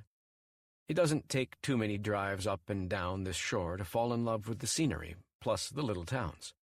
You should try it sometime, Leonard. Better way to pep yourself up than tossing down 3 espressos a day. Shit, only 3? That was before the kid, boss. I'm up to 5 with Billy keeping me up. I smile, laying a brotherly hand on his shoulder. It's going to get easier, trust me.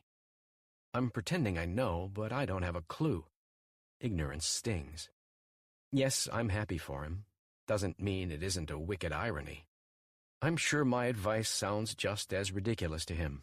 As far as anybody with an exec title knows, I'm still playing the field, plodding my way through the finest clubs in Seattle, leaving heartbreaks and hangovers in my wake. I haven't fucked in almost a year. Not since our company got its biggest contract and I saw the blueprints for this place with my own eyes. Several valets rush up from the spot where the mayor is waiting, opening our doors. I step out with the firm smile I've cultivated over the last 5 years and wave to people like I own the world. Today, in this town, I do. I'm careful to check my cuffs one more time, just to make sure they're covering the ink expanding on my skin. Deep down, I'm nervous.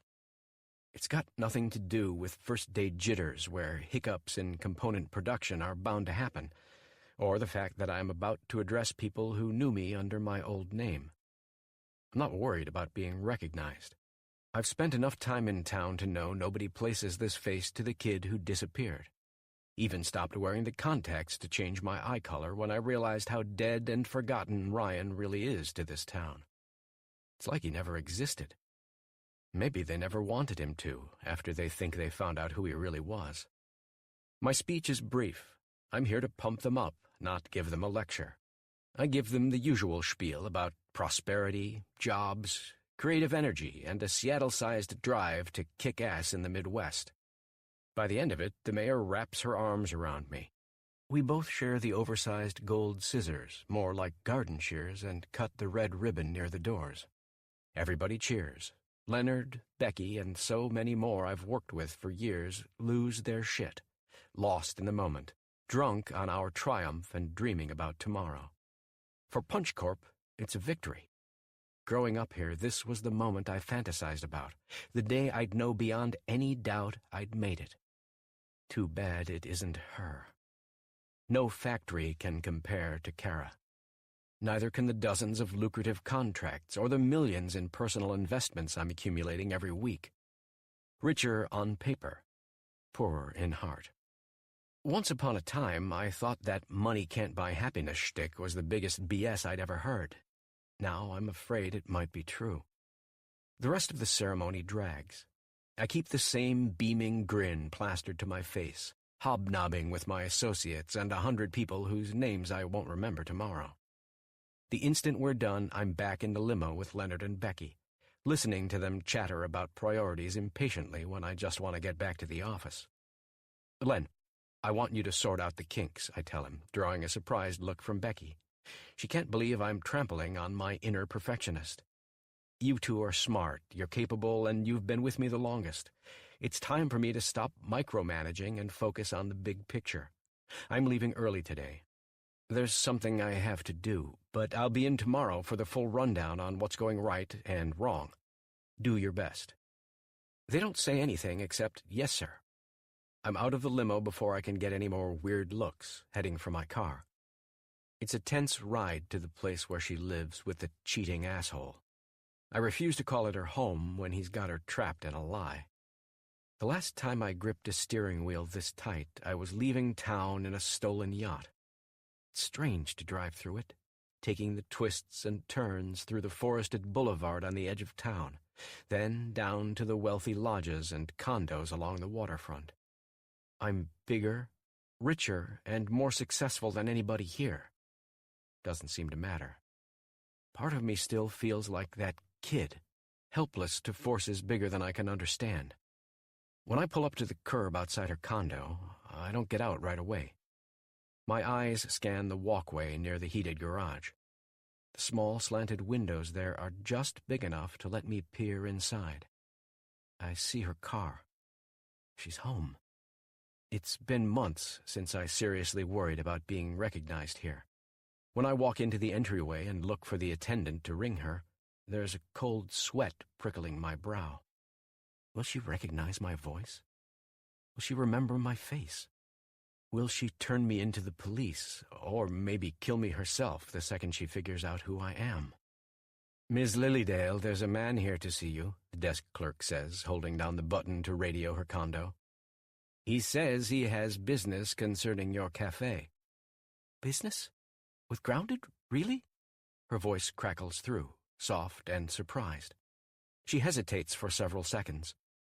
"Okay, whatever. Send him up." The man stands up, walks over, and slides his card through the elevator. We exchange friendly glances as he holds it open for me.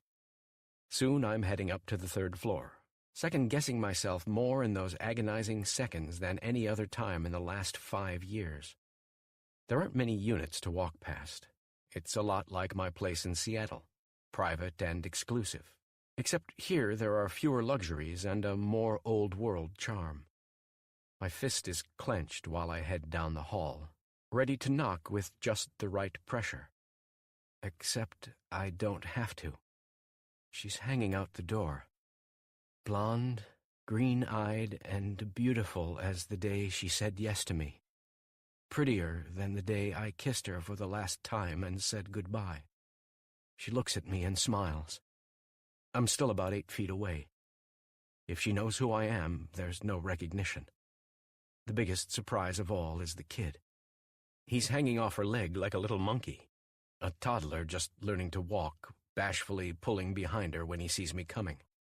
Maybe he can sense the atmosphere coming undone all around me as I'm heading for judgment. I have to say, this is a surprise. I didn't think I'd made any real inroads at the Roasters Convention last month. Who do I have the pleasure of meeting, Mr.? Her tongue turns to stone.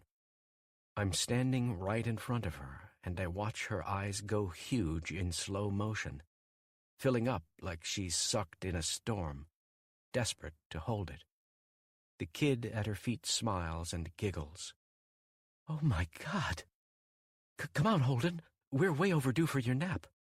She reaches down, starts scooping him up, ready to retreat back inside and slam the door in my face. My hand shoots straight past her, knocking it into the wall. Wait. Leave, she hisses, one word like an arrow through the ribs. Leave now, Ryan, or I'm calling the cops. Just like that? The old Kara would at least ask me why I'm here. I smile, gazing deep into her eyes for the first time in years. They're beautiful, electric, and so damn alive, even when she's afraid. I'm placing bets doing this, but I'm also drawing lines. The kid throws a wrench in everything. He's the reason she's being so careful, but I'm not going to take advantage of it. I won't do anything that scares him. In all my planning, all the times I imagined this fragile moment, I didn't account for any visitors. Fuck. I'm a married woman now, she says quickly, her eyes darting around. Married with a family. There's nothing to talk about. You have no right to barge in like this. I hold in a nauseating laugh. She's a horrific actor. What the hell happened to the woman I loved? She never would have lied like this in the past. She's either petrified or she's changed so much I barely know who I'm seeing beyond the surface. We can stop pretending. I know he's Matt's son, Kara. If you want to talk, lying to my face isn't a good way to start. I don't want to talk to you unless you're going to admit to being a stalker freak. Christ, it's hard to even look at you. She turns her face so hard a brilliant gold lock of her hair whips across her shoulder. Nothing you can say will ever change my opinion. You think you're so smart, don't you? Yeah, launching a billion-dollar company will do that. I hold my tongue, keeping my ego in check, because the last thing I want to do is piss her off more. I don't give much thought to my intelligence. I think you're still beautiful.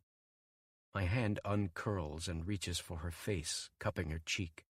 It's like lightning, my skin on hers. A jolt filled with memories, passions, and dreams unfulfilled. I'm not here to scare you, Kara. I came home to make things right, including with you. Give me a little of your time, that's all I'm asking. We'll meet somewhere after your nephew's home. I'll explain everything, I promise. Time? It comes out like a curse. She shakes her head, turns around, and starts walking. Too bad she's got the kid, or I'd be going after her. No, I don't care about tromping on the cheating asshole's Turkish rug. I've got 5 of them, worth thousands more in my own place. I'd roll her fiancé up in it and drop him off the nearest bridge if it brought her back to me. Why won't she look at me? I'm pissed. Volcanic blood surges through my veins, electrifying my temples. I try to look cool, holding myself up in her doorway, waiting until I hear her footsteps coming toward me again. I'm surprised she doesn't have her phone out, ready to make good on the threat to dial the cops. She's empty-handed. Her arms are folded. She's glaring, and I've never seen those eyes I fell in love with burn with such hatred. You want time, Ryan? That's what you came to ask me for? I open my mouth to answer, but she never gives me the chance. Her little hands fly out. They're slapping my shoulders. I'm so taken aback I stumble into the hall, and she follows, still hitting me, this time in the face. The nerve! You're a sadistic, creepy, backstabbing asshole. I can't believe you have the fucking nerve to ask for time after everything you stole from me. You robbed away years from my life. Caribou, stop! Catching her wrists, I squeeze them hard and push her against the wall. It isn't like that. It's not my hands that overpower her.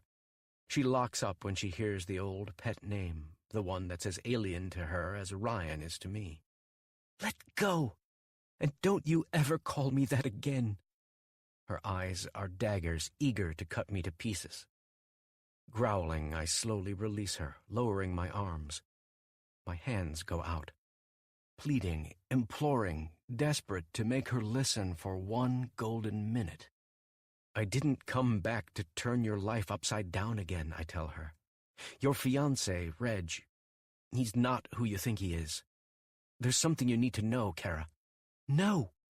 Her eyes narrow, sharpen, and cut me like green knives. You fed me the biggest lie of my life, Ryan. If you think I'm going to stand here and listen while you try to ruin my marriage, you don't know me. Hell, you don't have a clue anymore. I stare her down, trying to find the right combination of words.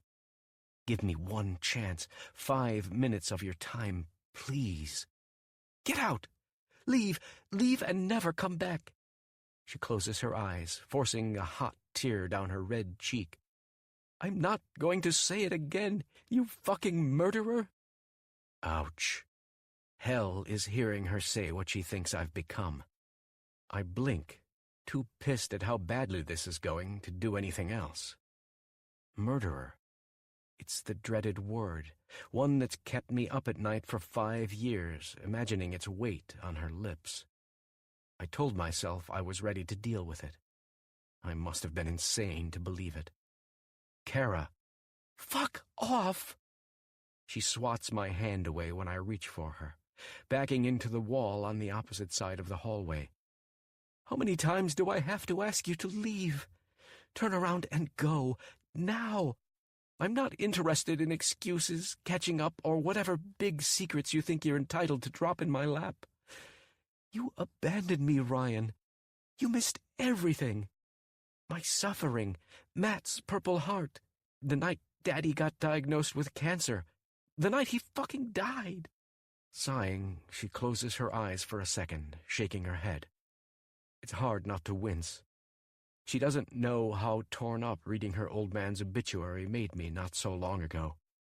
If it weren't for Bart, I wouldn't be standing here taking this abuse, absorbing it patiently because I deserve every last word. I left her.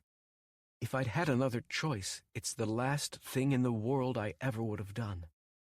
Kara. I try to reach out to her, but she gives me a look like she's going to bite me if I touch her again. No, we're way past that. You took weeks, months, years off my life, she says. Let that sink in for a second, jackass. Years. I'm going to count to 5. If you aren't on your way to the elevator by the time I'm through, you'll be in prison. I study her eyes. It isn't just fear clouding them. It's real hate. Loathing. Years of pain fermented into poison, inflicted by me. Unearthed when she least wanted it. I can't give up on this. I need to convince her, but her face is telling me the obvious. Today isn't the day to do it.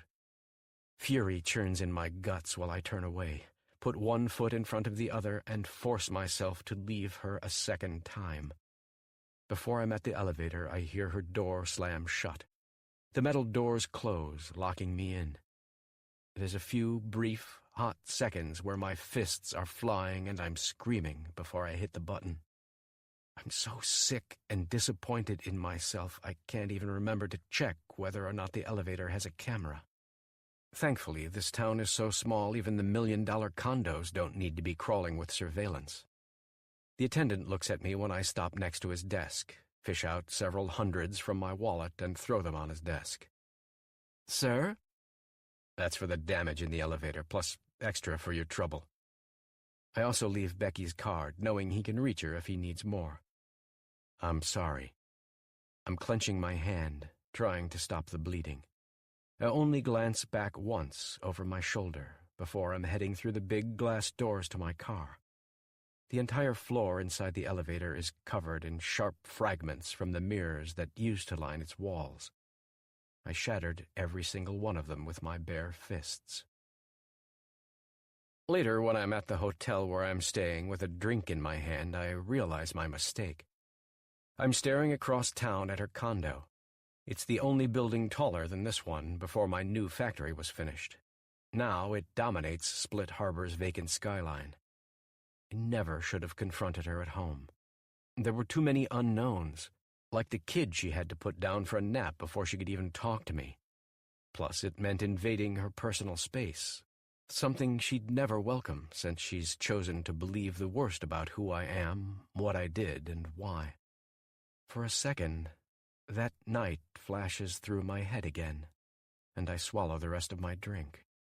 I can only remember the blood, the panic, the gut-wrenching pile of evil shit I found in that old man's car, and then sailing for my life across Superior's inky, unsettled black waves, each one crashing down over the hull, threatening to snuff me out like a mountain falling on a mouse. I'm staring at my phone, watching the line on the map. The GPS tracker I put on Reg's car rolls into Marquette. He's so predictable it hurts. Asshole goes straight to their usual place, the big hotel by the lake, where he lies to her again every time he buries his dick in his dirty little secret. Maybe she can't forgive or forget what I did. If she hears me out and still decides we're not meant to be, then I'm ready to walk away. Move on. Know that I did everything I could to win her back. But I can't give up without opening her eyes. She can't marry this son of a bitch. Whatever mistakes I've made, however I've stumbled back into her life this afternoon, I won't screw this part up. Next time we meet, it's going to be on my terms. I'm giving her the truth about dear old Reg. Then I'm going to open my arms, pull her in, and put my mouth on hers until neither of us can breathe. Yes, I'm officially a stalker, peeking into their lives, hell-bent on chasing a second chance I don't know if I deserve. I'm obsessed, guilty, and proud of it. I can't live the rest of my life saying, what if? We're meant to be. I'll live, breathe, and worship this last chance to have her back until it's crushed out of me, until it's gone, the last hanging shred of my old life, forcing me to bury what's left of Ryan for good. Maybe I'm a fool. I can't save us, and I'm going to have to suffer to realize you can't bring back what's long dead. Doesn't matter. I'm done looking through this peephole, staring into a life I'm never supposed to have. I won't let it go before I've exhausted every option, every chance, every ounce of wishful thinking. I'm taking her back. I'll have her under me again, moaning my name, or else I'll feel every last drop of blood squeezed from my heart when she pushes me away forever. 7. Shaken. Kara.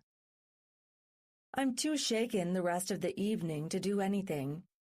There's a fugue hanging over my head when I wake up Holden, kiss him goodbye, and hand him off to my brother, who's come by to collect his little boy sometime around 10. I don't know where Reg is, again. Working late again. Ask me about the chat with Dr. Evans later. That's what his text reads, anyway. I shrug, instead of getting angry. There isn't any point.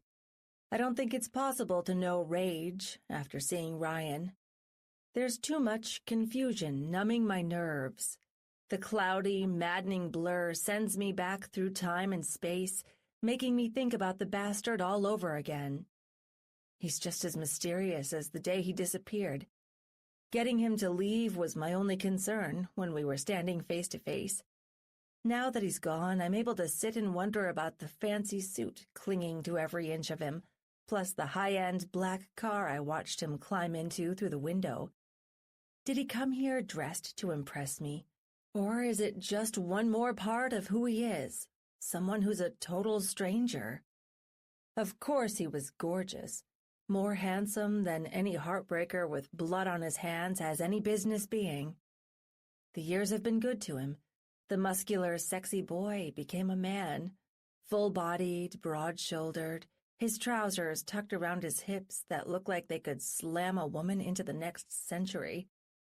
It's hard to remember he's probably a killer. Probably. I'm not going to get my hopes up about anything Daddy whispered an hour before he left this world for good. Secrets almost killed me once. They'll do it again if I give them a chance. I hate this. But damn, it's hard not to get wet when I picture what that body looks like underneath the suit, or whenever I remember how his hands didn't hesitate when he backed me against the wall. His touch stopped me in my tracks, owned me the way he used to during our brief, beautiful nights together. Reg never touches my face. I'd forgotten how good it is to have a man's hand there. Raw, masculine strength that can be as rough or as gentle as I want it to be. God, did I mention I'm shaken? Nothing will take the edge off. I'm going to get sick if I resort to wine. I settle in on the balcony, wrapped in my robe, a steaming cup of black tea in my hands. It's my fault I wouldn't let him speak, but I couldn't let him give me a mental breakdown. I don't know what kind of game he's playing. If he really killed Nelson that night 5 years ago, then there's a good chance I'm dealing with a genuine psychopath. There should be no sympathy. It shouldn't hurt to touch my phone every time I think about reporting him. One quick call to the sheriff's office, letting them know Split Harbor's most notorious fugitive is back, and I won't have to worry anymore. He's not who you think he is. Ryan's words stick. They're death threats, if they're right. Every one of them promises to detonate everything I think I know. I couldn't survive it from any man, but hearing it from him, from the strange, heartless bastard who lost his mind, killed a man, and threw my heart in the trash half a decade ago? No, I can't. I won't listen. I can't. I'm about to throw my mug 3 floors down to the parking lot when I hear someone behind me. Whipping around, pulling my robe tight, there's Reg, standing at the door with a glass of wine, a worried look on his face. "You're out here awfully late, Carabelle. Come in and warm up. I just turned on the fireplace." It's almost 11. You didn't call. Yes, he's taking the brunt of everything Ryan stirred up earlier, but I don't care. I really need to know where he was, especially after hearing he's not who you think he is. "Babe, what's wrong? I sent you a text. Had a pleasant conversation with our doctor this morning. I told him about last night with the party. You know what he said?" I don't care. You're deflecting my question. I step inside, resisting the urge to throw my mug again, this time at his face. "He said we did good, Kara." Reg stops, sips his wine, and waits until I look at him before he goes on. "We're making real progress. Sure, there's a long way to go, and we're going to keep stepping on each other by accident once in a while. Every couple does it. He said so himself." His wine glass goes down, hits the counter with a resounding clink, and then he's coming toward me, holding out his arms. His embrace is just about the last place in the world I want to be today. But as soon as his lean, firm arms are around me, I fold. I'm only human. There's no resisting comfort right now. I think I'd accept it if a grizzly bear walked into the room offering a hug. Desperation sucks. "I have to ask you something," I whisper, wrapping my arms around him weakly. "You can't get mad. Just be honest." "Anything, babe." He pushes his fingers through my hair, wearing a smile as soft as the sun. I don't remember the last time I felt this much at peace with him. Shame it's going to go up in smoke as soon as I drop my question. "Are you having an affair?" His fingers slip through my hair a little more quickly, tangling the ends of my locks. He's extra fluid when his eyes find mine, every part of him animated at once. Just like the way he used to get when we'd stay up half the night talking about the places we're going to see after we're married, trekking the globe together as husband and wife. "No, that's crazy, babe, and not something you'll ever need to worry about." He leans down, his voice strangely soft. His warm lips touch my forehead. "I'm not mad, but I'm going to ask you where the hell you got the idea." You're late all the time, and you won't say why. Is it really all work, or is there something else going on? My eyes scan his, searching for dishonesty, however faint. I can't tell. If it's not another woman, then what? Are you drinking too much? Wrapped up in something illegal? For a second he hesitates, but his eyes aren't lying. He smiles, letting out a lengthy sigh. "Oh, I wanted it to be a big surprise. I've been spending a lot of time down in Drayton's financial marketing firm, Carabelle. You won't accept any help from me with your business. I know, I get it. Hell, I respect it." His fingers move through my hair again, softer than before. "Marketing? What are you talking?" "Since you won't let me give you the money you need to run proper ads for tourists, I was going to do it myself." He holds a finger up with his free hand and pushes it gently against my lips as soon as they open. "Don't say anything yet. I'm not building your business for you. I'm simply promoting my favorite coffee house. And since my family runs so much of the tourism here, it only makes sense the good people from out of town ought to have the best recommendation for their morning cup." I'm melting. There's nothing in his voice that says he's full of it, even though a voice deep down inside is telling me it's too good to be true. Too convenient, perhaps. But the alternative to continuing to dig into him, insinuating he's full of it, is recognizing my own creeping cynicism. That's the last place I want to go. So I don't say anything. I'm satisfied for now. He holds me gently, swaying in the middle of the kitchen, rocking me. I let him because I'd better get used to feeling the earth moving beneath my feet. Ryan's appearance is proof the earthquakes aren't going to stop anytime soon. They're going to get worse, and someone is bound to collapse before it's over. It's an uneventful week. We go our separate ways, have our weekly session with Dr. Evans, and talk to his parents a few more times about food options for the wedding. I try my damnedest to get back to my normal life and forget I ever saw a ghost from my past. One morning, I'm at Grounded, like usual, working my tail off to make sure there's enough beans roasted for a media drop-in scheduled this afternoon. It's something to do with breakfast and coffee recommendations for the new Punch employees on the edge of town, and I'm eager to make a lovely first impression. I'm still in the back, barking orders to the half-dozen kids I manage, plus one single mom picking up part-time hours. The second I hear the chime for the front door ring, I'm flying out to the register, a huge smile on my face, carrying 2 steaming sampler mugs of our best coffee to the man waiting there to greet me. It's a pleasure, Miss Lilydale. His voice stops me dead in my tracks before I even see his face. It's Ryan, standing there with the world's smuggest smile, extending a hand, surrounded by at least 3 men from the Harbor Gazette priming their cameras. Welcome to Grounded. My voice threatens to crack, but I won't let it. If he's here as some kind of sick joke to throw me off on a big day for my cafe, he's wrong. I'm not giving him the satisfaction. Have to say, I think I'm already in love with this little place. Of course, the bastard beams his ocean blue eyes into mine when he says the dreadful L word. Give me your best. Black, please. Before I leave, I'd like you to know I've dropped a check in your donation box for the cancer foundation you're advertising. It's wonderful to see business being charitable. He motions to the big pink banner hanging up above our charity billboard. Charitable? Really? Is that what you call it when you left me behind to watch Daddy suffer? When you weren't around for Daddy's funeral? The whole fucking reason I'm hawking cancer research here in the first place? I'm so caught up on wondering how I can punch him in the face and get away with it that I barely stop to wonder why he's here with all these cameras. He can't be PunchCore's marketing rep, can he? No, I never saw Ryan working a corporate job. But we've lost a lot of years, become different people, and I can't rule out anything.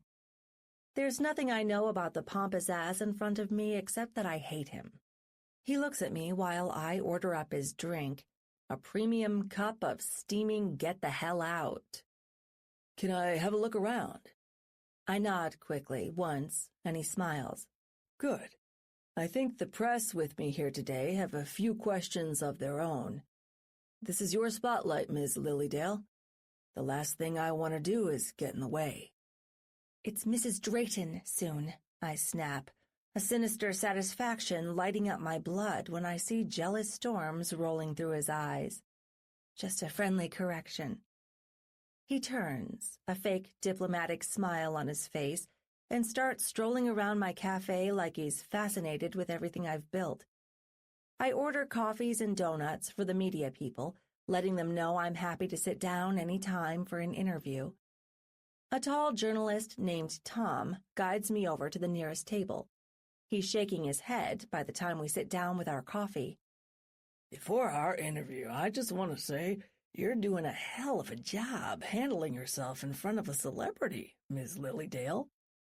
I don't bother to correct him on the name because it won't get under his skin like it will Ryan's. Did you ever dream you'd have this little place getting so much attention? It's my turn to shake my head. I'm not understanding. Celebrity? What the hell is he talking about? I look up, my eyes shifting over to Ryan, who's standing in the corner staring up at the huge oil painting of old ships coming into Split Harbor, hauling ore and grain across the Great Lakes. Who, him? I nod toward the asshole in the suit who's come back to ruin my life after I worked so hard to undo his damage. Tom cracks a grin. Excuse me, are you saying you've never heard of Tanner Brooks? Wait, you're telling me that's him? The Mr. Brooks? My mouth hangs open a little. The reporter just laughs. I'm blown away. You really didn't know? I may be a small-town journalist, Miss Lilydale, but I know bait. Nobody can be that ignorant. Listen, I'm not going to walk into whatever PR surprise trap you've set with him. Holy shit. It finally makes sense. The reason a corporate Goliath magically decided to set up shop in our little town, it's to bring him home, closer to me. There's no trap, Tom, let me assure you. Ryan, or Tanner's, hand hits my shoulder and gives it a reassuring squeeze. We've never met before this morning. All the contacts to set this up were through my chief of executive support, Becky Gromer. I look between the two of them. The old, balding reporter pushes up his glasses, his eyes suspicious. Why don't we get on with talking about coffee, rather than badgering the poor woman over putting names to faces? Ryan smiles, pausing for another long sip of rich black brew. To get things rolling, I think this coffee is goddamned incredible, and you can quote me on that. I stare up at him, my blood running hot. Every instinct I have wants me to shove his hand away, but I can't when I'm sitting in front of this reporter. He's actually trying to help me. Somehow that makes him a bigger bastard than before. I can't let him know it. Better to keep my hostility in check rather than give the local gossip mill something to really talk about. The tone shifts after that. Tom seems content to ask me about the boring stuff. Everything about the cafe's hours, its goods, its ability to serve the new arrivals quality coffee, which of course they're expecting since many of the managers are from the West Coast. Tanner, the fake, does more talking than I do. It unnerves me how easily he's got the reporter wrapped around his finger by the end. So, Mr. Brooks, what can we expect next from you? Not the company, but the man who's in its beating heart. He pauses a moment. Pulling out the chair next to me, he sits down and gives me a hard look before he answers. I'm going to keep building the greatest automotive tech company this country's ever seen, no doubt about it. Then I'm asking for more. More? I say it before reporter Tom, turning up my nose. I've never been satisfied with half-assing anything, Ms. Lilydale. He stresses my soon-to-be maiden name, ignoring my earlier request, which only sharpens the needles in my blood. I know what the tabloids and the blogs say when they name-drop me. They're always calling the latest girl I brought to my big events the one. They're always wrong. But one day, that's going to change. I'm getting to the point where I want to settle down, have a family, and do what people are meant to, regardless of billion-dollar empires to run. Very touching, sir. Tom scribbles a few more notes, nodding along. I'm ready to get up, walk out back, and hope the cool air will put out the fires roiling my center. He isn't helping himself, talking about other women, or the grand old future he's planning for his arrogant self. Christ, why am I jealous? I don't give a damn what fake Tanner does with his time or who he's with, as long as he stays the hell away from me. That's what I try to tell myself. Never mind that it's an obvious lie. Thank you both very kindly for your time, the reporter says, standing and grabbing his coffee. I'll be sure this gets printed in our next issue. This place should be a lot more crowded soon, Miss Lilydale. I'd better swing by a little early for my morning cup. We'll be ready, I tell him, ignoring the way the bastard at my side decides to shift his knee into mine just then. Thank you for the thorough interview today, Tom. He's gone. The second I see the journalist open the door and step outside, Ryan's hand moves against my wrist. It's a gentle stroke, but it's also a movement that tells me he can grab me any time if he chooses. If he does, I'm going to scream. I don't care how many people hear me. I'll tell them everything. No thanks for me? He asks, the same annoying smoothness in his voice as the kind that disarmed the reporter. Well, it won't work on me. If you're smart, you'll pick yourself up and walk away, now. I snatch my hand away, glaring. He's bigger, stronger, older, and clearly a lot richer. One thing hasn't changed. His eyes are so familiar it hurts. They confuse me, and that's very, very dangerous. Not like this. We can't say our goodbyes just yet, Caribou. I want to talk. Come out tonight around 9 and meet me at the lighthouse. We'll go up it like old times and catch up properly. I can get that out of your way if you're finished, Mr. Brooks. Karen has the worst timing in the world. Hi there. Need a quick breather? Here's a moment of chill music just for you. This audiobook is free. No sign-ups, no strings. Hope you're enjoying it.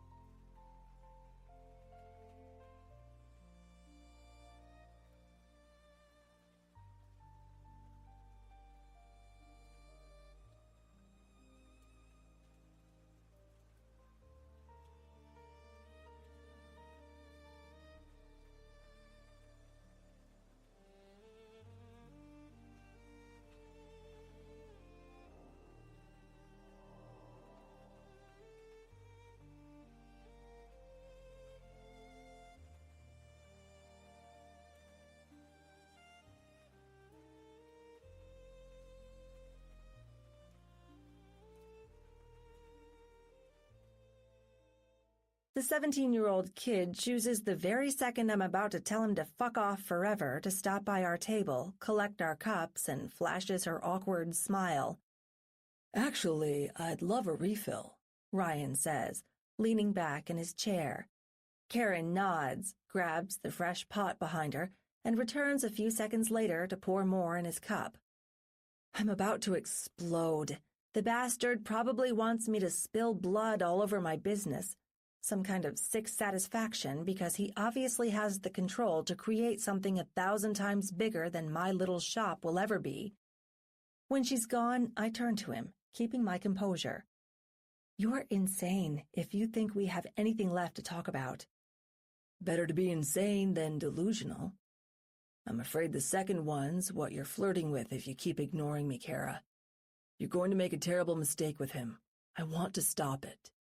You don't have to stop anything. I catch my voice rising above a harsh whisper and close my eyes, remembering to breathe. You're not part of my life anymore, Ryan. I told you to butt the hell out. Kara, it's Tanner. Whenever we're in public like this. Oh, you're nervous, Mr. Caspian? I lean toward him, using his real last name, until our faces are only inches apart. Good. Now you know how you've made me feel since the second you showed up at my door yesterday. Wait, he growls, going for my wrist. His fingers catch me, tug me backward. His touch keeps me sitting even though I've pushed my chair out, screeching across the wooden floor. I hate having his skin on mine. There's too many memories every time we touch. Far too many I fought to kill, bury, and forget. But I'll never forget the first time we spent a night together. Naked, young, blissfully ignorant. He held my hand half the night, even when he was inside me. He pinned me down and didn't let go, nestling my fingers between his, feeling them twitch every time he caused me to come all over his cock. I've never had sex that good since. Reg's fetish has something to do with that, but it's also the spark that's missing. We had chemistry. And it makes me sick that it's lost forever. It's gone. Gone, because I'm not going to let this asshole seduce me a second time with those cold, beautiful blue eyes. I don't know what to do. Then the sick realization hits me that there's only one way to make him leave. If I come out there tonight, my friends will know. Telling him that I'm considering it makes me want to bite my tongue, but I need to get away from him. Now. They're going to know exactly where I am and who I'm with. I don't care what name I use. They're going to know it's you, and you're not getting away a second time if I don't check in when I should. He smiles, softening his grip. I'm not a murderer, Kara. I would never, ever hurt you. That's everything I'm trying to prevent. I don't know that. I don't know you anymore. I'm not interested in whatever it is you want, Tanner. Ugh, that name sounds so strange on my lips. I'm agreeing to meet with you tonight because I want you to go away. 10 minutes. That's all I'm giving you, and then we're done meeting forever. If there's anything else you want with Grounded and Punchcore, you can send one of your 1,000 employees to do your bidding. There's only 300 between here and Seattle. I run a lean machine, babe, and I'm proud of it. No more. The chair screeches again as I stand up, whipping my head around to see if anyone is paying attention to us. Thankfully, my employees are too busy, ringing up a few new drive-through orders and cleaning up the tables in the back for the lunch hour rush. I look at him one more time, making my voice like ice. Stop calling me babe. No darling, no baby, no boo, no caribou. Slowly, he gets up after me, picking up his coffee cup. He takes a long pull, giving me more than enough time to drink in the huge, powerful, infuriatingly handsome edges he's hiding underneath his $5,000 suit. I'll see you tonight. I'm not impressed by his wealth. I have that with Reg, and I'm not doing too badly on my own with the earnings from this place. His body, on the other hand... The jackass never responds to my only condition, not to call me those names. I should run after him, snatch the cup from his hand, and throw it in his face. Then I should tell him there won't be any meeting tonight, and I'm going to file a restraining order if he gets in my face again. No, I don't care if he pulls his business from mine. I don't fucking need it to make this place a success. I don't do any of those things. I stand there, staring out the window at the ghost who's decided to haunt me after a 5-year absence. Why can't I just let go? Why can't I give him the same respect he gave me? None. My stomach sinks, watching him through the window. I know what's going to happen tonight. He'll try to ruin another engagement after he demolished my first chance at happiness because he took himself out of the equation. I'm a fool for letting him back in, but I'll be a bigger fool if I ignore his claims about Reg. My heart can't take another betrayal. If he's going to give me the truth with proof to back it up, I have to listen. I'll deal with the devil himself if it saves me from another heartbreak. And as far as I'm concerned, Ryan is close enough to Lucifer, thanks to the strange, intoxicating power he has over me after all these years. Later, I'm sitting with Reg and Amy, our wedding planner. We've been going over our floral arrangements again. Now it's time to talk about chefs and caterers. He wants fine wines, champagne, pâté, and oysters, plus a list of fancy duck entrees I need to draw on my rusty French to pronounce. It doesn't help much, considering the fact that I've barely sampled any of these things. Fancy cuisine doesn't appeal to me anyway. I want barbecue, something that will go over well with my guests. I'm telling him Eddie's will bring us the best from several towns over, and there'll be more than enough to go around so no one will go home hungry, picking at their $1 million bird food. Kira, I'm not dismissing your suggestion, but it's very unusual. The food you're suggesting would be out of step with the overall atmosphere we're working to create. Amy flashes her huge grin. She's roughly my age and still in braces. I despise meeting with her. Her family's close to Reg's, part of the same class and almost as stuck up. She always shoots down more than half of what I want, siding with him. It's my wedding, I remind them both. Ours, he corrects, stabbing his pointer finger down on the list of recommended caterers in front of him. Look, Kara, we can do barbecue for practically anything else.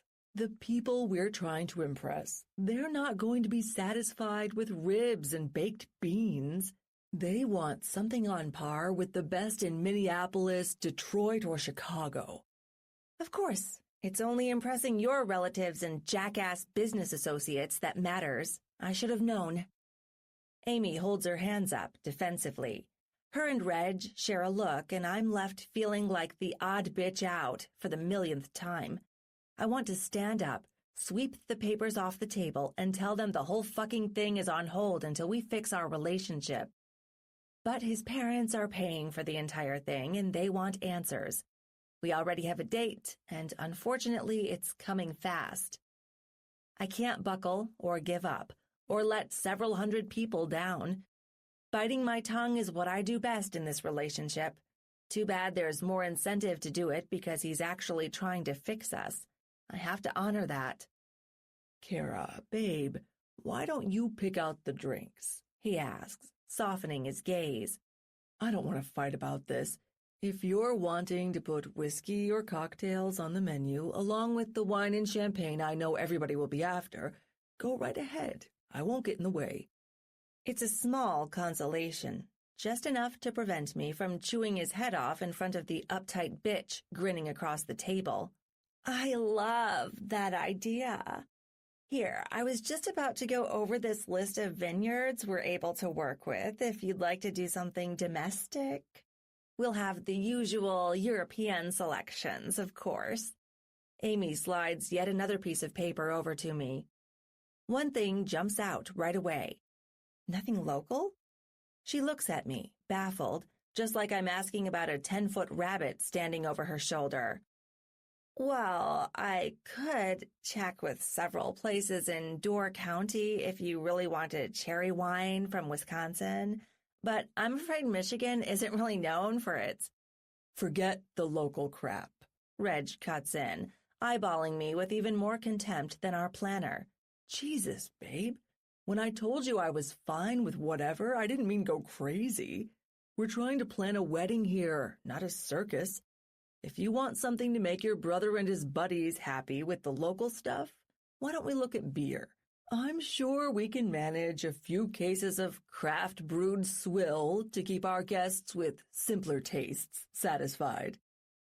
Amy clears her throat. I'm about 2 seconds from getting up and walking out the door. The meeting with Ryan tonight, just a few hours away, is the only thing that makes me hesitate. I don't want to drag myself out of here on bad terms with my fiancé. Reg deserves a fair trial and an objective eye on whatever the bastard is going to drop on my head. If I walk out of here pissed off, hating him, knowing this entire thing is wrong, then there's a scary chance I'll lap up anything Ryan gives me without scrutinizing it like I should. The asshole across the table is the one I'm supposed to marry, after all, not the ass who left me. I have to repeat my mantra. Keep it together. Keep believing, because thinking about the alternative, another heart-rending loss, turns my stomach 100 degrees. Fine, we'll do the beer, I say, leaning over to whisper the rest in his ear. But don't you ever imply Matt's just a stupid peasant drinking cheap beer. He's taken more risks than you ever will, honey. When I pull away, he's glaring. I couldn't help it. Amy clears her throat yet again, shuffling through several more papers. She looks up with a smile after the clip holding all her stuff together snaps in place. I think we can leave off here for today. We're making progress. She gets up without either of us saying anything. Her tall black heels sound like horse hoofs on the ceramic floor. When I look at Reg again, his eyes are fixed on her feet, giving me one more sickening thought I don't need. I need to get out of here. I'm catching up with Courtney tonight, so don't wait up for me. She's only staying in Marquette tonight, and it's been a while since we've seen each other. He nods, something like relief flowing into his expression. Okay, good. I was just going to tell you I'll be out for a few hours myself. I'm glad there's a few things we're still on the same page about. Nodding, I ignore his last jab. We get up and walk to our cars together. It's silent, awkward, filled with tension rippling beneath the surface. You're going to be here Friday, right? We're supposed to see Dr. Evans again. I'm sure he'll want to go over everything you've talked about by yourself in person. I'm looking forward to his take on the past week. For a microsecond, his face twists. I wonder if I've caught him in a lie, maybe several.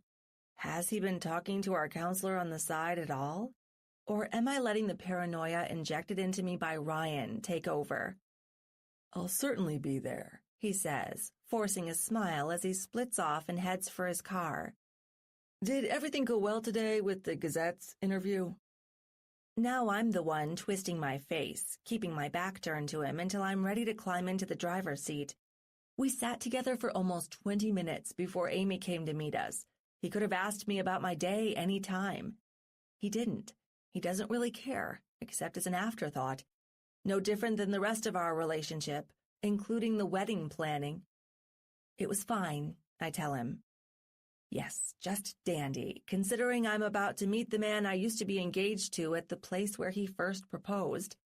All to badmouth the man I just finished talking marriage with. Reg waves half-heartedly when he pulls out of the lot. I slide into my car and watch his taillights disappear. The steering wheel feels so cold I reach into my glove compartment and grab my gloves for the first time this fall. Who am I? My faint reflection in the mirror doesn't hold any answers. What am I doing here? Deep down, I think I know. I'm scorned, frightened, sick of being yesterday's news. But like I told myself earlier, I'm nobody's fool. The Kara Lilydale who lost years off her life going to pieces for a man is dead. She died the second she moved in with Reg. I tell myself again I'm not going to let myself be used by either of these men, especially the one who almost seems easier to deal with after the hideous session that just went down with my fiancé. That doesn't mean I'm lowering my guard. With Ryan, new, gorgeous, billionaire Ryan, I know that's a fatal mistake.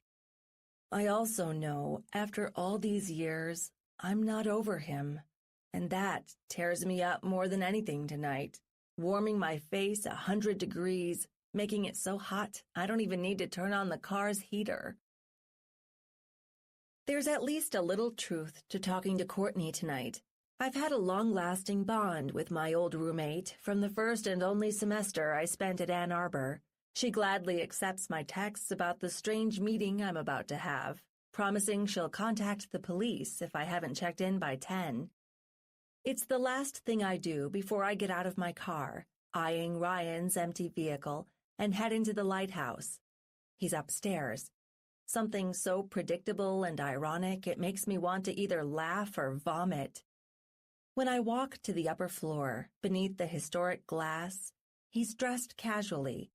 He has his back turned to me, wearing a tight navy blue shirt and gray jeans, hugging his hips. Like I need more temptation. 5 years since we had happier times here, he says, without turning around to face me. Where does the time go? Goes by pretty fast when you're left without any answers. I walk up next to him, sighing, because I want to get this over with. I'm not here to rehash you and me. That's over with. Done. If you've got something to tell me about Reg, then do it. His body pivots to face me. I'm trapped in his eyes again. They're deep and furious as oceans tonight. I should know ordering this man to cut straight to the point is hopeless. We'll get to that, he says, looking me up and down. I know you think you're going to be a married woman. After tonight, I hope that won't be the case. Before I say anything else, I need you to tell me one thing. Does he tell you you're beautiful, Kara? Because you look fucking stunning. If we hadn't lost 5 years, I'd have you bent over right now, begging for every inch of me. Begging? I'm lava. I look down awkwardly, trying to put more space between us, the heat on my cheeks betraying me. No, I can't let chemistry take over. One rough compliment from Mr. Disappearing Act doesn't erase the anguish he caused. I need to remember why I'm here. I have to keep him on my leash and do the same with myself. Reg. His name comes out of my mouth so loud it echoes. Why don't you want me to marry him? What has he done? Ryan reaches into his pocket. He pulls out a tiny black thumb drive and holds it out to me. He's cheating on you. I don't know how long it's been happening or who the other woman is, but it's all there. Data from the GPS tracker I put on his car, photos of the two of them together, even hotel receipts. Trust me, Those were an utter bitch to get, but I did it. I'd chase my tail across Superior if it kept you from tying the knot with the wrong jackass. It's worse than I thought. My stomach sinks into the pit opening up inside it. Don't bother. You already did that once. He clenches his jaw. My hurt spreads to his face, and soon he's coming toward me, offering those arms I've dreamed about. Always a joy in my mind before they turn to ash and disappear, making my dreams into nightmares. Take the drive, Kara. Sit down with it when you get a chance, whenever you're good and ready. I know this is hard. He pauses, lifts me into his embrace, and pushes his fingers through my hair. When my cheek hits his rock-hard chest, it becomes very real. This is no dream, however surreal it feels, and he isn't going to disappear. Your fiancé's a demon. I know a lot, but I don't have every detail. I think he's marrying you for a PR stunt. He wants a good wife who will take his name, smile, put up, and shut up. He doesn't love you. Hell, he's barely one step below his pig of a great uncle. Enough. My hand flies up as I'm squirming away from him and hits his cheek. The resounding slap resonates around us. Neither of us know what to do. The sting on my palm matches the red mark blossoming on his face. Tears are coming now, hot and sudden. I don't want to look at him. I'm struggling to hold on to the small black coffin he's pushed into my hand, the data inside it as grim as a corpse. It's the final splash of kerosene that's going to burn my world alive, more than even his words damning my marriage. I already know they're true, unless he's truly insane. But this can't be madness. He couldn't look at me the way he does, speak with this much conviction if they were lies. Why did you come back, Ryan? Why? My voice cracks on the last word. I never thought I'd say this, but all I want is to be left alone. He starts coming toward me again, but I hold out both hands. I'm ready to fight him if he tries to tangle me up in those arms again, an embrace I don't know I'll ever be ready for, however much part of me wants it. I'm back because I love you, Caribou. I'm going to make things right. Love?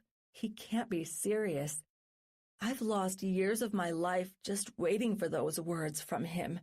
Waiting, wanting, and fearing them. Who do you think you are? I ask, watching his handsome features blur as more tears cloud my eyes. It's been too fucking long. You can't come back and say things like that. You can't just barge into my life, pretend nothing happened, and tell me I'm getting screwed over by the man I love. For the first time tonight, Ryan's face darkens. He stops, several feet away, and tilts his head. You love him? I don't say anything. It's like I'm in front of a firing squad, too stunned for last words. Every sane part of me says I should say yes, should spit it in his face, and then walk the hell away. I don't know anymore. Honesty hurts. Each uncertain word claws its way out of me, scratching my throat. I roll my shoulders, stretching out the aches and pains invading my bones. This doubt and confusion is making me physically ill. Turning away from him, I walk to the nearby banister and lean against it, staring out across the cool, dark sea. You're not happy, Kara, he tells me, laying a gentle hand on my shoulder. Look at me. The second I comply, my eyes burn hot again. Reaching up to wipe the tears, he stops me, grabs my wrist and pulls it down. His arms are around me, and his strong hand grazes my face, brushing away the agony streaming down my cheeks. You really want to know why I came back? I'm here to prevent this. No man should make you cry. Well, you're doing a shitty job. Pain twists my tongue. I can't believe he doesn't know he's the only reason I'm standing here in the cold, dark night, mourning another marriage going to ruin. I didn't ask for you to play truth-teller, Ryan. I would have found out myself if what you're telling me is accurate. Yeah, you would have. You were always the smarter one. Unfortunately, there was a risk he'd pull one over long enough to do more damage. More? I repeat numbly. How could Reg possibly do more than shredding what's left of my fragile heart? It's easier to break it off now, when you're sharing a home. It's a hell of a lot harder with a few kids, after being in the town's eye forever. Trust me, I know something about celebrity. The camera eye changes you the longer it's on, makes it harder to escape. Like I care about any of that. If he's done wrong, I'll leave. Whether that's tomorrow or 10 years from now, I won't waste time with the wrong person. Nothing's going to keep me with a man who's screwing around behind my back. He smiles, slowly running his hand up and down my back. I'm burning up, despite the chill in the air, ready to overload on hot, conflicted emotion, churning in my blood like magma. You deserve better, babe. You'd have it, too, if I hadn't left like I did. Better? I turn my head to face him, my lips twisted sourly. I'm guessing you mean I should be with you. He shakes his head. I'm here to set you free, Kara. Nothing in this universe would make me happier than having a second chance, shoving your lips on mine, sharing my bed. I'm a realist, though. I can't imagine the kind of hell you've been through the last 5 years. No, you can't. If I can save you from 5 more fucked up years, that's reward enough. I'm not here to twist your arm into loving me again if your heart says something different. All I want is to see you happy, and that's not possible with the bastard who's got a gold stick so far up his ass he thinks he's entitled to thieving more years off your life. I won't let you marry a liar. It's not really up to you, I want to say, but the way he growls the last part, I won't let you, makes me feel strangely secure. That's one thing Reg never did. He never laid claim to me like Ryan does every time he looks at me, his blue eyes blazing, ready to sink into me. Every part of him, too. His words, his hands, his tongue. The bulge between his legs I feel every time I twist against him the wrong way. I'm wet, and I shouldn't be. Sex should be the last thing on my mind when I'm caught between 2 men I hate, the only 2 responsible for casting me down to hell several times over. But the body does strange things when it hasn't been fucked good and proper for a long time. No, I won't jump into bed with him tonight. It's a one-way ticket to more insanity. I haven't even seen the evidence condemning my fiancé, though I know it's true. Walk away. That's all I want to do, and never look back. But I can't deny the attraction I've tried to snuff out and forget for 5 years is still lightning hot. It burns, taunts, and draws me into him like a magnet. So I'll let myself wrap my hands around his neck, remember how good his skin feels against mine, and push my face into the protective nook of his shoulder where his masculine scent says, "Everything will be all right, damn it." "Why did you leave?" I ask. He's in a giving mood, isn't he? I wonder if he'll tell me the truth about the night that ripped us apart. Did you really kill Nelson Drayton? He pulls away, staring into my eyes. I can't talk about that, Kara. Not yet. You need to deal with Reg without more distractions. The superior chill sweeping up my back has nothing on the one he's just sent through me. I untangle myself from his arms, wondering if I should trust anything he says. It's so quiet, I jump when my phone rings. It's Courtney checking in on me. I'd lost track of the time. I quickly pull it out and fire off a message, shielding my phone when he walks up behind me. I tell my friend everything is fine. Technically a lie, but she can't exactly call the police over my heart being pulled in 2 directions at 100 miles an hour. Ryan's firm hand goes around my waist before I can protest. I don't want to lie to you, Caribou. That night, it's a fucked up story. We need to sit down and talk about it. This isn't the place or town. Tell me what is, I say. My hand goes to his face. I cup his cheek, running my fingers across his dark stubble. His coarseness excites me because it's a reminder of who he is. This man can save me or destroy me. It's like he thrives on secrets, and I want to know them all, just so I can finally figure out which side of his sword I'm on. I need the truth tonight, Ryan. I told Reg I'd be home late tonight. He ponders it for a second, then gives me the sly smile that makes my knees tremble. I read the draft of the interview this evening. Grounded's supposed to have the best cherry pie in the whole UP, isn't it?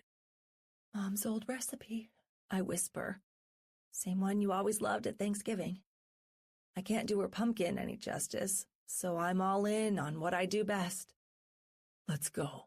He pulls me along, offering me his hand to help lead us down the steep, winding staircase. How is she, anyway? Struggling to make ends meet on what Dad left her after the cancer treatment. He doesn't look back when I drop the bad news, but I'm not holding anything back, assuming he really wants to know. Otherwise, she loves being Grandma. She gets Holden a lot on his days with us. The bitch allows it when Matt's on tour, but rarely when he comes home. You're talking about his ex? I nod, following as we head for the parking lot. My hand blazes in his, warmer and happier than it's been in eons. I pull my fingers away before we get to our cars. I'm playing with fire. This is happening too fast. I haven't found out what's going on, much less forgiven him, and everything about the way this insane attraction is reigniting screams wrong. I'm sorry it didn't work out for him, Ryan says, stopping next to my car. Shit, I regret everything that's gone sour for your folks since I left. You guys were like family. Could have been my own flesh and blood when I was that miserable orphan kid trying to find my place. They'll always be my parents and my brother. Kin by choice. Everyone except you. His hands go to my face. I'm already blushing because I know he's always seen me as something more than a little sister. I was the love of his life. His expression tells me I still am. I'll meet you at the store. Give me a minute's head start. Should have the doors unlocked and the lights on by the time you pull up. I turn away, opening my door, but I stop to reach out, pulling on his shoulder. No more games, Ryan. If you're going to be honest with me, I need the truth tonight. I have to know I'm not dealing with a killer. Please, I think, please tell me I'm not making another mistake, destroying my pending marriage because I have a lingering crush on a disappearing murderer. He doesn't say anything, just smiles and heads for his sleek black Tesla. I drive on through the night, making the 10-minute trip to my cafe in silence, hoping the chasm in my stomach that keeps growing tonight doesn't swallow me up. The truth that's on the thumb drive he gave me should cause more dread than whatever secrets are rattling around in his head. But he never denies it when I ask about Nelson's murder. Something awful and completely out of place happened that night. Too bad I've been let down too many times by too many people to assume the best anymore. I'm going to pry it out of him. I have to know what happened that fateful night was a mistake. He was framed, or the blood on his hands is only there for a damned good reason. He's at the counter with his hands folded, a steaming cup of coffee at his side. I carve out 2 big pieces of my best cherry pie with the crumble crust for us. He digs his fork in and takes a big bite as soon as I slide it across, topped with a scoop of vanilla ice cream. Ryan closes his eyes, savoring the taste, not caring about the tiny crumbs rolling down his muscular chest.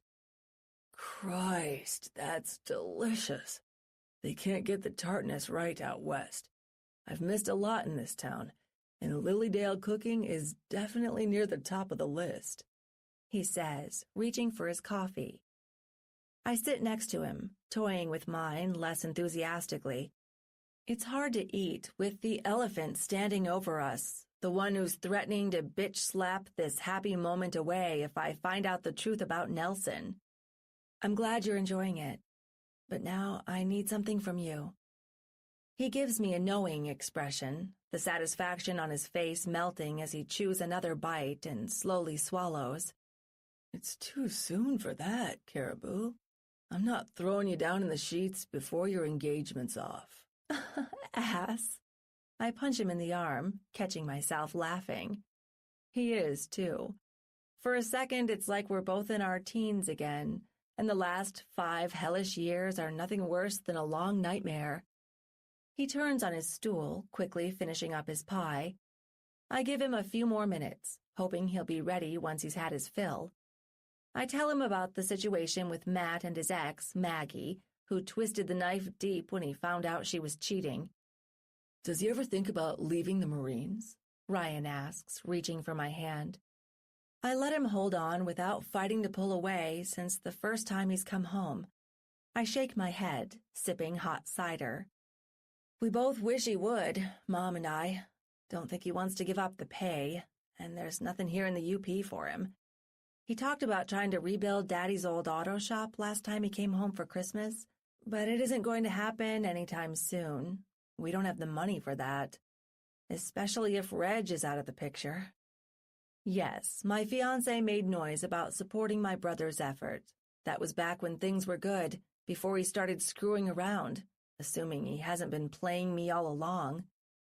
Ryan looks at me.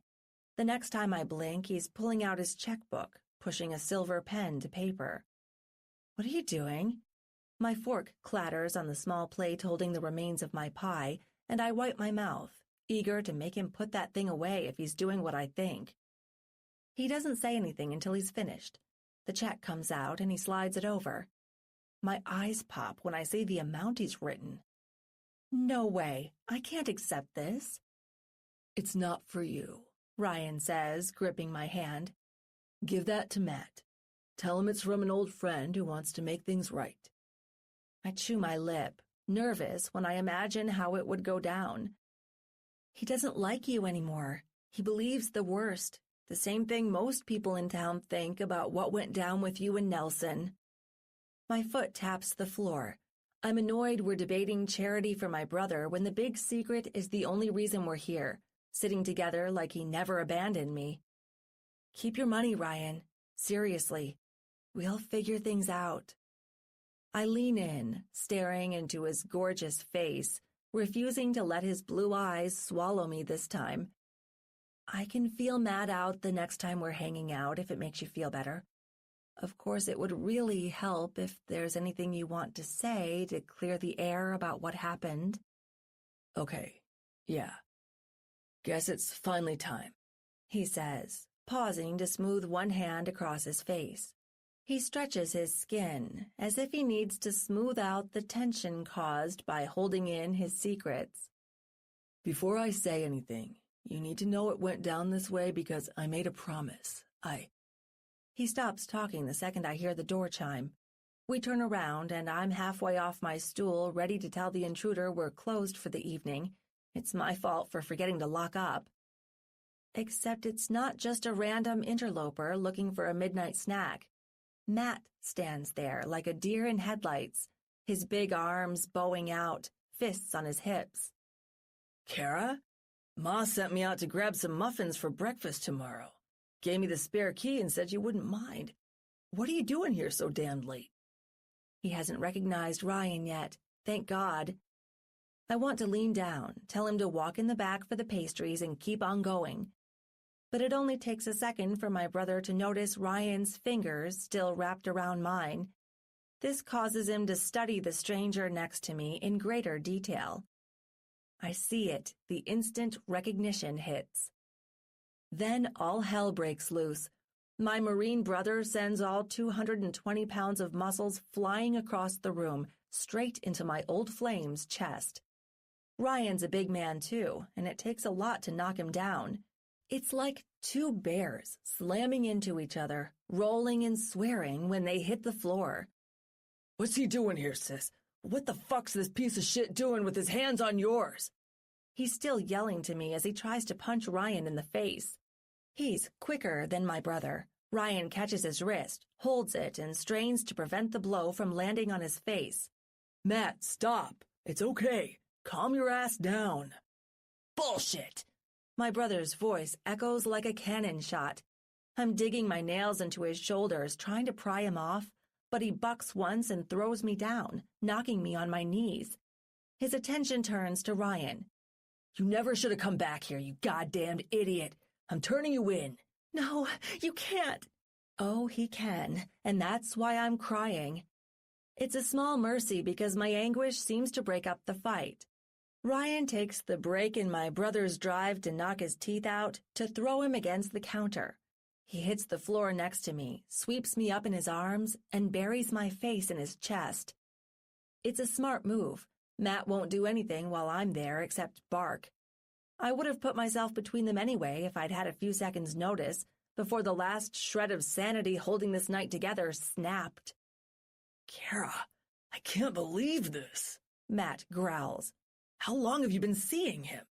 Do you know what people are going to say if they see you with this asshole right underneath Reg's nose? Let alone if they realize who he is. Christ! That's my problem, not yours. Ryan stands, cradling me against his chest.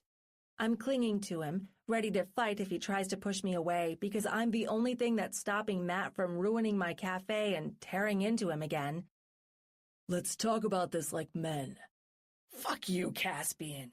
There's nothing manly about what you did to that rich old fart, or how you ran away from town leaving blood all over Dad's auto shop. He never should have hired your lying orphan ass. He bares his teeth, shaking his head. Shit, if only we'd seen right through you since the beginning. Nice to see you too, Ryan says, reaching to the counter.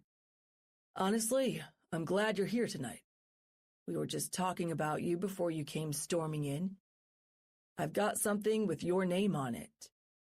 He holds the check out for what seems like forever before my brother walks up and snatches it from his hand. I keep holding in my breath. What the fuck is this? A bribe? You're an even bigger asshole than I think you are if you're telling me I should take your money and walk away, Matt snarls. It takes a few seconds for him to speak after he sees the amount on the check. Then he holds it up to his face and takes the corners with both hands. I know what's coming next. Wait. Ryan jerks in my arms, holding out one hand. Before you tear that thing up, I want you knowing it's not a bribe, Matt. We used to be like brothers, before everything went to shit. Give me a chance to explain all this. That's all I was trying to do here tonight with your sis. If you'll hear me out, you'll see I want you to have that money. And I've got more with your name on it for the vets charity I know you're trying to set up. You've been watching me? And her? Disbelief sizzles in his tone. Fuck you, creepy-ass stalker. You've got no clue how much you blew our lives to hell after you left, especially Kara's. We don't want a damned thing from you. Sis, just say the word and I will call the sheriff. I don't care who this fucknut thinks he is with his suit and his money. He belongs behind bars. Matthew, I swear to God, I say, closing my eyes. Let him go. This isn't what you think. At least I hope it isn't. Thanks to my brother's crap, I still haven't found out the big secret. Now I'm afraid I won't get the chance tonight. Just go home. The family doesn't need this, and neither do you. Go grab your muffins in the back. Take whatever you want home to Mom and Holden. We stare across at each other for several fiery seconds. Then rage snorts out his nostrils. His fingers finish ripping the check into a dozen little pieces, and they fall on the floor like snow. Sorry about the mess.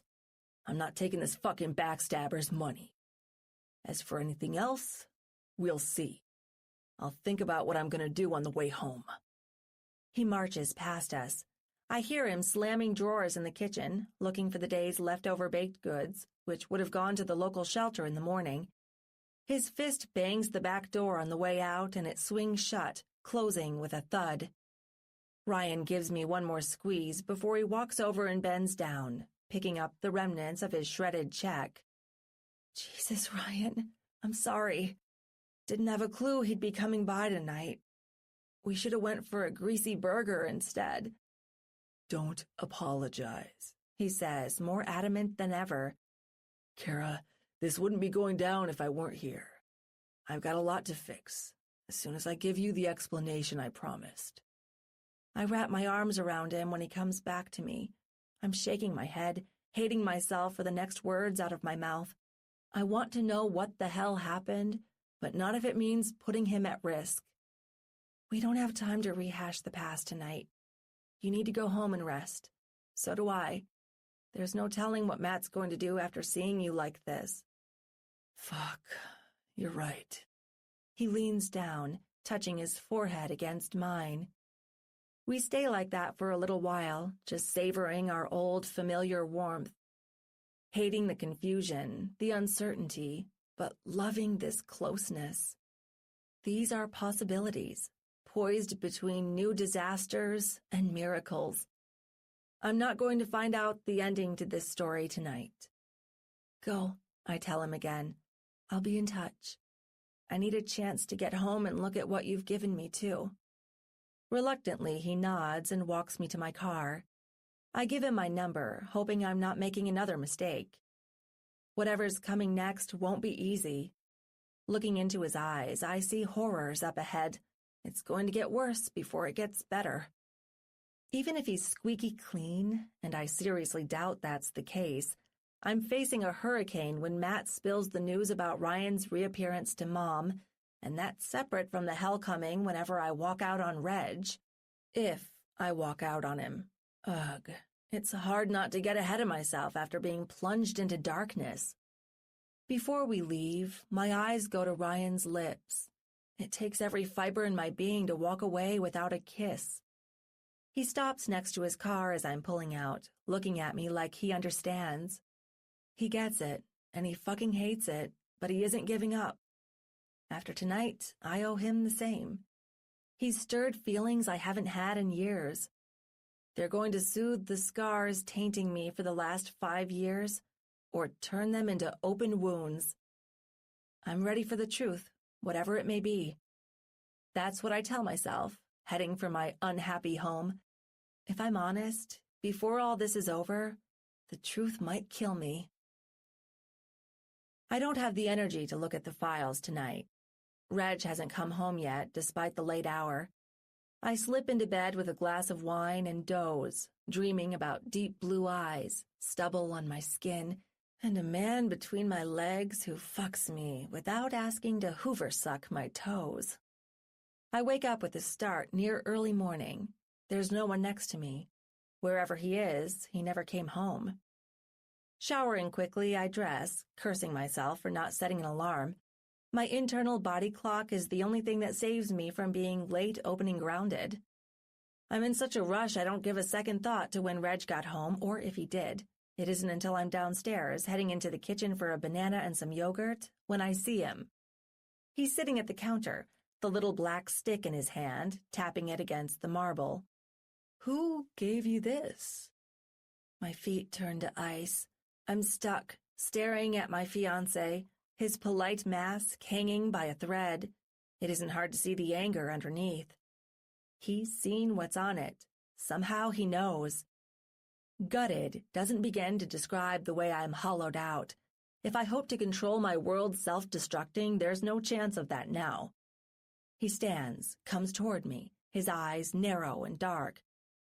Jesus fucking Christ, Kara. I thought we were getting better. Then you go behind my back, get this thing from some goddamned jackass, and find pictures taken over my shoulder by a stalker psycho? What did you do? Hire a detective? Whoa, back up. I haven't even looked at it. I decide to give him the truth. Jesus, calm down. Calm down? His voice bristles, the same as his angry, erratic movements. You're asking me for calm when you won't even say where this came from, bitch? New pain rips through my heart. In all our arguments before, he's never called me names, much less a bitch. To think, you asked me if I was having a goddamned affair the other day. He scoffs, shaking his head. You hired a PI to trail me, didn't you? Admit it. Some busy little jack-off you dropped money on to tell you you're right? Well, let me tell you something, Carabelle. That name has never sounded so sinister on his lips. I'm officially afraid. He steps up, grabs me, and rips me into his chest. I'm too shocked to scream, afraid he's going to throw me against the counter, or worse. There's no fucking affair. I'm too good to sneak around behind your back, and you're too stupid to believe it.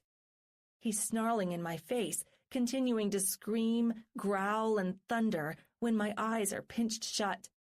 This ends here, okay? I'm giving you a choice. We're marching ourselves down to Dr. Evans tomorrow, as planned. You're telling him the truth and asking for help to fix your psychotic paranoia. Otherwise, we end this here. And if we do, I'll make damned sure the whole town knows why. My ears try to close in disbelief. For the first time since he pushed me against the counter, I'm angry enough to get over the fear. Opening my eyes, I stare at his face. It's incredible how someone you once loved can transform into a demon in front of you once they've done the unthinkable. Are you threatening me, Reg? Is that what you think is going on here? Raw hate gives way to frustration in his tone. He pulls away, muttering to himself, hot shame warming his cheeks. Jesus, you're really disconnected from reality, you know that? I'm reacting how any sane person should. Any man would be just as pissed as I am if he found out his fiancée had him trailed. I told you the truth the other day. You wouldn't believe me. He's right. I wouldn't. Seeing him standing in front of me rambling like a madman doesn't bolster my trust. I'm leaving for work. We'll pick this up in the evening, he says, raising his arm. Our eyes lock as he brings the little thumb drive down against the counter. A second later, it's smashed. It was my mistake leaving the thing out. I wasn't thinking after coming home so late last night, too emotionally drained by yesterday's events to put it away. Now I'll never get that chance. Reg doesn't stop to pick up the pieces laying on the floor. His heavy footsteps plod toward the door, which he slams on his way out. There's no mistaking the adrenaline flooding my system, my heart beating like a clock out of sync. I'm starting to hate this man. It's incredible how quickly our love has soured, how it's damaged to the point of almost no repair, held together by social pressure more than anything else. But I've never seen him this crazy before. I can't judge what's on the destroyed drive, but what if he's angry because I misjudged him, not because he's covering up the awful truth? I pick up the pieces, no longer worried about getting into the cafe a few minutes late. I reach for the tiny shattered pieces and push them together absent-mindedly, hating that I can't put Humpty Dumpty together again. It takes me a minute before I toss them in the trash. I don't know who to believe or what's true. Reg has never been this upset. The glow in his eyes, it was rage. Pure, unfiltered contempt. There's only two possibilities. He's the best damned liar in the world and he's completely soulless, or it's Ryan manipulating me. I hold in the scream building up in my chest until I'm out the door, in my car, and on the way to work. When it comes, I'm sure several people on the main drag in Split Harbor hear it, out on their morning walks. They stop and look toward my vehicle's headlights. I think back to what went through my head last night, realizing how wrong I really was. This isn't even close to over, and I'm already dead inside. Someone's lying to me. Ryan, Reg, or maybe both. I'm just sick of being used. I won't be anyone's whore or their trophy wife. We're past the point of anything a psychologist can help with. I'm not coming home this evening.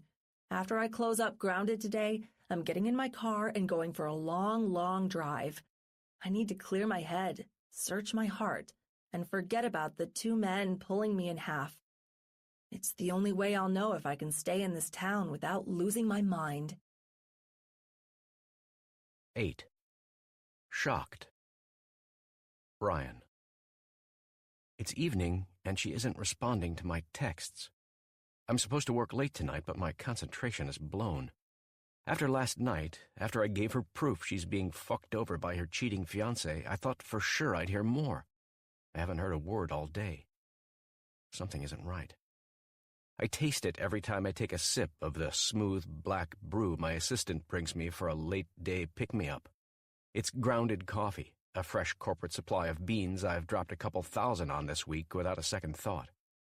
I'm running through financial reports from accounting, watching the numbers blur together when I decide I've had enough. I stuff my laptop into my messenger bag and head out the door. About half a dozen women working late ogle me between the elevator and the receptionist's desk downstairs. They won't say anything, risking their jobs for petty advances because they know who I am. But there's no mistake the hunger in their eyes, the way they want to pull me into the nearest office, rip off my superior blue suit, and offer every inch of their skin to me on a silver platter.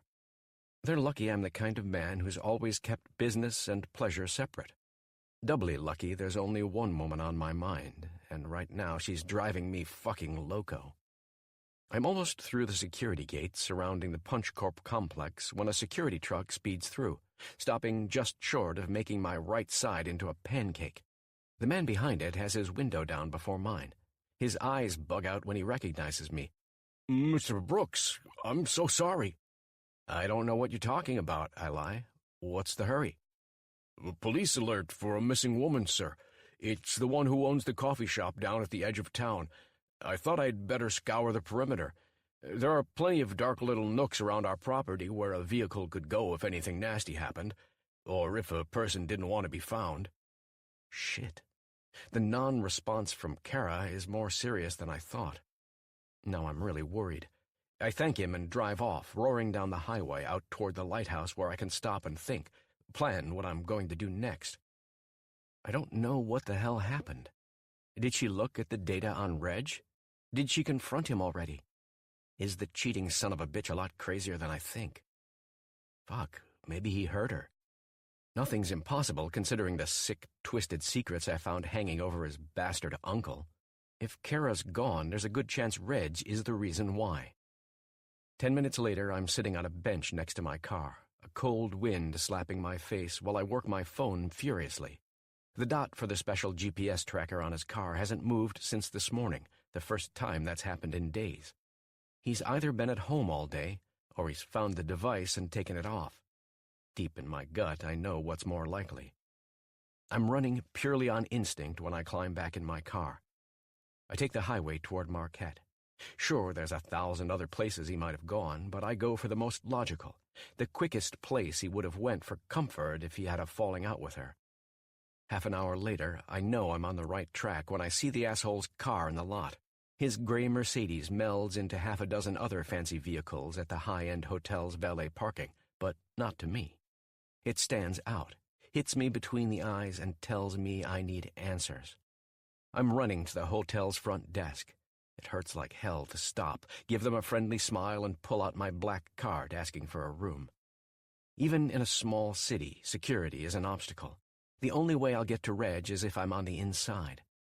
I wait impatiently through the check-in process. Before I go, I ask what room my business associate is in. The woman rattles off a number, and then I'm heading up the elevator, bypassing the floor with the room I'll never bother to look at. I'm going straight to his. No more wasting time. A brisk walk down the hall later, I'm there, pressing my ear against the door. There's laughter. A woman giggles. It's the kind of laugh that means two things. Either she's heard the funniest fucking joke in the world, or she's just finished riding a worm who should be home in his own bed with the woman he wants to call his wife. Fuck. I'm furious. Part of me is glad he's here. The chances that I'm going to kick his ass and claim Kara for myself just spiked 1,000%. But if he's hurt her, if he's thrown her out of their condo, or worse, I'll throw my budding empire away, knocking his teeth out. I'll destroy the asshole right here in cold blood, becoming the monster everybody back home thinks I am. I'll make sure he never ever cheats on a woman again with the crude joke of a face he's got left when I'm through. My fingers tighten into a fist, and I stand up straight. This is it. I don't think about keeping it subtle, hiding what's about to go down from anybody else in the adjacent rooms. The place seems mostly deserted for an autumn weekend. My fist slams into his door like a rock, banging the surface again and again.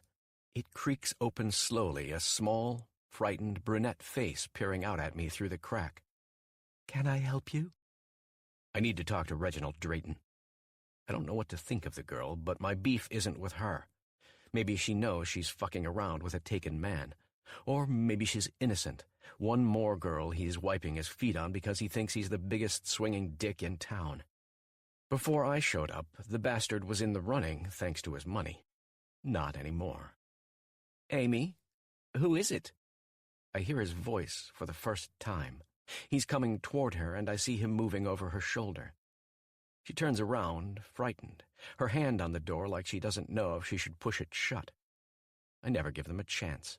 My hand goes through the crack, rips apart the cheap silver chain, and my foot kicks the base of the door like a charging bull. Asshole shields himself from the noise, backing up into the corner, taking his mistress into his arms. "Who the fuck are you? What do you want? This must be some kind of terrible mistake. I swear I've never seen you before in my—" I pull her gently out of his arms, flinging the girl onto the nearby bed. With him, my hands forget what gentle means. Slamming him into the wall, I hear his bones creak, knowing I can snap them in half like twigs if I really need to. "Kara Lilydale, asshole. Where is she?" You're the detective, aren't you?" He's looking at me, wide-eyed and filled with hate. "I'm going to have your license stripped, you know. If you lay a finger on me, you'll be in jail before the end of the night." Enough. My knee goes into his guts, and then my hand is on his throat. Typical Drayton. Always trying to get the last word, thinking the entire earth wants to hear it. The stupid fucking cheat still tries to squawk when I press my palm into his windpipe, making words impossible. I'm done hearing his shit. It's time for him to listen to me. Shut up. I'm not a detective, and you don't give a shit about what she does. There's something dangling from his neck. I notice for the first time I don't need my hand to choke him. This sick, twisted freak is wearing a choke chain attached to a leather collar, just like a dog. I take it in one hand, eyeballing the ring around his neck to make sure it's still on, and pull. He hits the floor, and I put my foot on his back, cutting off his air while I look at the woman. "Put the phone down," I tell her. "If you so much as whisper a word to the cops or the front desk, the man you've been screwing around with dies." Her eyes are huge, frightened, stunned. She's wearing heels that must be impossible to walk in.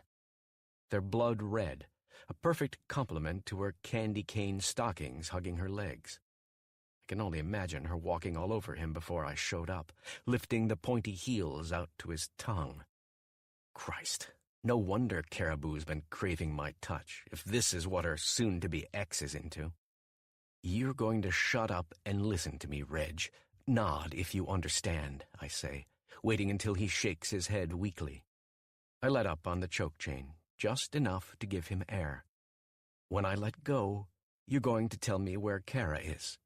You're also going to finish your business here with Miss Dominatrix, get in your car, go home, and pack your shit. Leave her a note that says you're leaving. She doesn't need to see your lying, cheating ass in the flesh anymore." He's squirming underneath me.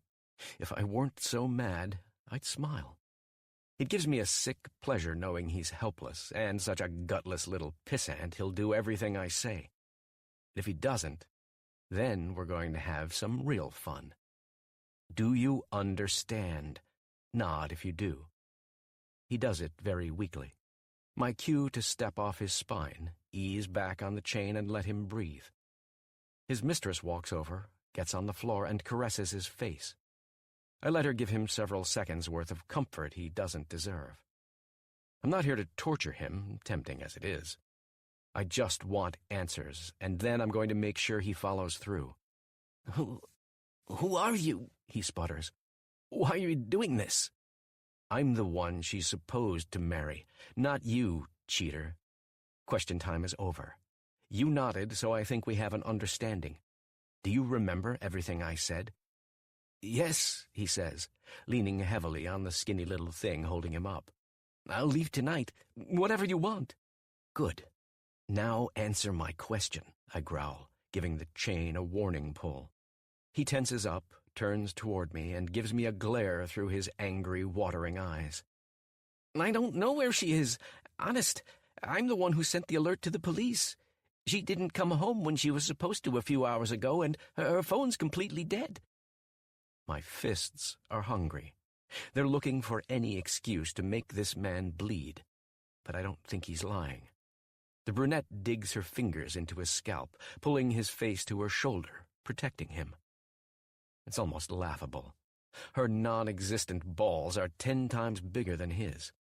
I can't believe I almost let my woman tie the knot with this dickless animal. He's telling you the truth, she says. I'm their wedding planner. The woman's impossible to deal with. She always does things without thinking them through. She'll turn up sooner or later, and when she does, I'm refunding her money, telling her to keep the fuck away. She's made his life hell, and so have his parents. He doesn't want to be with her. They put so much pressure on him to do the right thing, to keep their reputation going for another generation in the UP. He deserves better than a bad wife and a family who'll never understand. Is she joking? Does she think I'm going to stand by idly while she gives me his life story? Stay right there, I say, reaching for my phone. She covers her face, flushing bright red, while I snap several pics. I don't give a damn what kind of excuses she's trying to make for this pathetic creep wrapped up in her arms. I only care about getting new damning evidence for Kara. She deserves to see this and know beyond any doubt who he's left her for. What else have you got in your stack of toys over there? I ask, nodding toward the bed. Handcuffs? She gives me an uneasy look. Yeah, of course there are handcuffs. I don't say a word. Just march over, pull out the small silver pair, plus a black cord that feels like a jump rope. I order them down into 2 leather chairs with the thick wooden legs. First, I cuff the asshole's hands behind his back, making them tighter than I really need to. With her, I'm more gentle, though I've got an ugly feeling I shouldn't be. She knows she's fucking around with a man who's engaged. He's probably fed her a sob story, but the one thing missing from her little account is regret. They won't be tied down long with the job I did, but it's all I need to walk out of that room, head down the hall, and get to my car.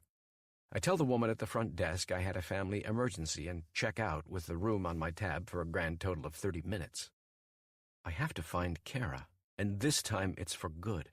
I won't stop until I have her lips on mine, haul her into bed, and make up for all the nights we lost since I fled town. This time, I'm back. I've said my apologies, and I'm ready to move on. I'm going to give her the life she deserves, the one I promised her. It's the life I've always meant to deliver after 5 brutal years apart.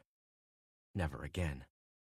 Baby, I'm coming, I whisper to myself, pulling onto the highway, stabbing my foot down on the accelerator. My car goes from 10 miles an hour to 70 in 2 seconds flat. The average Tesla has some nice perks. It isn't fast enough. 5 years without her is too much time to lose, and after tonight, I'm not wasting another second. I'm putting us back together, taking her to bed, shoving my ring back on her finger, and fucking her like the sad, strange bastard at the hotel never could. She isn't his anymore. Hell, she never was. I don't care if she isn't sure about second chances yet.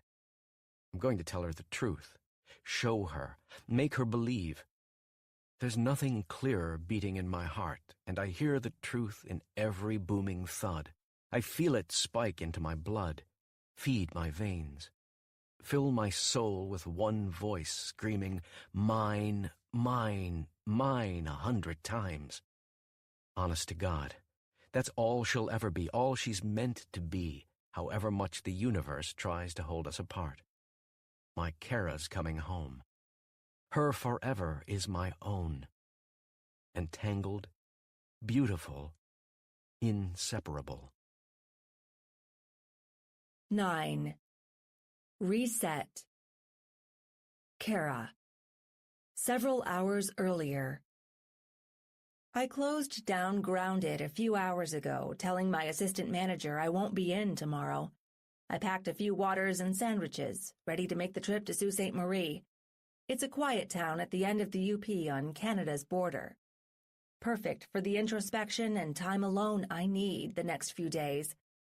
I'm about 20 minutes outside town, passing through the edge of Marquette, when my phone rings. I have to talk to Matt, however much it's bound to upset me right now. Sis, where are you? We need to talk, he says, little Holden laughing in the background. I hear another voice, Mom's, which tells me he's home.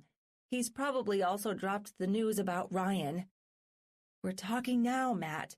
You must be calling me because you've decided what you're going to do. Just tell me. There's a pause and then a heavy sigh.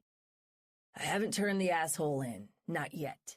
He's dangerous and he shouldn't be out on the streets, much less in your coffee shop late at night. I want you to tell me why he came back. What does he want with you? I think about his arms, his heat, the truth he promised last night.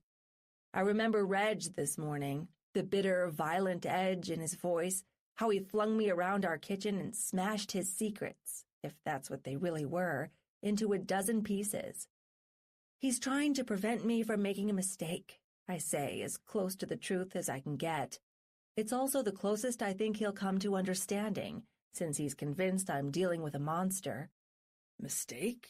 What? Surely you don't mean marrying Reg? I don't know, Matt. He told me some things, even gave me what he said was proof of things Reg has been doing behind my back. Kara, come on. You don't really believe that, do you? He's putting ideas in your head. You're happy together.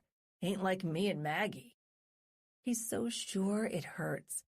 I guess that's what I get for keeping the strain in our relationship to myself, hiding it from everyone. It was mostly his idea. God forbid his parents and their rich friends find out there might not be a wedding to deal with when they've spent so much time and money planning it. Well, there won't be now. I'm still trying to form an answer when Matt swears again, his frustration boiling over. Look, I don't have time for this crap. Here's Ma. I'll let her try to talk some sense into you. Great. I can't follow the road safely anymore with everything going to hell, so I pull over into a small scenic overlook. Down below, Superior's dark waters lap the rocky shore, mirroring the feelings kicked up inside me. Kara, your brother told me everything. Listen, I know how much it hurt when he walked out. I saw the damage he did to you. We all did, but no one like me, firsthand. If you want him gone, honey, and you can't do it yourself, then let us take care of him. We can talk to Sheriff Dixon, make sure he's apprehended before he has a chance to play more games. We're here for you, and Jesus, fuck! I'm gripping the steering wheel hard, ready to tear it off. You don't get it, do you, Mom? Neither of you. I'm the one who agreed to meet with him last night. I've known about him being back in town for almost a week. He isn't here to hurt anymore. Kara? She says my name in a tone that lets me see her holding up a finger. You don't know what he's here to do. He's an awful man. You shouldn't trust him with anything. Honey, I've heard you might be having some issues with Reg. You're vulnerable. Ryan probably knows it, which is why he's come back here to mess with you again. Don't believe a word he says. I don't know what to believe, but the only one who can sort it out is me. Nobody else, I say, jabbing my finger against the dashboard. The pain gives me a nice distraction. What is it he's done anyway? Why won't anyone be honest about it? It seems like you know more than I do, as much as Daddy took to the grave a couple years ago. She's quiet. No different than the other times I've asked her about what really happened that night. Whatever they know that goes beyond old articles and rumors. Kara, your father wanted you to move past Ryan. Forget him. Pretend he never existed, she whispers. We don't need to relive his betrayal.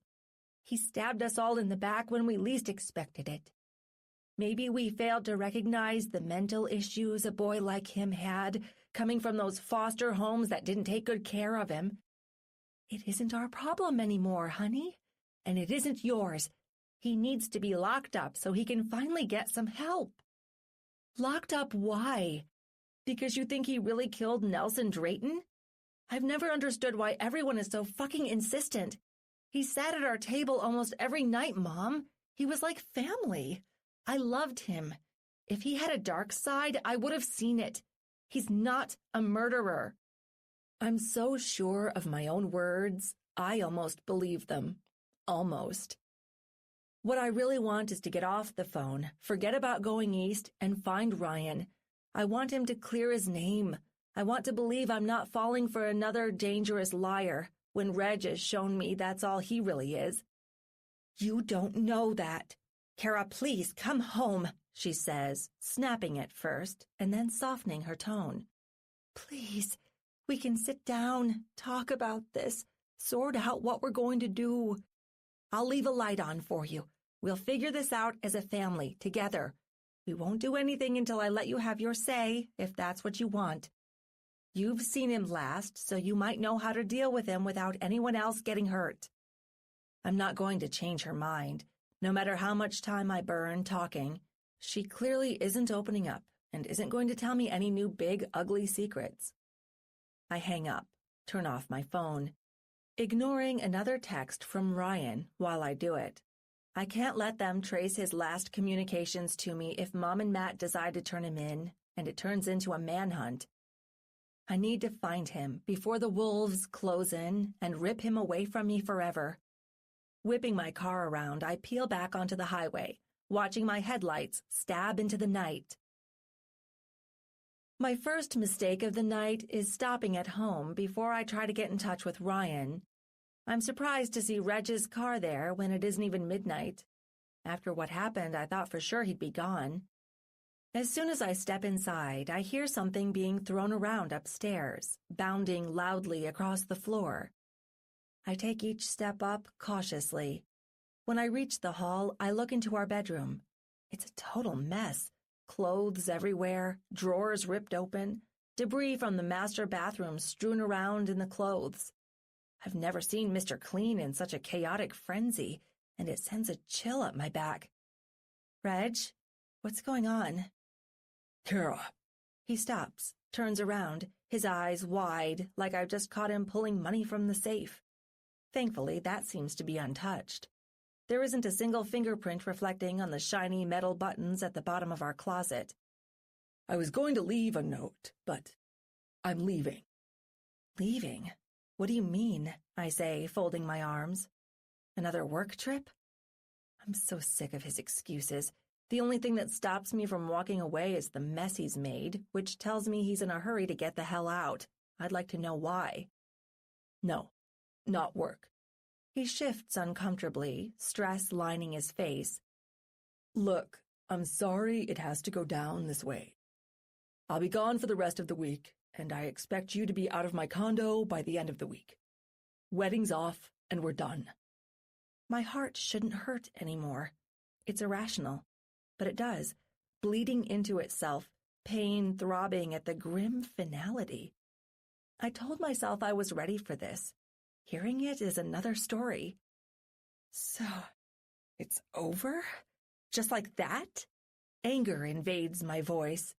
I step into the room, kicking aside my dresses, which he's flung all over the floor. I'd say it's a disrespectful way to end, but it's no different from the way things have been the last 6 months. He doesn't care. He never did. Never will. I draw in a breath. You know what? Fine. I'll be the bigger person and leave, since that's what you want. You've already turned my life upside down, wasted years, so what's another week? He doesn't say anything. For some reason, that's more infuriating than watching him stoop down like a scolded animal, tuck his toothbrush into his leather suitcase, and scurry past me. He's halfway down the staircase when I lose it. I'll take his abuse, his nastiness, and his cold disregard, but I can't stand this vicious silence. I'm snatching at everything I can find, throwing it after him. A bottle of dry shampoo hits him in the back of the head, causing a satisfying echo. Fuck! He stops, turns around, and looks at me, waiting near the door. Your boyfriend is fucking insane, Kara. And so are you. You're lucky I don't turn you both in and tell them everything right now. There's a police bulletin out for you. Call the cops and tell them you're safe before I do. It's the last favor you're ever getting from me. I'm looking at him, trying to take in the insane things he's saying one at a time. It's like my brain has reached its limit on crazy today. Before he walks out, he stops and gives me the most hateful look I've ever seen on his princely face. This is the last time you'll ever see me. But we're not done yet. Nobody assaults a Drayton and walks away. Your boyfriend doesn't either. Boyfriend?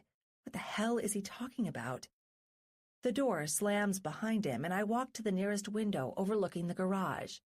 His gray, freshly washed Mercedes screams out a second later. I know in the pit of my gut it's the last time I'm ever going to watch him leave our home. There's no time for tears, wine, or a lavender-scented soak in the tub to calm me down. I'm going to go ballistic if I can't get answers. Before, I needed to see Ryan. Now, I'm going to lose my mind by the end of the night if I can't find him. Hell is broken loose, spilling out a little more by the second, and I need answers. His offices are dark. The security gate is locked up tight. A couple vehicles roam the lot, but I know they're mostly guards working night shift. I seriously doubt he's at work, especially if he's learned the police were trying to chase me down just a few hours ago. If he couldn't find me, where would he go? It takes me a few minutes before I think I have an answer. I drive on, leaving Punch Core behind, heading for the spot where I believe he's likeliest to find me. When I pull into the lighthouse parking lot, I see his lonely Tesla and start to smile. How fitting. He's upstairs, staring across the wide, dark sea. He doesn't wait for me to come up and join him. As soon as he sees my light, his solitary figure takes off, heading inside and racing downstairs. He bursts out the doors a second later. His big, beautiful arms are around me before I've even had a chance to close my door. Are you okay, babe? Did he hurt you? His voice scratches my ears, low and rough, delicious as the drag of his stubble on my skin. Only a few bruises to the heart. I sigh, pausing to breathe him in, the only man who's ever felt right. Ryan's blue eyes are dark and beautiful in the night. He takes my face in one hand, tilts it up, forcing me to hold his gaze. After all the hell I've been through tonight, I love it. That's over, he whispers, low as distant thunder. I'm here, Caribou. Never letting go as long as I've got a pulse. You're spending the rest of your days with a smile on those precious lips. I want to believe you, I tell him, nestling into his chest. His hands roll down my back, lower, warming the chills running up my spine. It's hard after all this. It's not. His hand cups my cheek again, and his forehead touches mine. This is our reset, Kara. The pain, the hurt, the regret, that's all over. I'll mend fences with you and my family. I'll throw him out of your life if he ever comes back to give you hell again. Like it's so easy. Sarcasm creeps into my voice. I never ran away from a challenge, he says, flashing me his mysterious smile. You're the best one of my life. It's easy because I say so, babe. I told you what this is. Reset. Whether it's easy or hard doesn't matter because I just push the fucking button, and this ride doesn't stop until you're happy, living under my roof and curled up with me every single night. We've lost too many nights. It'll take a whole army of assholes like Reg to keep me away from you even one more time, and I'll still go down swinging to keep you. No more talk. I lean into him and let his lips take what they've wanted. Our kiss ignites the fireball building in my belly. Rampant, scorching heat runs through my veins. His tongue presses into my mouth. Mine dances against his in hot, furious ripples. I'm actually swooning in his arms, losing support in my knees, falling into an embrace that's just like home. Your ex is gone tonight. Yeah? He asks. I can't help but laugh. He calls him my ex like it's already official, and I don't have 100 loose ends to wrap up, getting Reg out of my life for good. Finally, I nod. Good. Then let's take this to your place. I'll get the movers in the morning to grab your stuff as soon as we've had our fun. They'll strip down everything that isn't his in that damned condo, except the sheets we're about to ruin. I want him to rub his face in our love after everything he did to you. Sweet Jesus, he's insane. But I have to admit, the idea has a certain wild charm to it. It satisfies my jealousy, my anger, and my hurt all at once. More than anything, I just want Ryan again, the sex I've craved for half a decade, suffering through abstinence and then the awkward encounters with Reg that weren't much better. I hate him for lying, walking out, and wasting my time. Unfortunately, there's also no telling what's true and what isn't, since he wrecked the evidence on the thumb drive. What if I'm wrong about his affair, however suspicious he's been acting, and he's decided to dump me over something else? He's a bastard for doing it, yeah, but does he deserve to be humiliated? Ryan, I don't know, I say, pushing against his broad, incredible chest. It's happening so fast. He never even admitted to cheating on me. I didn't see the data. He broke it before I could. Don't worry, I'm not taking him back, not after what he said to me today or the way he walked out. You need to see this. His strong, square jaw smooths his smile.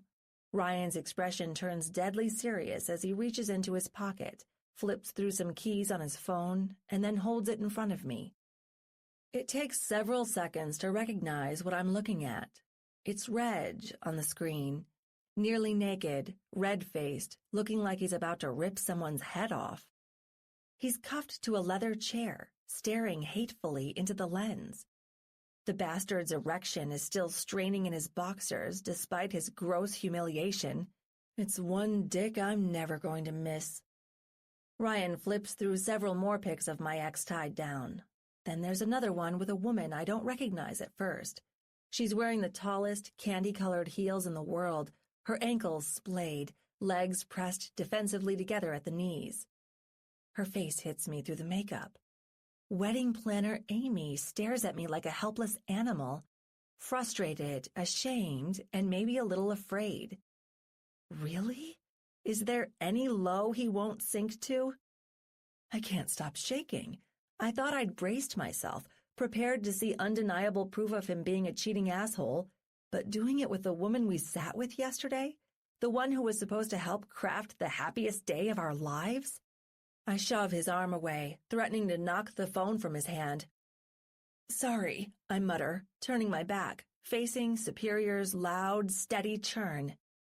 No, babe, don't apologize, he says, wrapping a protective arm around my waist.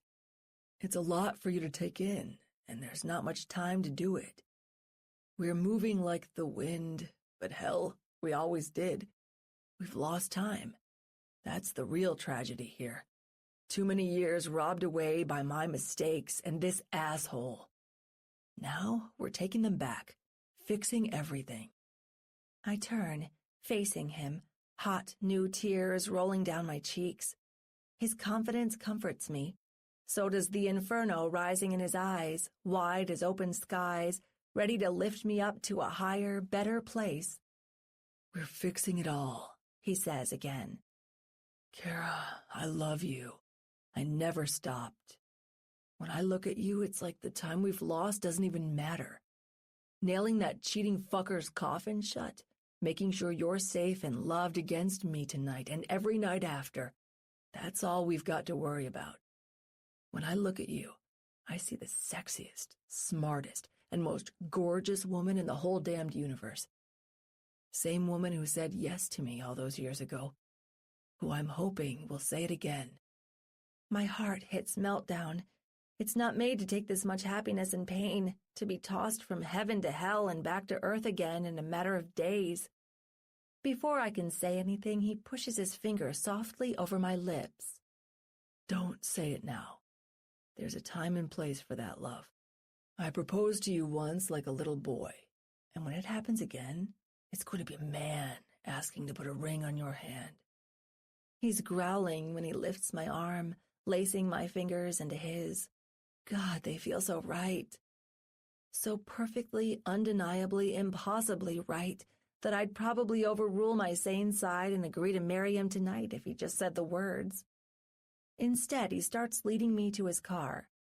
You okay with leaving your ride parked here tonight? I'll send for someone from the company to get it in the morning. Of course. Saying it is the last little thing I remember before I'm tucked into the warm leather seat next to him, the instrument panels lighting our faces in dull blue light, taking the winding roads into town. It's really happening. Holy shit. It starts to sink in when Ryan's hand goes to my thigh just as we're getting into Split Harbor. He rubs circles there, each lap like a shock to my core, obliterating the night's emotional storm in rays of sweltering heat, want, and need. I don't bother directing him to the guest parking.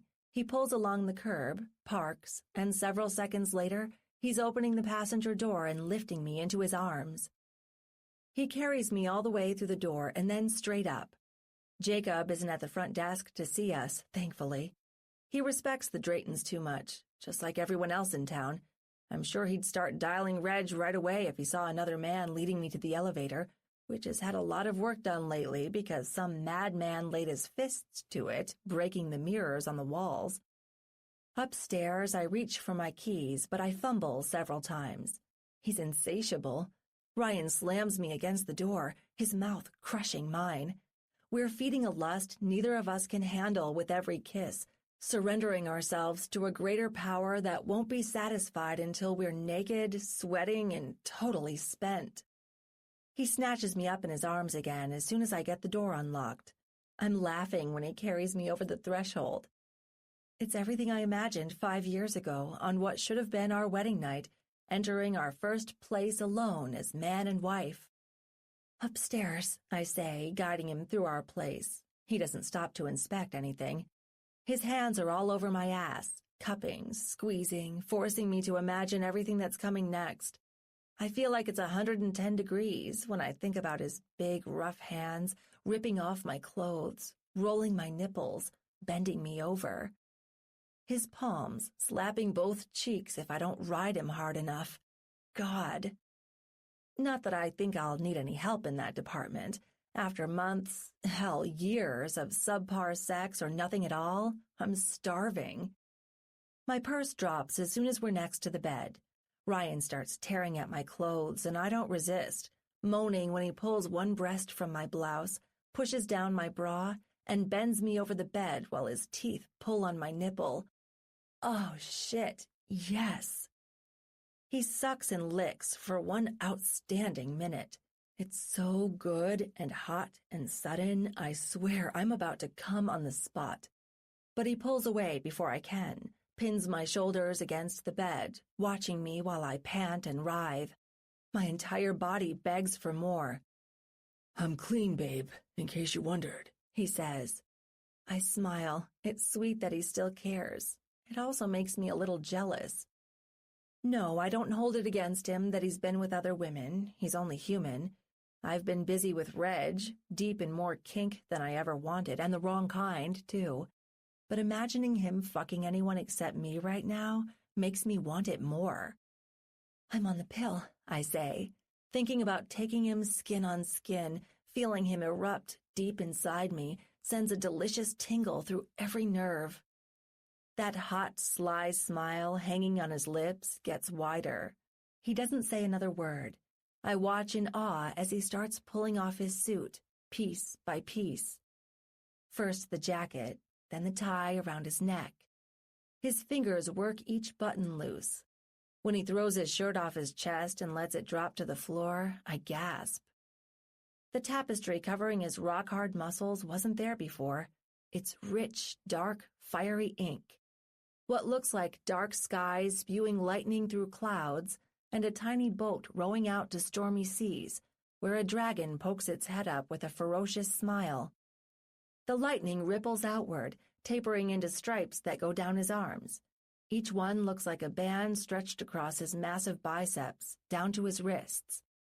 Now I know why he needs to wear full suits every day. Anything cut low, too business casual, and the whole world will know what a freak lurks underneath the whiz entrepreneur. "When did you get that?" I ask him, sitting up on the bed so I can touch it. His skin feels warm, smooth, delightful beneath my fingertips. Been a work in progress since I set up shop in Seattle. A little of my subconscious working its way out on my skin, I guess. A little? I wrinkle my nose and smile. It's amazing, Ryan. Whoever did this work has crazy talent. Not like the amateurs here. Here? He raises an eyebrow. Are you telling me you're hiding something on that beautiful skin? I blush and don't say anything. It's his job to find out. He moves faster, drawing off his belt, kicking down his trousers. He leaves the huge, throbbing bulge underneath his boxers to taunt me, while he locks me up in his arms, pushing one hand below my waist, and starts undressing me. He isn't finished until I'm down to just my panties and the stockings underneath my long dress. They're sexy for an autumn outfit. He growls his agreement into my ear, kissing at my neck, fisting my blonde hair in his hands and pulling, hard. When his free hand starts plumping my breasts, I'm done. My knees buckle. I have to lean back into the bed for support. Beyond ready for him to throw me down, rip away the sopping wet mess between my legs, and fuck me like I've missed for too many years. He's rougher than I remember. His hands move with the confidence of a man who's learned a few things over our absence. His touch, his lips, his teeth all coax different points on my body into one steaming, sensual pulse. I need this. Fuck, do I ever. Everything he does starts so delicate and quickly turns wild. His soft, teasing lips take mine when he twists my head. His tongue conquers, slipping in and out of my mouth, a crude promise hinting everything to come. Ah! I sputter when his hand glides down my belly, brushing my side, pushing below the waistband to my panties. Oh, yeah. Yeah, everything I've ever wanted oozes in that word when his fingers find my slick folds, running up and down them like he's teasing me with the head of his cock. He spreads his hand to cup the warm, dripping mound, dying for his heat. I see it, he growls, distracting me with his fingers when he finds the tattoo along my side, hugging my right hip. It's beautiful, babe, even if it's a little sad. It's a pitch-black heart, split in two pieces, melting like it's wax over fire. For a second, I ignore the pulse between my legs to marvel at how I've had it for almost 4 years. I got it during the dark days when I just flunked school and moved home, empty and rudderless. You know, you're the first one who's ever seen it and given a damn, I say, wrapping my hands around his handsome neck. I've almost had it for 4 years. Not once did Reg ever ask. His eyes narrow and he silences me with a kiss. When he pulls away, his hand is back in my hair, pulling harder than before. Fuck him, and fuck everything he did too, baby girl. You can tell me all about your ink after you're done coming, dripping my seed. Shit, that sounds... Amazing never gets out.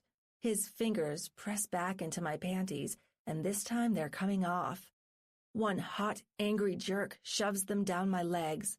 He drops to his knees, kissing his way back up my thighs. His breath teases, entices, quickening the tremor in my leg. I swear to God, if he doesn't put his face there right now, I'm going to... Ryan grabs my legs, holding them apart. His lips taste my pussy for the first time in forever, and it's hard to even stand. The tongue I've missed for an eternity goes to work. Licking, sucking, vibrating his growl each time he runs its tip through my folds, devouring me like he can't get enough. He inhales my scent. I struggle to breathe at all. I flop over at the waist, grabbing the edge of the bed, fighting the urge in my legs to close, to soften the merciless wave crashing through me each time he brings me closer to completion. His hands won't let me go anywhere. I'm his willing prisoner, captive to his mouth, and it gives me the most exquisite torture a woman can experience. There's ripples in my thighs by the time he brings his attention to my clit. I'm panting, moaning each time his tongue flicks my hot little bud. One hand climbs higher up my leg, up, up, up, until his fingers stop near my ass, grazing the very center. God, yes, I pant, my eyes clenching shut. I'm bracing for a firestorm. Ryan, don't stop. Ryan, fuck, I'm about to. He preempts me. 2 stiff fingers push gently into my ass while his teeth pull my clit. He holds it, smothers it, flogs it like it needs to be punished for missing his mouth for this many years. Maybe, just maybe, it does. Before I can reconcile anything in my brain, my muscles coil up and everything goes blinding white. Coming. I come on his mouth with my ass clenching his fingers, my body still hungry to take more of him inside it.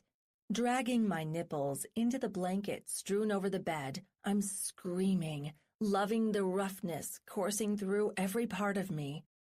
This is what I missed, what I've only had a taste of my entire life. I need my sex wild, spontaneous, with no apologies. Ryan delivers, tongue-fucking me straight through my convulsions, making me ride his beautiful face for every sweet spasm. I'm in the ether for what seems like an eternity.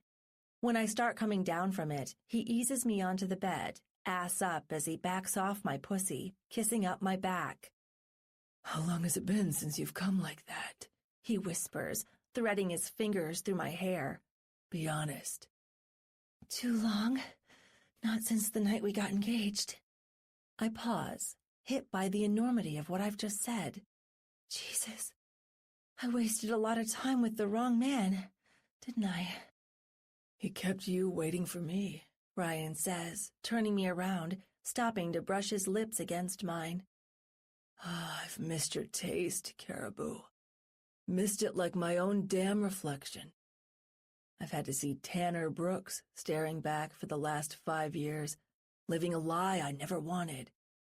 When you're naked in front of me, screaming my name, I see the man I used to be.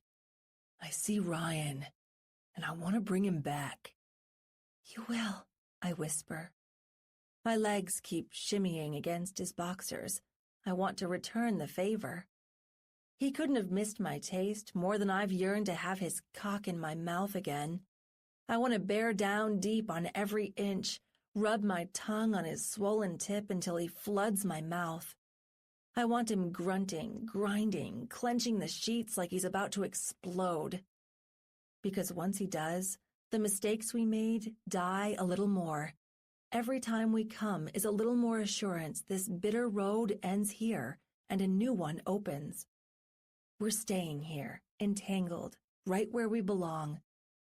Does Tanner like to fuck or make love gently? I ask, pursing my lips, desperate to see his cock again. He smiles.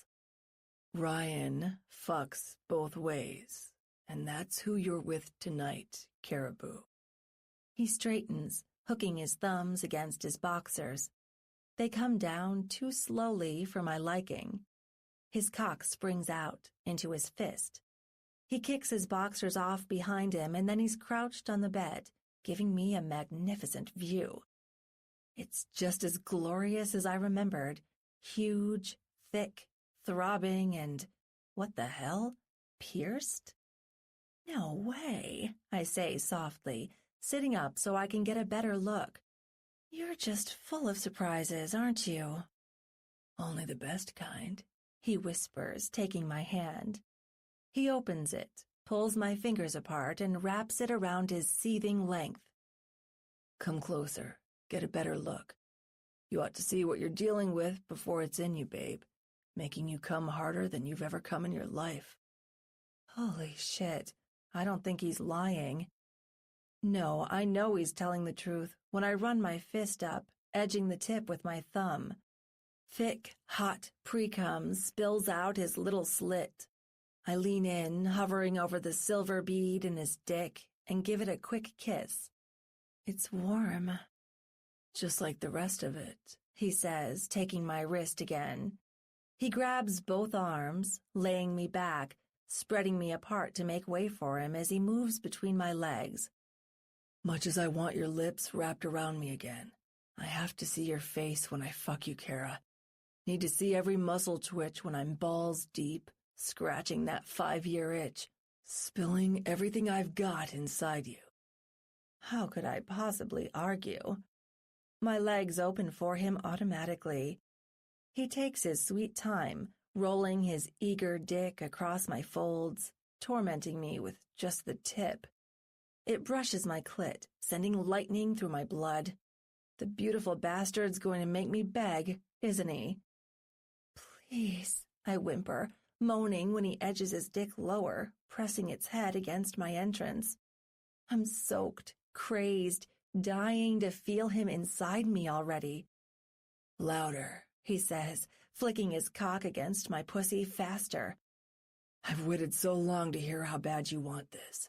Please, Ryan, oh God. My legs can't stop brushing his, and my hips are trying to bring me closer. I'd be grinding against his cock if only he weren't holding me down.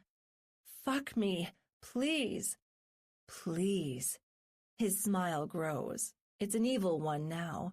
I'm rolling my head, thrashing back and forth, animal need taking over. Please, I say it once more, the last time before I'm going to bite him in the face. His hips move. They roll forward, sinking his dick into me, good and deep. 5 fucking years. I can't believe I'm having him again, taking every inch to my womb, anchoring him in me with my legs draped over his, panting like mad. I can't hold back. He only thrusts for half a minute before I'm coming. I've barely sampled what he offers, and I'm already losing it, giving up my pleasure to his lips, his thrusts, my eyes fluttering every time he plows deep. He's stretching me open. He's massaging me in places I've never felt before each time he moves near my womb, owning my pussy with the smooth, hot bead in his tip. Yes, yes, Ryan, yes!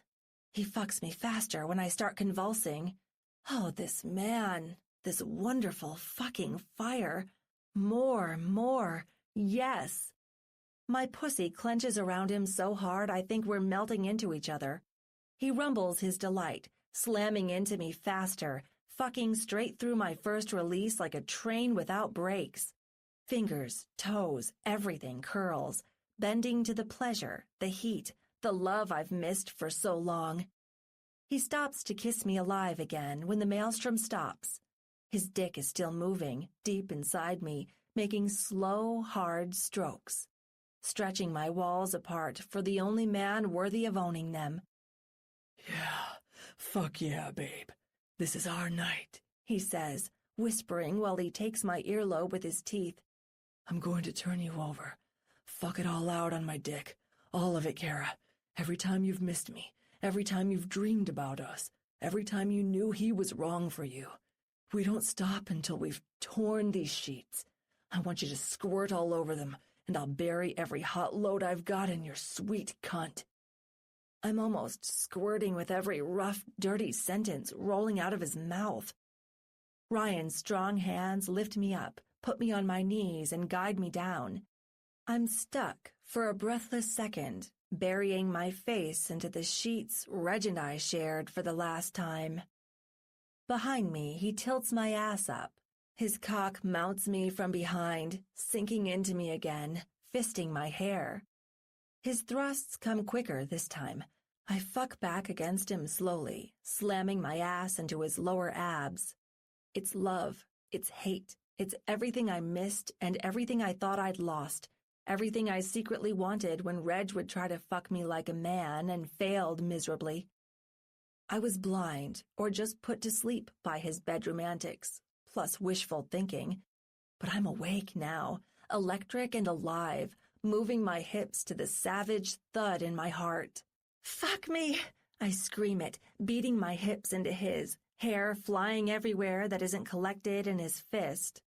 His fingers catch, pulling me back, making it hurt so good.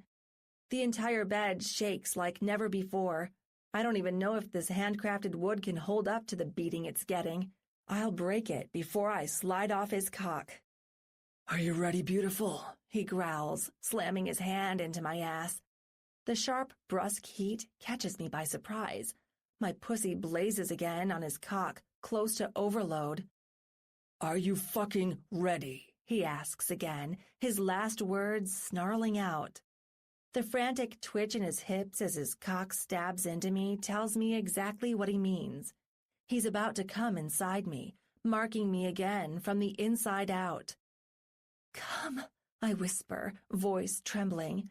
I never knew it would be so hard to wish for something I want this much. Come inside me, Ryan, please.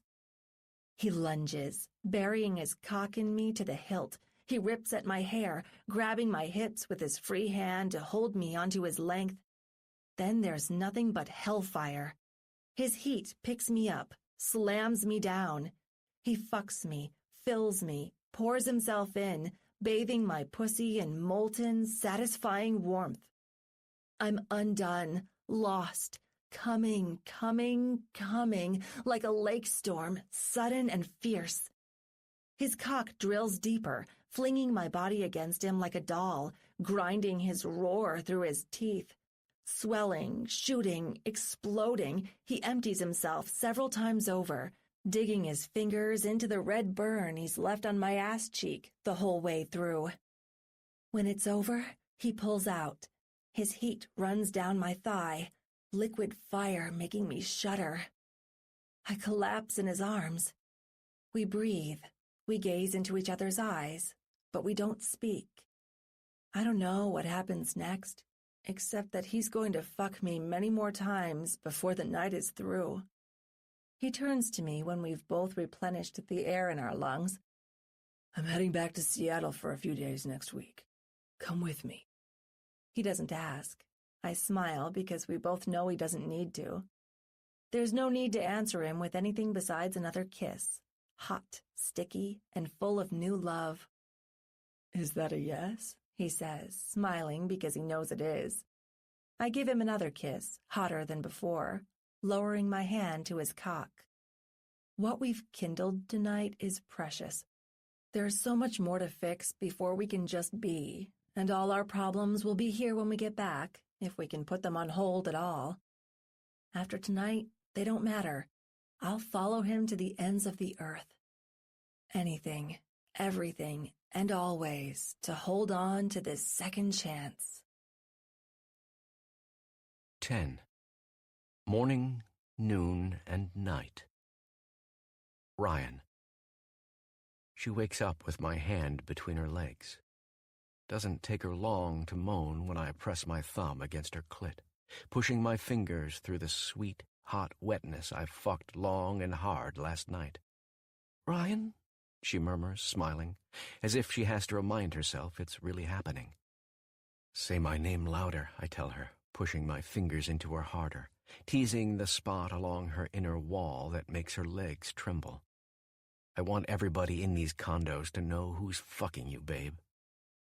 Her body ripples, unsure, the last shred of reason on her brain trying to pull her away from me.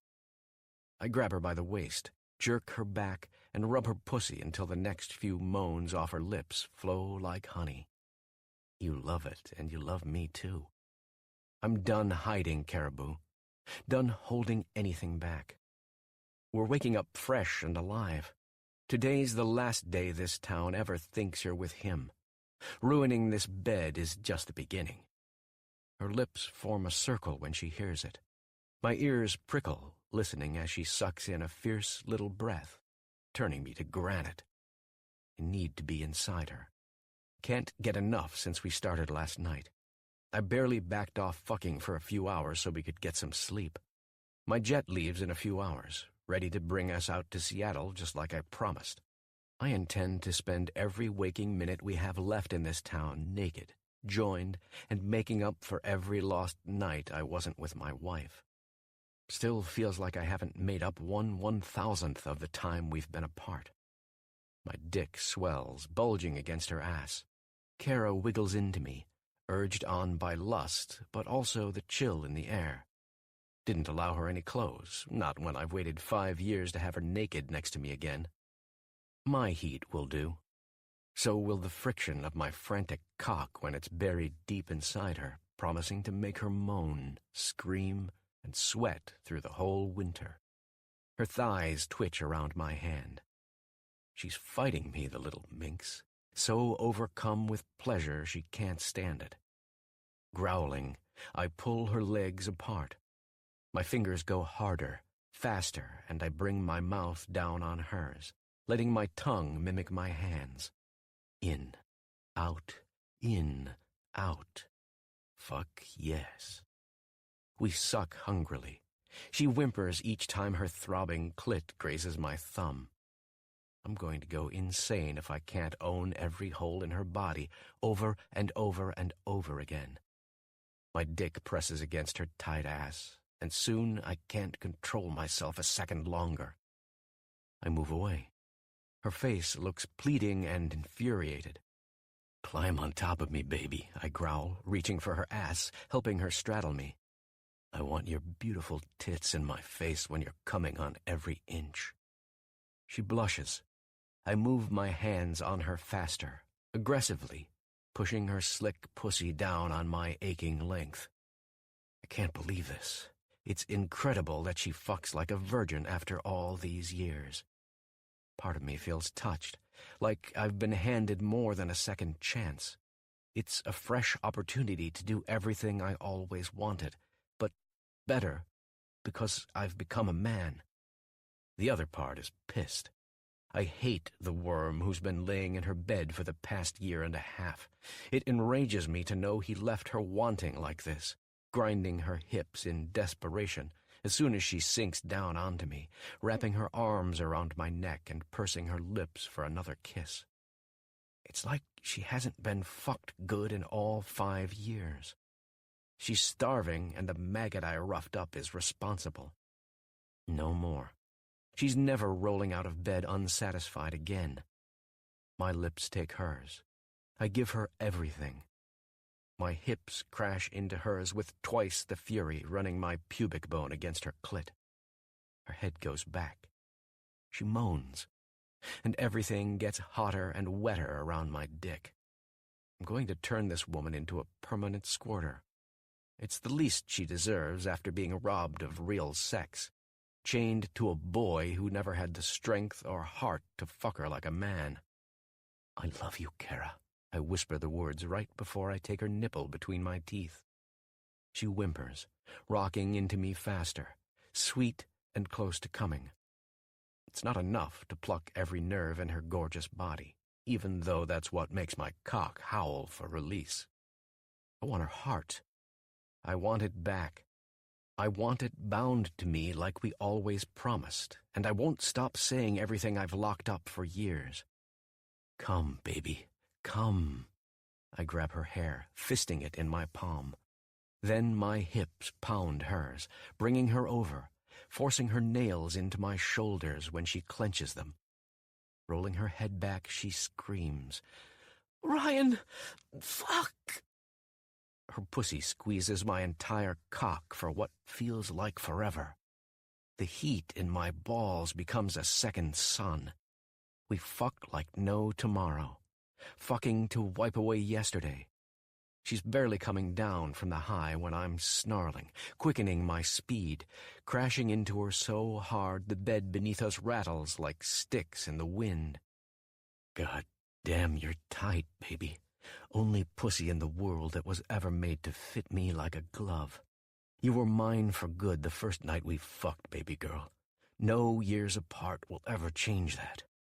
I'm pulling on her hair faster, slowing my strokes until she looks at me, her green eyes flashing lust and need. You knew I'd come back, didn't you? She bites her lip. For a second, I'm worried I'm going to ruin the mood.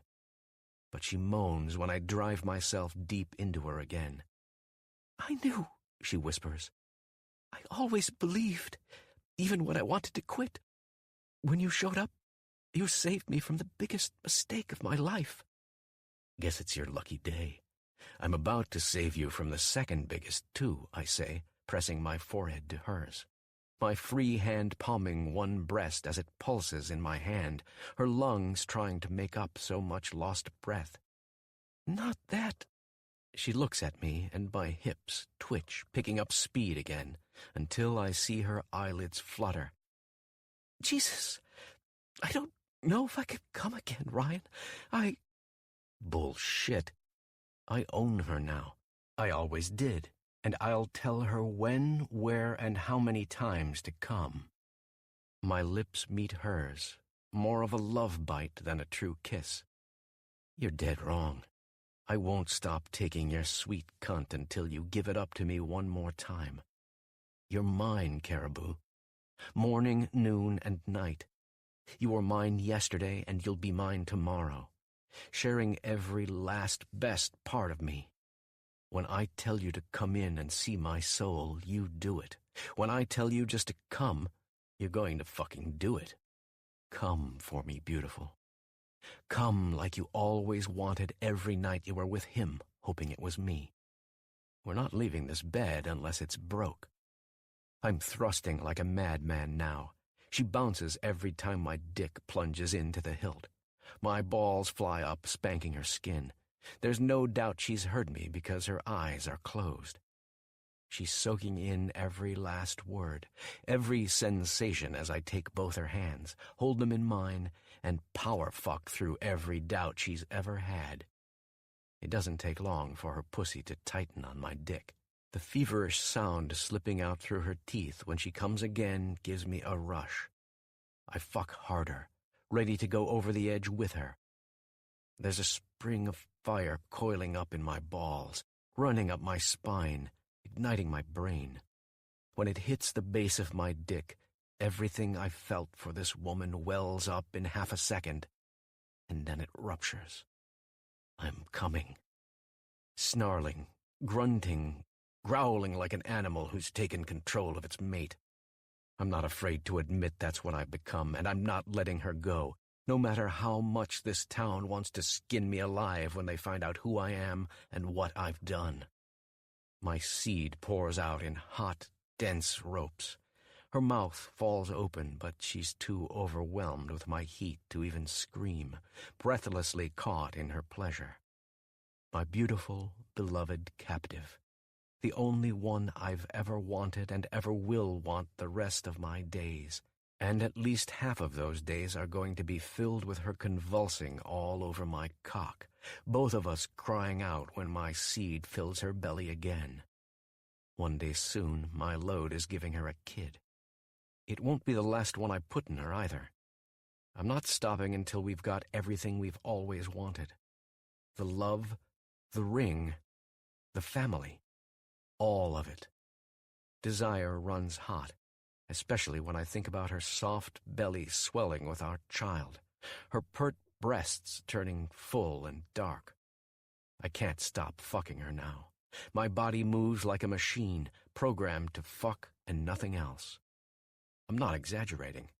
I've just come my brains out and I'm still hard for her. My orgasm only weakens when I start thrusting again, ready to see if I can bring her off a third time in the same half hour. I'll carry her onto my private jet if I have to, spent, satisfied, and wearing a just-fucked smile on her lips. We never get that far, though. Several more furious strokes in, something gives way when she crashes down on me, engulfing my cock. There's a loud snap. Next thing I know, we're flat on the floor. The mattress bangs the designer rug underneath the bed like a bowling ball dropping on the Brazilian cherry wood. I'm still buried in her when she starts laughing. It takes me several seconds to shake off the surprise, and then I'm grinning like a fool, chuckling alongside her. See that? When I told you we'd break this bed, I wasn't kidding. You're insane, she says, scolding me with a finger tapping on the lightning bolts tattooed on my chest. He's going to kill me when he sees this, you know. We'll both catch hell for it. This rug belonged to his rich parents. They gave it to us as a housewarming present. Fuck the Draytons, I tell her. Honestly, truthfully, carelessly perhaps, I'm done holding anything back. He deserves a lot worse for what he did to you. Whenever he gets home, he's going to find all your stuff gone, and every sheet left on this fucked-up bed stained with us. You're really evil, she says, but the smile on her face tells me there's no warmth left in her heart for the cheating bastard who nearly screwed her in all the worst ways. Luckily, I kind of like it. Kind of, I say, cupping her face in my hand, bringing it in for another kiss. Caribou, you've got my whole heart, the dark and the light. Let me see everything in yours. We've got time before the jet takes off. She smiles. That's what, a couple more hours? Yeah, and I'm still hard. I roll her over, planting her hands above her head as she bends over, taking her ass in both of my hands. I mount her from behind and take her pussy to heaven once again. She comes a few more times, and so do I, before we hit the shower together. When I come upstairs bringing a thermos of coffee like she asked, she's in a robe.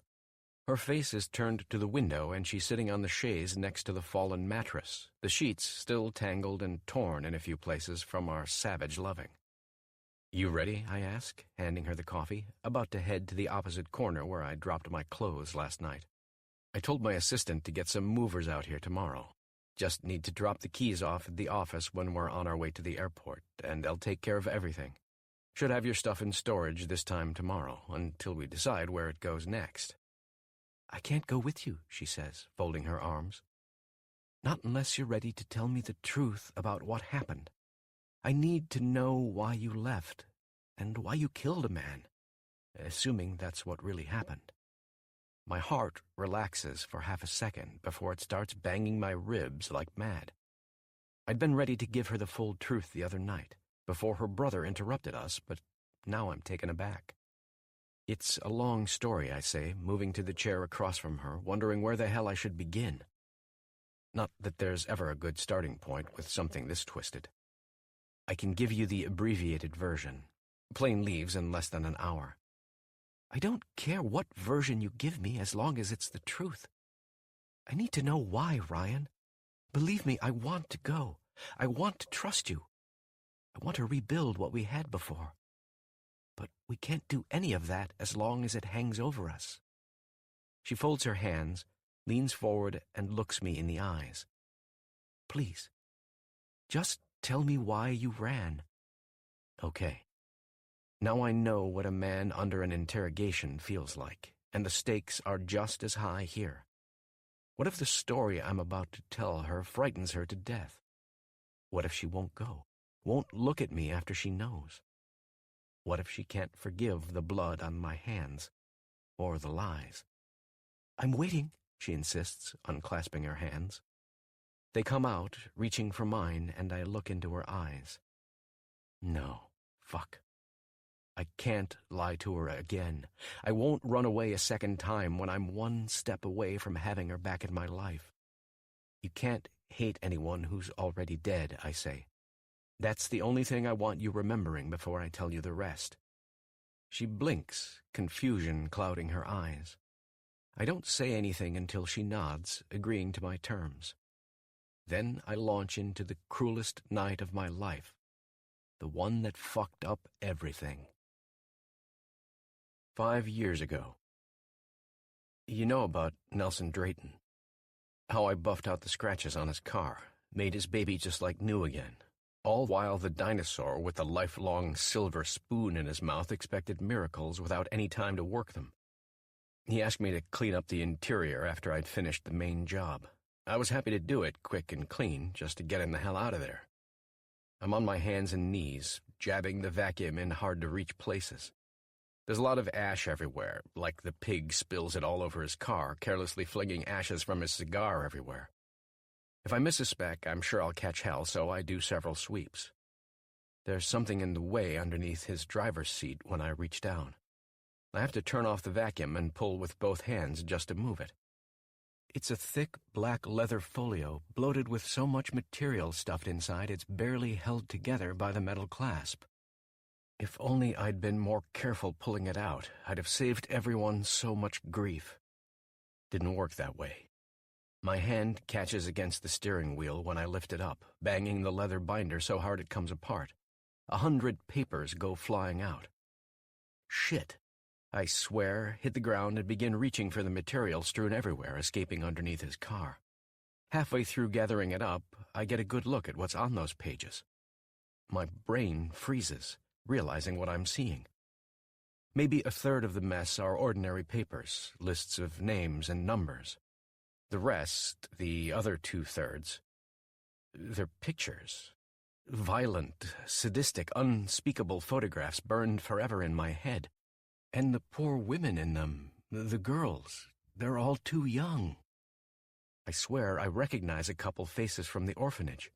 The place was tied to his charity, which he used to bring me to a foster home in Split Harbor. Apparently, I wasn't the only one he freed, but nobody's seen the girls since. Certainly not around town. While I left hell, got on my feet, and found a life here, they've been God knows where, serving this animal and the other brutes in his hideous photos. My first instinct is to vomit. The second is to race for the phone, call Bart, and ask for advice because I don't know what the hell to do. I can't just call the cops on a Drayton. Nelson has everyone in this town in his back pocket, and it's his word against mine. These sick, gruesome pictures are the only evidence I have that this man, this fucking monster, isn't the paragon of respect and charity everyone believes him to be. There's no other explanation. It's him in the photographs, leering at the girls. A decent man wouldn't be caught dead with what I've got tucked under my shaking arm. I have to get out of here. Need to bring it to someone, anyone who knows what to do with it. There's got to be some way to get Nelson Drayton, bring him to trial, and lock this vampire away where he'll never hurt anyone again. I'm pacing, trying not to let the panic win. I can't freeze up, damn it. Absent-mindedly, I crinkle up one page with names and numbers, probably other criminals involved in bringing him fresh victims, and stuff it in my pocket. There's no time to spare. I'm heading for the office, racking my brain for options when the asshole himself walks through the back door. He stops near the wall, stubbing out his cigar. He doesn't see me at first. Too bad I have to walk by him to get where I'm going. I try to make it, but he hears my footsteps, whips his head around, and stares at me like a wolf. "You done yet, kid?" he asks, taking a full second to notice the mess tucked under my arm. Then his old, evil eyes go wide. They darken, black holes full of fury, desperate to swallow me up. "Christ, that doesn't belong to you." No shit. He's coming toward me, and he's pissed. I've been in bad places before, in foster homes and orphanages, thrown in with unsavory characters from every corner of the Midwest. This is the first time my heart leaps in my throat and beats so hard I freeze. He's almost got his hands on me when I start backing up. I hit the corner and I look around, shaking because there's nowhere else to run. Nelson stops in front of me, quietly seething. He's still trying to keep his composure. It's like watching a wild animal wearing a person's mask, the illusion hanging by a thread. "That isn't yours, boy. You took it from my car. Need you to give it back." His voice is like ice. "Give it the fuck back to me. Now." "No," I tell him, standing up taller and straighter than I ever have in my life. Maybe if I can scare him, he'll back off, retreat, buy me some precious time. "You're not getting it again. I saw what's in here, Mr. Drayton. The girls. Torture. You're seriously asking me to give it back? Look the other way, pretend I never saw it?" "That's what I'm telling you to do, you stupid little shit." Anger curls his lips into a wretched smile. He cocks his head, the blackness in his eyes deepening. "What do you think you're going to do with it anyway? Run to the police? The FBI?" I swear to God I'll pay them whatever it takes to let me off the hook. I'll burn my treasures in front of their eyes. You've got a lot to learn about how this world works, kid, but let me give you a primer. I'm on top. You aren't. I can get away with shit that'll curdle your stomach. Don't make this a fight, or you'll find out what kind of damage money and a name can do. I don't say anything. I look him in his wicked, beady eyes, clutching the leather folio tighter, my eyes scanning everything around us. There's Mickey's tall, messy toolbox just a few feet away. All sorts of blunt objects laying out on top of it, right above the Playboy Bunny sticker he's got slapped on the side. I don't want to fight you, I tell him. My voice crinkles in my throat, harsh and dry as autumn leaves. But I can't give this up, Mr. Drayton. I won't. I'm not asking your permission, fuckwipe, he growls, two vicious fists forming at his sides. It seems you're confused. Let me help you out. You want to give me my property, go home and pretend we've never had this conversation. Only chance I'm going to give. Go ahead and stick your nose where it doesn't belong. I'll be damned sure to bite it off, boy. I'll burn you to the ground, and that'll just be the start. He pauses, doing a slow turn, looking around the garage before he's facing me again. I can, and I will make everything go up in a puff of smoke. I'll close Bart's Auto, ruin this place with liens and lawsuits so fast your stupid righteous head will spin. Believe me, I'll make sure that you and everybody who ever worked here are done in this town, and their friends and families are done, and you're packed away in a state pen doing time for threatening an old man before your young life's gotten off the goddamn launch pad. No, I say it again, instinct taking over, ready to fight and kill if I need to just to put this disgusting bastard away. You don't scare me. No? His feet are moving again, heading toward me, closing the narrow gap between us. Then you're much stupider and selfish than you look. I'm not asking again. Give me my book. He lunges. I have just enough time to whirl out a way, race to Mickey's toolbox, and grab the first thing I see. Nelson charges me, hits me in the spine, and knocks me on the ground before I can turn around. His strength shocks me for a man his age, but the asshole's fighting for his life. He knows how fucked he is if I get this out. We both do. His weathered hands go around my throat and squeeze. There's no second-guessing this. No time to find a legal, just way out that doesn't involve someone getting hurt. The look in his eyes tells me he's serious. He's going to kill me if I don't stop him in the next 10 seconds. I hesitate for 2 more. Everything grows louder, like a violent, throbbing roar in my ears. It's my own blood, seething with adrenaline. My hand moves automatically, clenching the wrench. I put everything I've got into the swing, my one and only chance to take him out. There's a wet crack, like someone tossing a pumpkin on the street.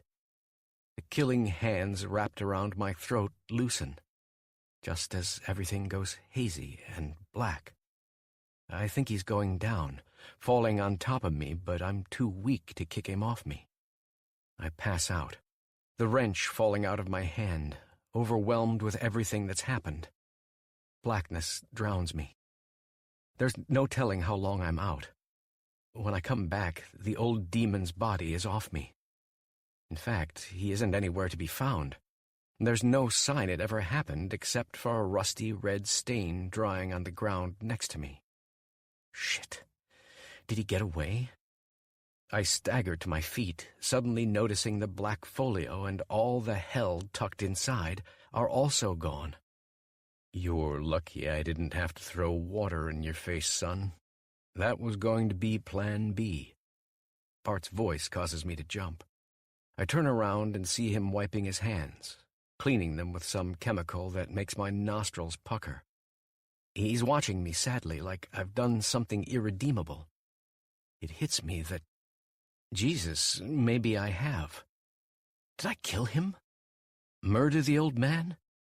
I have to explain everything before it's too late. I rush up to the man who's been like a father to me, grab him by the shirt, and stare into his eyes, hoping maybe they'll give me a shred of peace and sanity. Where did he go? And the pictures, the wrench? Please tell me you didn't let him get away. He's finished, Ryan. Doesn't take a genius to put two and two together. I saw the photos. Then I saw the wrench with your fingerprints on it and the blood pouring out of the crease in his skull. I'm looking at the bruises on your neck right now, son. I know you had no choice. Is he dead? I honestly don't know what answer I want.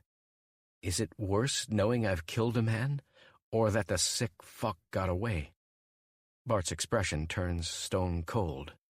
He nods. Caught him trying to get up when I walked in. We're all very lucky on the timing. You hit him hard, enough to do some serious damage.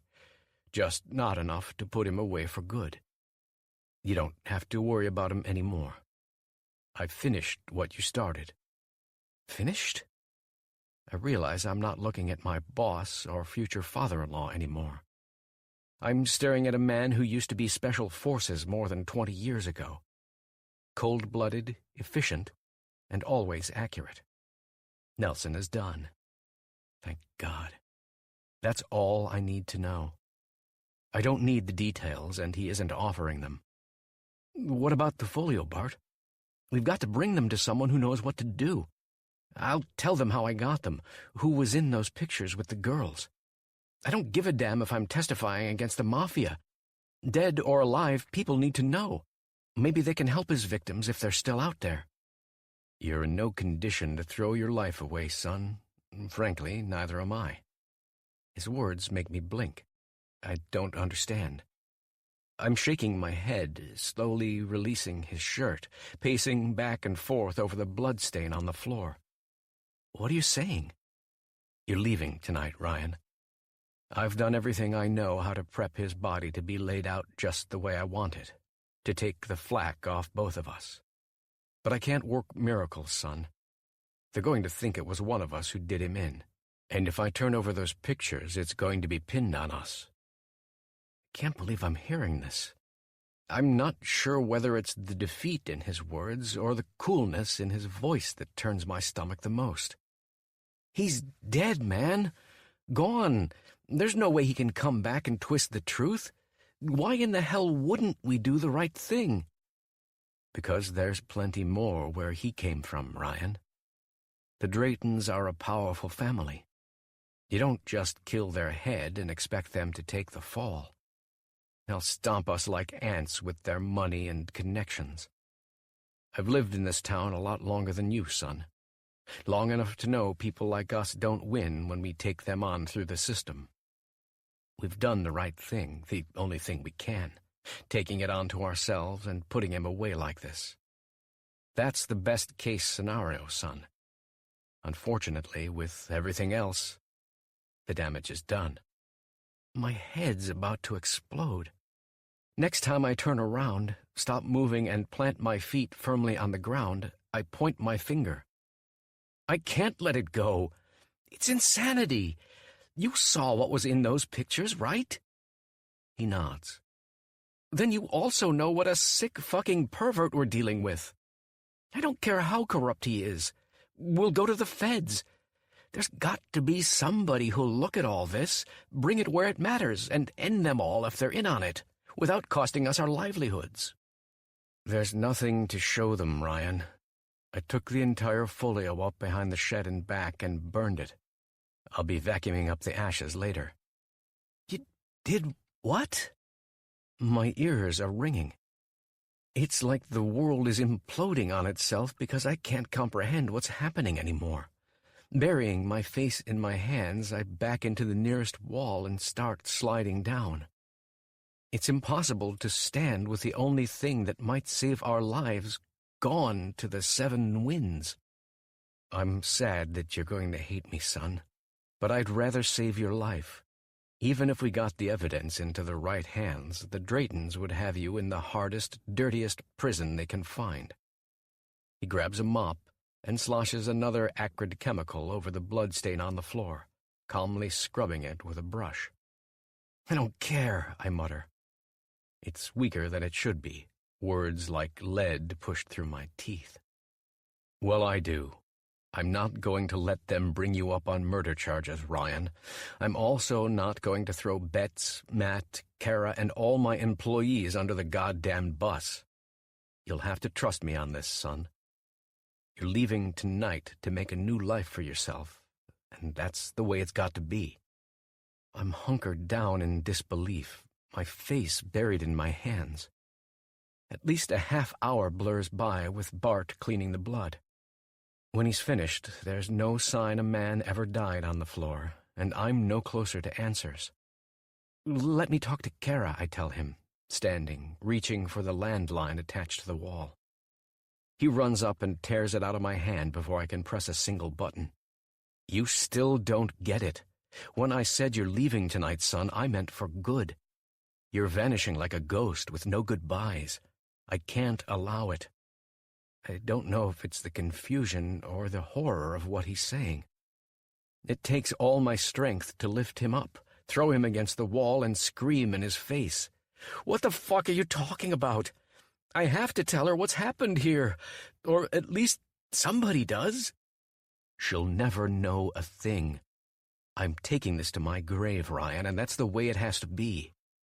The same green eyes on my beautiful fiancée drill into me. They're hard, sad, and determined. You need to keep quiet, too. The entire town is going to think you killed him, regardless of what we say or do. I told you I can't work miracles. When I lay his body out, I'm going to tell them I found him like that. The wrench they'll find in the dumpster out back, but it won't have your fingerprints. You're not telling them anything, you selfish, backstabbing son of a bitch. I'll tell them my version. Son, please. His eyes turned dark, desperate. I'm trying to reason with you. Hate me, call me every name in the book if it makes you feel better about what's going to go down. But I'm driving you down to the docks and putting you on the first boat I see. You've been out with the crew enough times to know how to get anything with a motor out on Superior, or near enough. No, fuck, no. I'm shaking my head, and then I start shaking him. He never fights back, just stands there and takes it. Hot, crazy tears stream down my face as I'm slamming the only man I loved like family into the wall, raging because he's telling me everything I'll never accept. I don't care about the truth. I care about seeing her, fulfilling our promise, making her my wife. One brutal but justified murder shouldn't fucking change that. Please, he repeats, when I've lost the will to throw him into the brick again. If you go behind my back, you refuse to listen, I can't stop you. But you'll do it, knowing you're ruining your life, and Kara's too. You'll wreck the whole family's. We can all leave, find another town. They can't keep me in prison forever, and I'll send every damn dime straight to you if that's what it takes to support the family. I'm supposed to be a part of it, remember? My eyes search his, looking for the same acceptance I saw the day he gave me his blessing to date his daughter. And you always will be. I love you, son, because you're always willing to do the right thing, after all the shit you've suffered. You've got a good heart. There's no man I'd rather hand Kara off to. If it had been anything but this, you know, I would have walked her straight down the aisle into your arms. I see the familiar spark in his eyes behind the sadness. It hasn't changed. He puts his hand against my chest, gently pushing me away, and gives me the saddest smile in the world. Think about her for a second. She'd want you to be happy and alive, Ryan.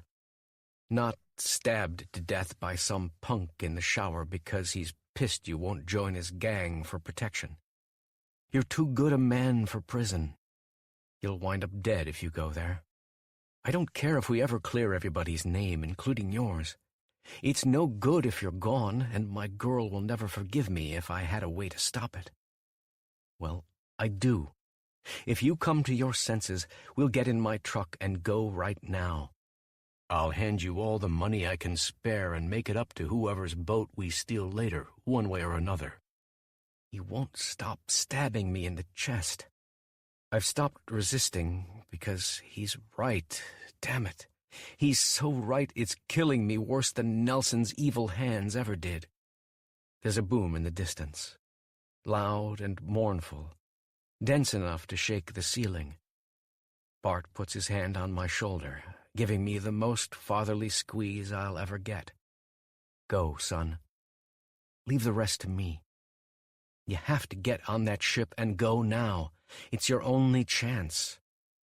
Remember, and it's going to be an absolute bitch, you can't come back.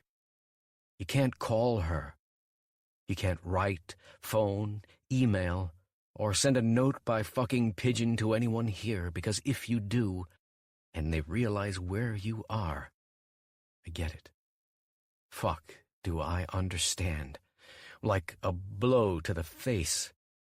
Defeated, I follow him out to the truck. It's raining by the time we get to the marina. He leads me over to the best boat docked there, the new 30-foot baby with the little cabin old man McCoy bought when he sold his land in Wisconsin last year.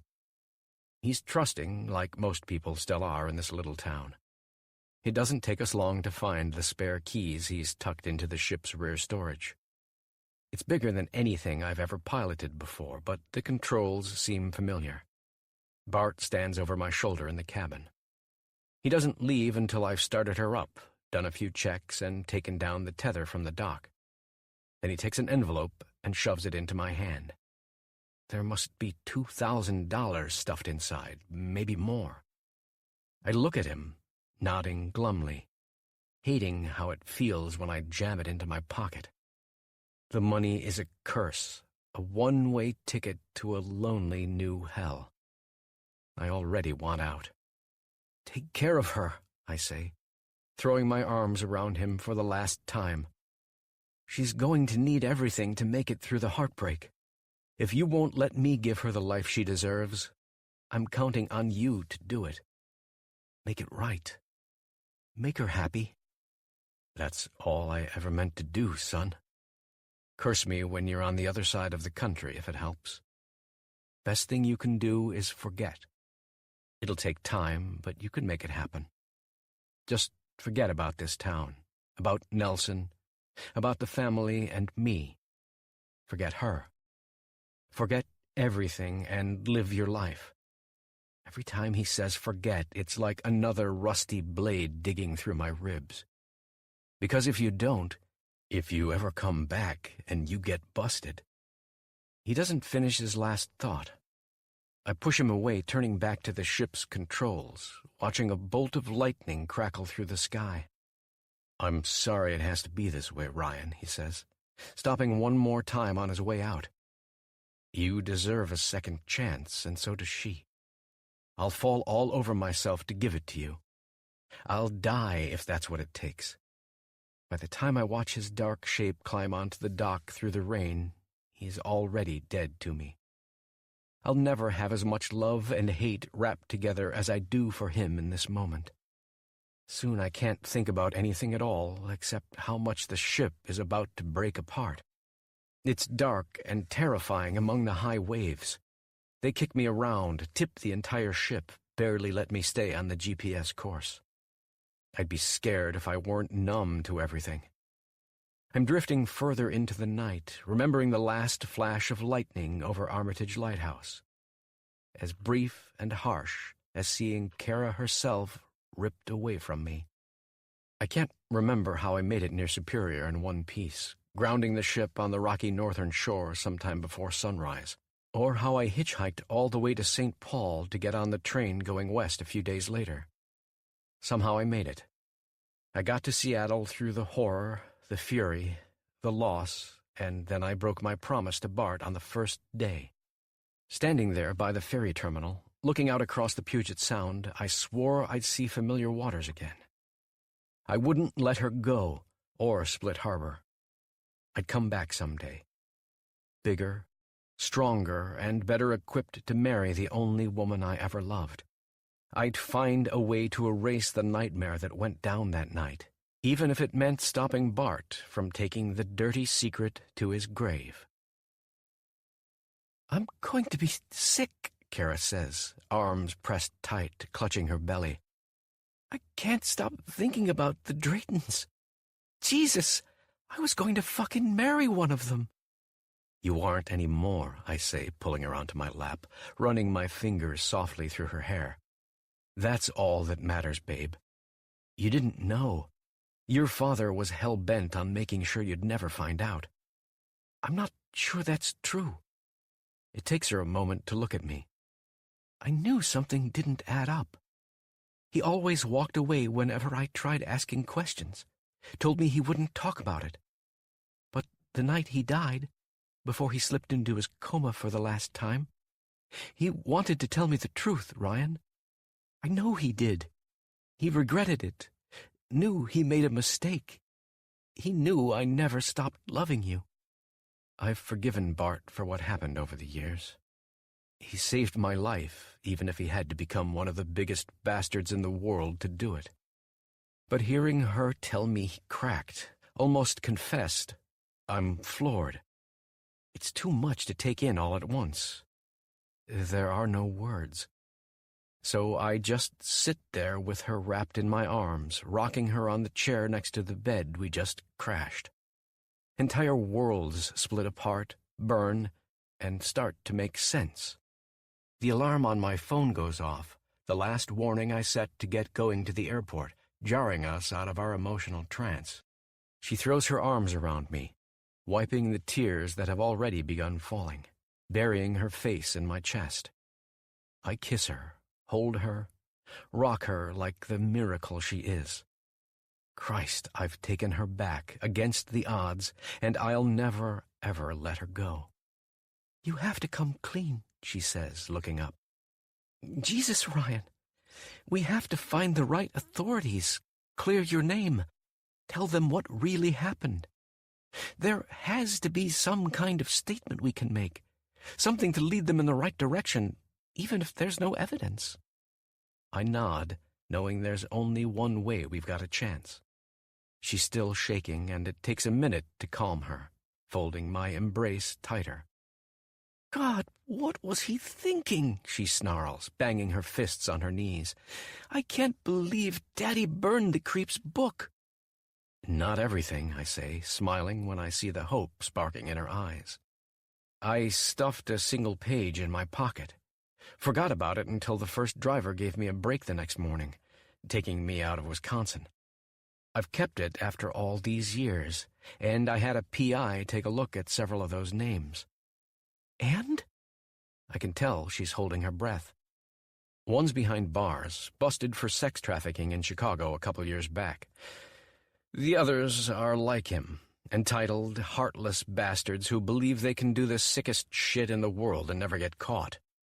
One good lead will bring them down, soon as we bring it to the right place. I would have done it already, but bringing you back into my life was more important. Plus, the town might have beat me alive if they realized who I was the day I came in to cut the banner opening Punch Corp here. We shouldn't wait, she says, standing up, her hand still grabbing at mine. We should go now, or as soon as we land in Seattle. If we talk to the police there, surely they won't be corrupted by the Draytons. It's time to go, Caribou, I tell her, planting one more kiss on her forehead. I have a few ideas, and we're going to discuss everything on the flight out there. Then we're going to forget all this, enjoy some alone time, and remember why every fucking punch we've taken is absolutely worth it. When we're finished dressing, I take her hand. There's hardly a moment her fingers leave mine the whole way to the airport. 11. Rekindled. Kara. It's a big blue Gulfstream jet that takes us to heaven, emblazoned with the Punch Corps logo on the tail. I've never been on a private plane before. Ryan teases me the whole way to Seattle. We share wine and coffee. I curl up next to him on the ivory sofa, only looking up when someone from the crew comes by to ask us if there's anything else we need. The next 3 days are whirlwinds. He shuttles me around to the city's best restaurants, the art museum, and half a dozen awesome coffee houses. I'm going to go home bursting with new ideas for Grounded. He also shows me the places where he started his company, built it from the ground up with long hours, a little luck, and lots of networking with the right people. It's incredible to see what he's accomplished since his time in the garage. I wish Daddy were here to see everything. We've both forgiven Daddy now that the hard truth is out. He lied to me, left my heart in pieces, but there's no telling what I would have become if I'd known what happened sooner. We've lost too much time looking back. Moving forward, that's what counts. There's a spring in my step every time I think about going home, clearing his name, and starting over. The last day, we're coming back from Bainbridge Island, watching several kids chasing each other playfully on the deck of our ferry. I'm exhausted, but I can't remember the last time I was ever this happy. Ryan clasps my hand as I lean into him. Well, Caribou, what do you think? I give him a smile broader than the distant mountains. It's a lot to take in, but I like it. Only thing that's missing out here is a lighthouse. Armitage would be a great end to the day, no doubt. Lucky for you, I've got something better planned. Better? He won't tell me, won't even drop a hint, no matter how many times I beg between disembarking from the ship and getting into the car with our driver. He takes us across town, now dark and lit with 1,000 tinsel lights. I still don't have a clue where we're going until the Space Needle looms large above us. I'm excited. It's nothing compared to following him quickly through the park and taking the elevator up.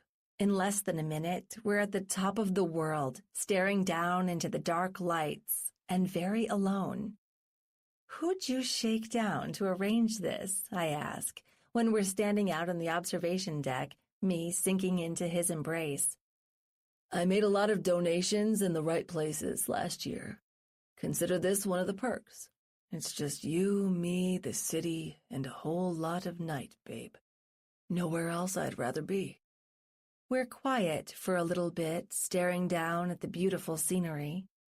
I pull my coat tighter, leaning into him, steeling my body against the cold. It's such a spectacular view I forget the numbness fighting its way into my skin. God, this is beautiful. I don't want it to end. It won't, he growls, running his hand up my side, stopping with his fingers on my face. I've danced plenty of times with the pretty lights and tall buildings down there. Built a name for myself that seems like it's got no limit. Wined and dined with rich men and women alike, politicians, lawyers, and geniuses who all wanted to shake my hand and welcome me to their world. His chest vibrates gently against my ear. I love the deep, rich sound of his voice. It's a soothing echo I could listen to forever. He turns my face up, bathing me in his ocean blue eyes, now reflecting the Seattle night's glories above and below us. I didn't do any of this for anybody or anything down there, majestic as it is. Right now, I'm looking at the only thing I've ever cherished. This view so beautiful, I'm going to take your lips to remind me I haven't died and gone to heaven. Neither of us hesitates. He kisses me hard, sucking my bottom lip into his mouth, grazing it with his teeth. It's salty, possessive, and so fucking hot. It's the kiss I've needed my whole life, the kind of kiss that ruins me because I'll never accept another that's weaker than this. I turn in his arms, wrap my hands around his neck, and urge his tongue into mine. 600 feet in the air, the wind at my back, and I'm still sweating in his rock-hard arms.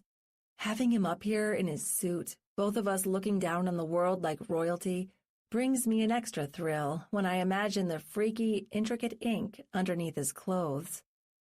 That's the ink I want to be tangled up in forever, especially tonight, when he brings me back to his condo and fucks me senseless. I think I'm addicted.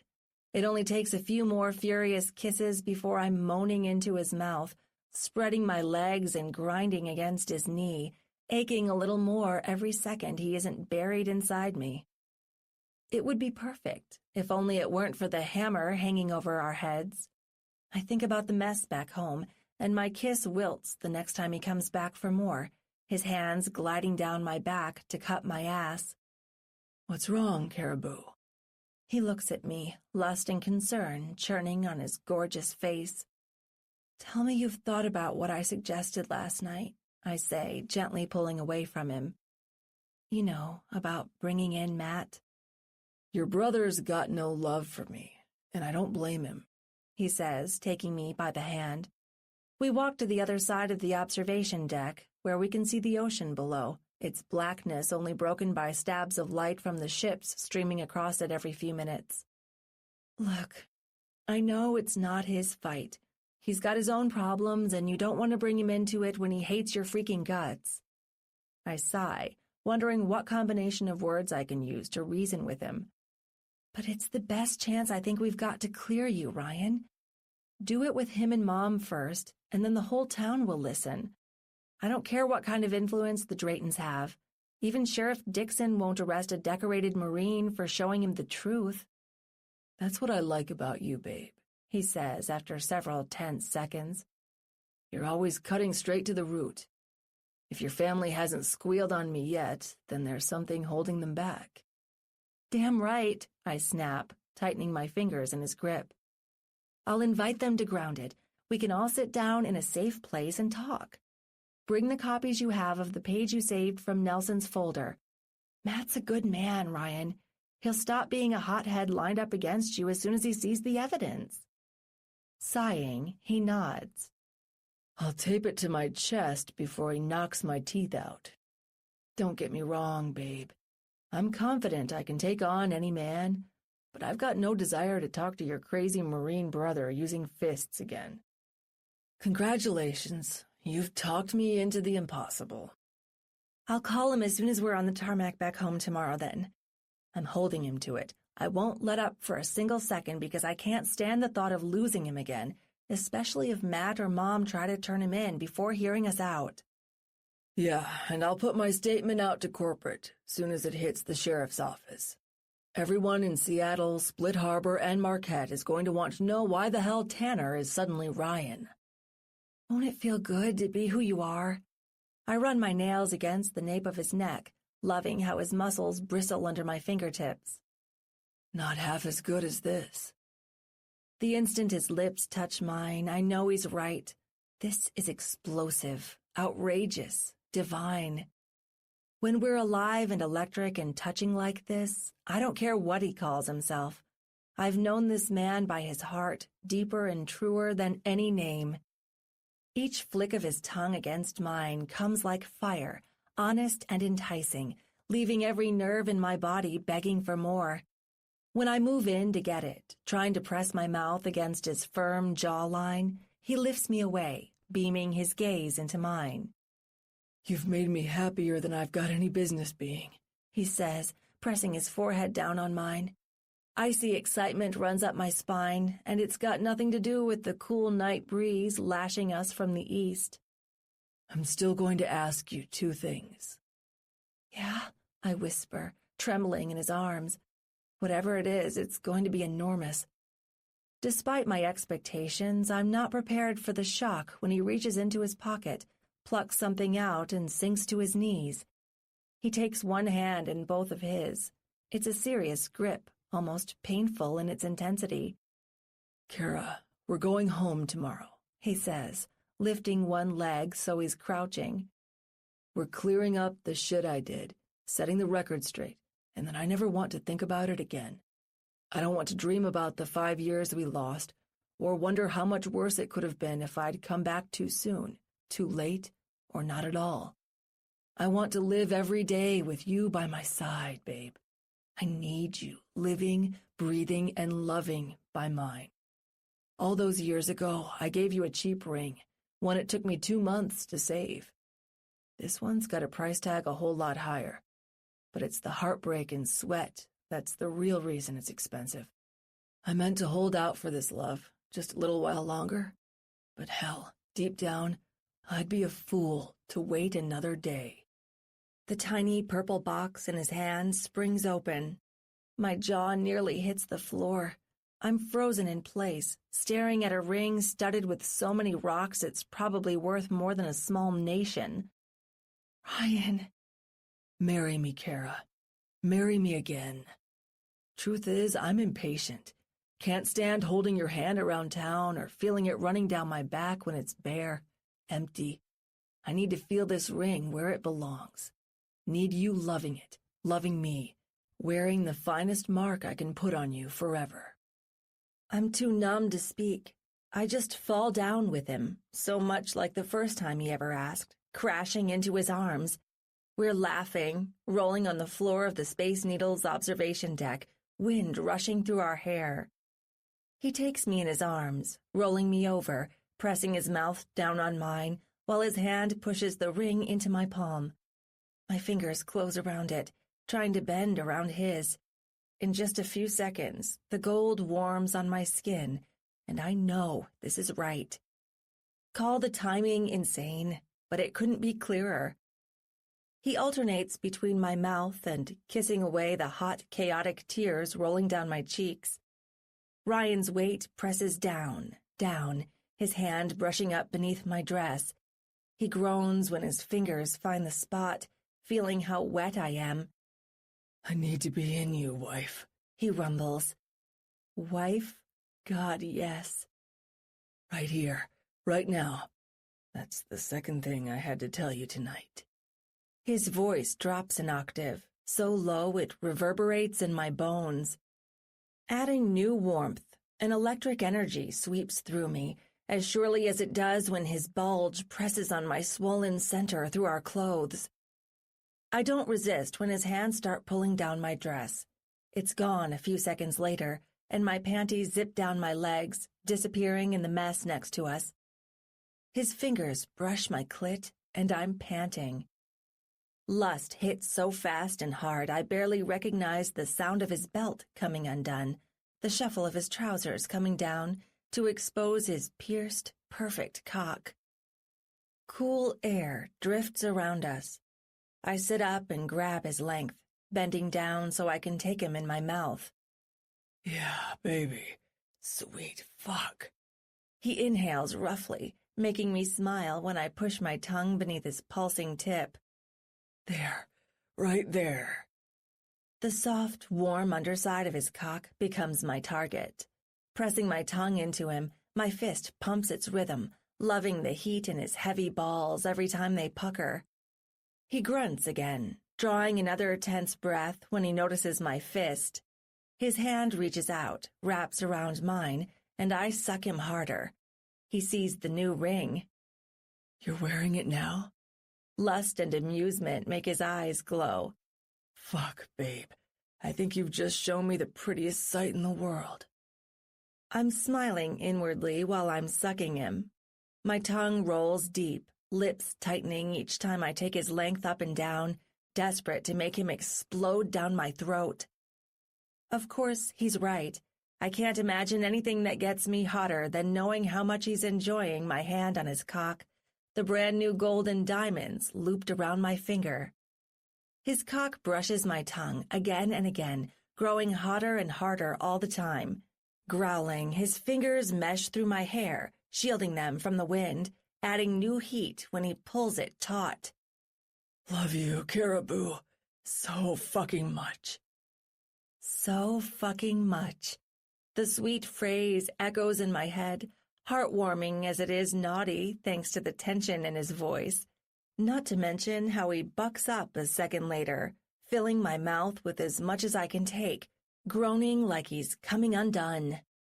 Swelling, overloaded, and lost somewhere between love and lust, he's coming. His hot, thick essence erupts a second later. The man I love thrashes, grunts, and spills his seed in my mouth faster than I can swallow it.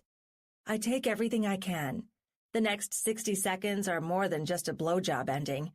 I'm worshiping my future husband, the man I was always meant to marry, who's lifted me up over and over again. There's forgiveness and hope, disguised in sweltering heat. His cum is running out the corner of my lips when his fist in my hair softens, turning to loving strokes instead. I'm going to be a mess by the time we get out of here. My stomach growls, reminding me there's more than desire begging to be satisfied. I guess we're ordering in tonight after this. I don't care. Nothing else matters except how he holds my face, brushes away the trickle I couldn't swallow with his thumb, and then comes in for a kiss. His other hand finds mine, takes it, and squeezes the ring he's been dying to put there.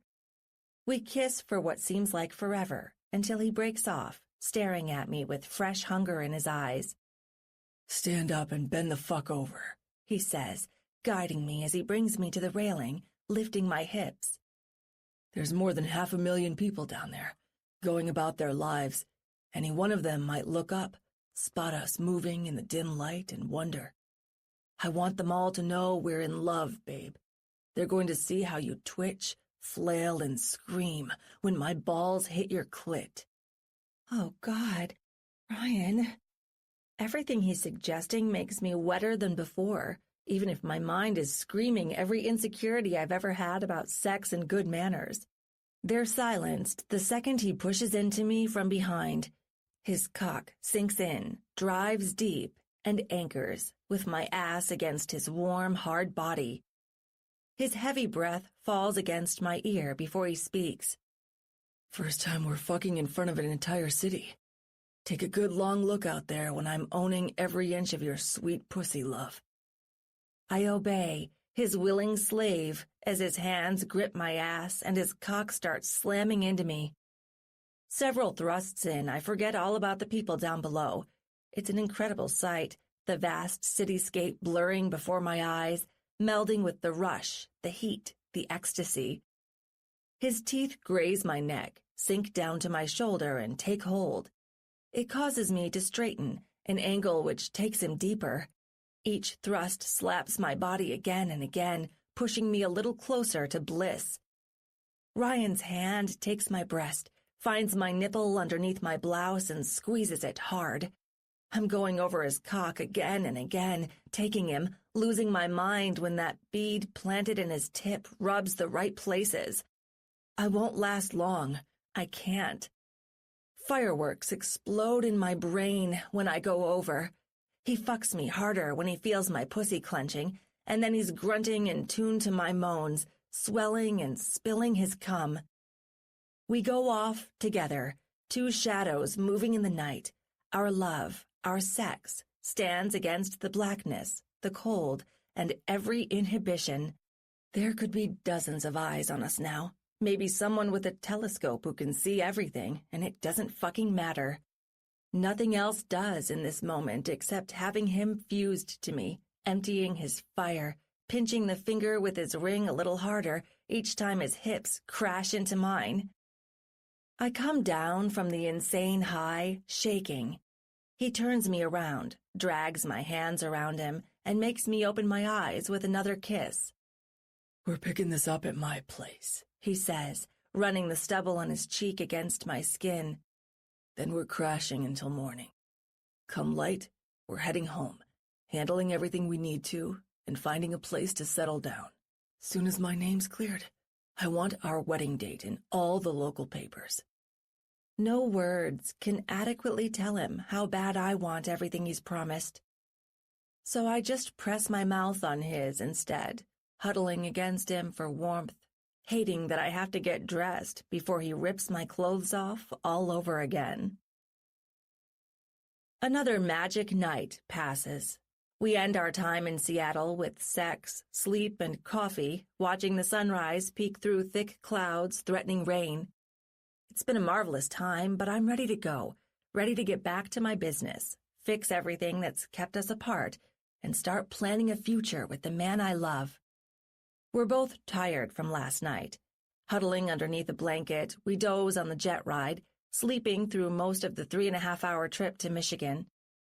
When I open my eyes, he's got his face propped up with one hand, looking at me through the golden haze coming through the windows. Perfect timing, beautiful. We're about to touch down. Sitting up, I rub my eyes, falling back into him a moment later.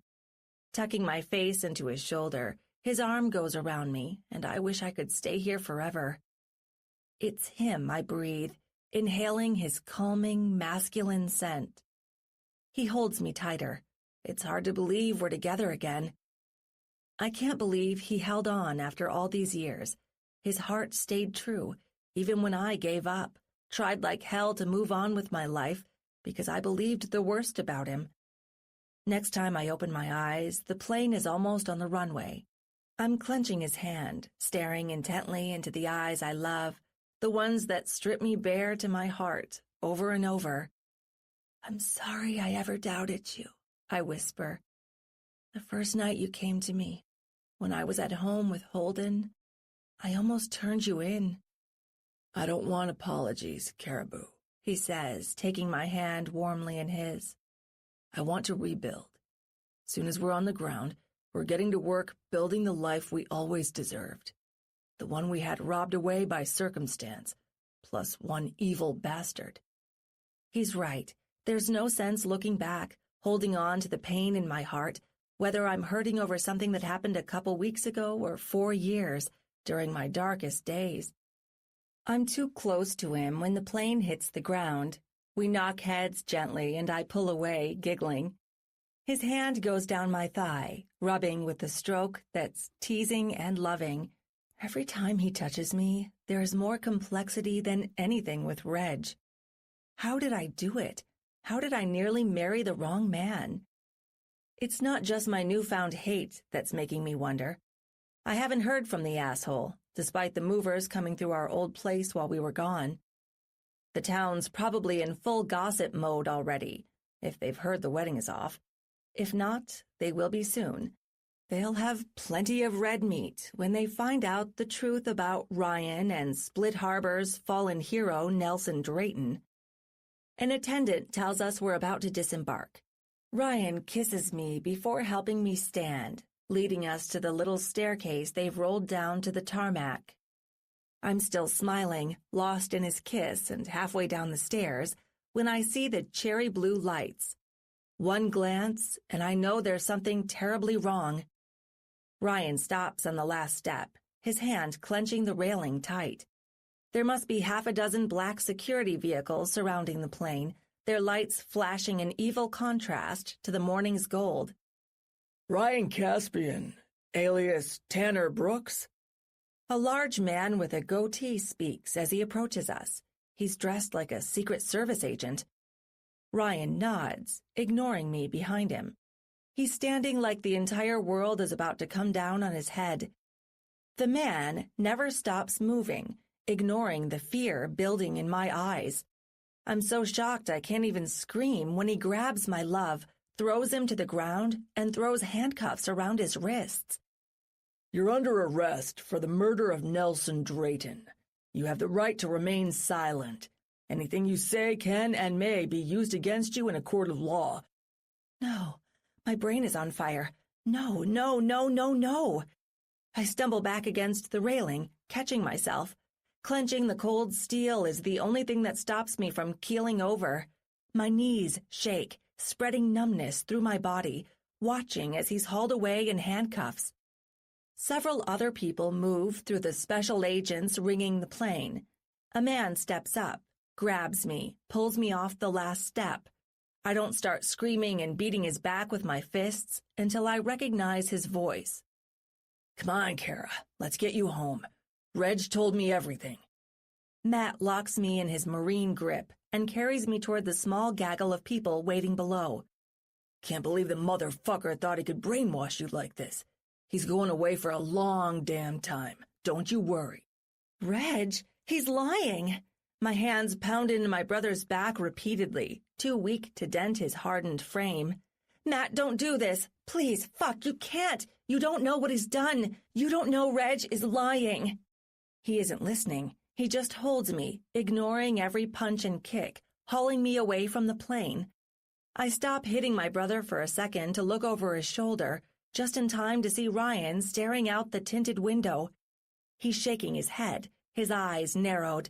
They're sad, angry, and imploring me to stop. Don't hurt yourself, baby. This is my fight. When the dark SUV pulls away a second later, I'm screaming. My brother releases me slowly, and I slide down to the ground, sobbing. My brain hasn't stopped spinning before I see the familiar polished black shoes hovering close to me. I look up slowly and see the asshole who's twisted my brother into helping him do the unthinkable. Reg stands there, calm and expressionless as ever, staring down at me like the ant I've become. I'm sorry it has to come to this, Carabelle, he says, using an old pet name he has no fucking business speaking ever again. I couldn't let him get away with it. The lies, the bullying, accusing me of cheating. You were hanging out with a murderer, Kara. He killed Uncle Nelson. His voice cracks on cue. He stumbles, like he's practiced it about 100 times in the mirror, no different than one of his speeches to business associates. Staring through my hatred and confusion, I see the bandage conveniently plastered on his cheek, covering the edges of a bruise that looks more like a special effect than a real injury. Asshole! You heartless, depraved lunatic! Words and fists fly simultaneously, but they don't do anything to soothe the anger ripping out of me. I strike him on the kneecap several times before he backs away. He's retreating, just like the coward he is. I never expect him to lunge when I keep crawling after him. Usually Reg runs when he's under siege, but not this time. He tackles me to the ground, pinning my wrists down on the pavement. We're face to face with a gaggle of people screaming around us. Told you I wouldn't walk away, you little idiot, he hisses beneath his breath. As soon as I found out who he was, I got your family on the line. Had a feeling they'd know exactly where you'd gone with the jackass who wanted to put me in a coma. I'm too stunned for words. I just look at him, my hatred overflowing, and mouth the only words I ever want to say to this pathetic, spiteful man again. Fuck you. He smiles.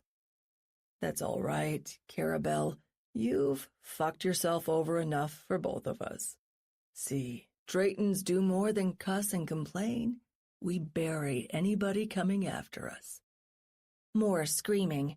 Reg has just enough time to change his sinister smile into a sad one as he's jerked up. Arms slide under me, hauling me to my feet, dragging me away from him. I'm screaming, spitting, cursing him the entire time. I must look totally insane, and I don't care. Kara, come on. Matt wraps me in a bear hug so tight it's hard to speak, squeezing me until my fight runs out. Have you lost your mind? I know you're mad at him because Ryan told you some shit he shouldn't have. He was lying, Kara. You need to calm down, clear your head. Then we can all sit down, talk about this, and set the record straight. We'll bring in the shrink you two have been seeing. I love you, sis. I'm here for you. God knows we all are. However long it takes to get you through this. How about forever, jackass? I can't do more than think it. I'm too tired to fight more, much less scream.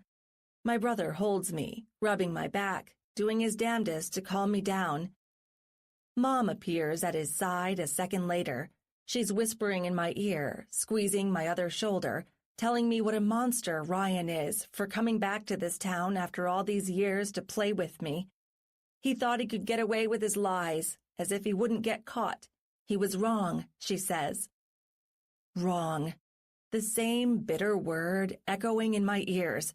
False by its own definition. How can they be so blind? They don't even know they've made a deal with the devil.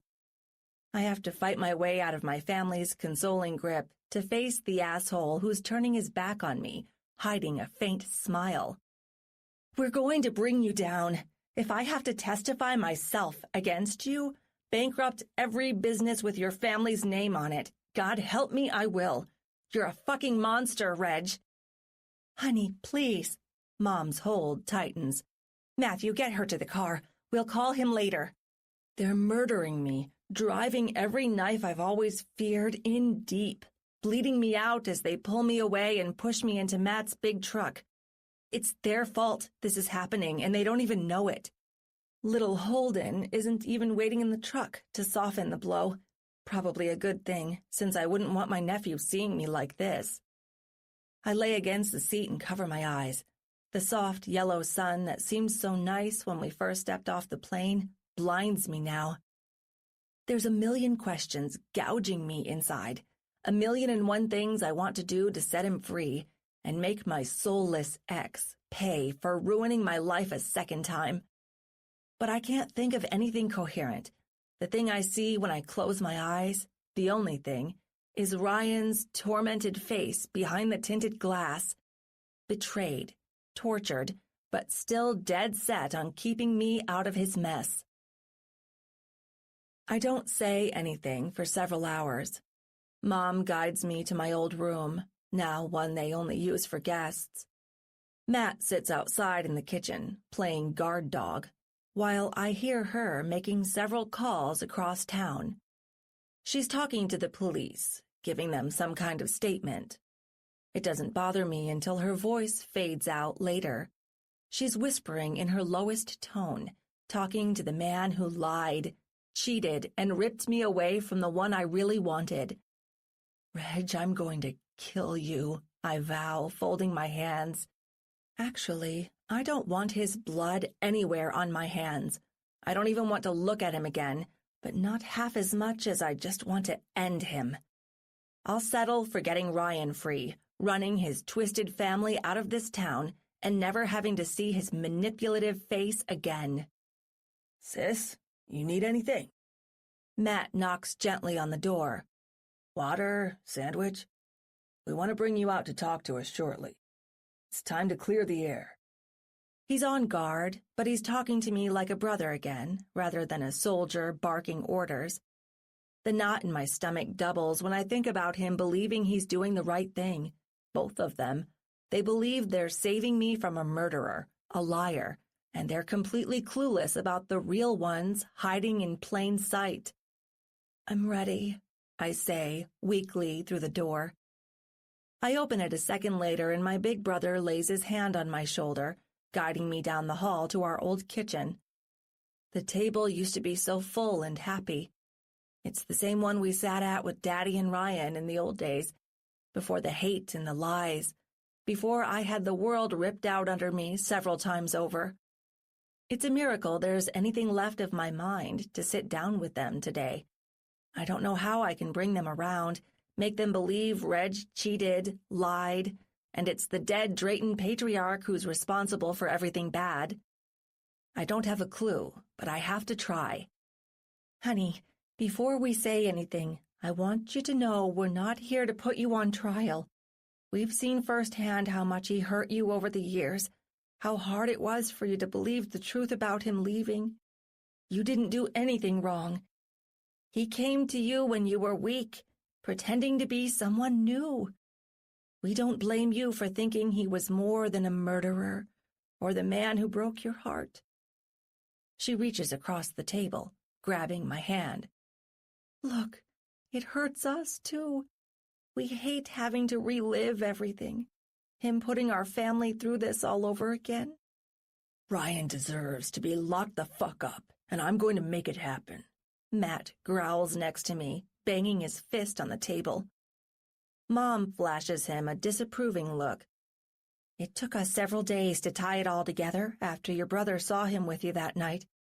Honestly, it's insane that he's built this wealth and fame after everything he's done. When we realized who Tanner really was and knew you were missing, we called the sheriff's office last night, told him everything we knew. I think there's a lot more we can offer, several missing pieces we got from Reg, but we want to hear the rest from you. We want your side of what happened, Kara. Bull, they're both going to hate the truth and start to hate me for denying what they think he really is. I've had enough with words. They haven't done anything to protect me, push Reg away, or banish the endless nightmare Ryan and me tried so hard to run away from. They're staring when I pull out my phone. I'd almost forgotten I asked him to send me the pictures halfway through our Seattle trip when we were knocking around ideas to fix this. Thankfully, I didn't. You should both take a look at this and tell me what you see. I slide the phone across as soon as I pull it up.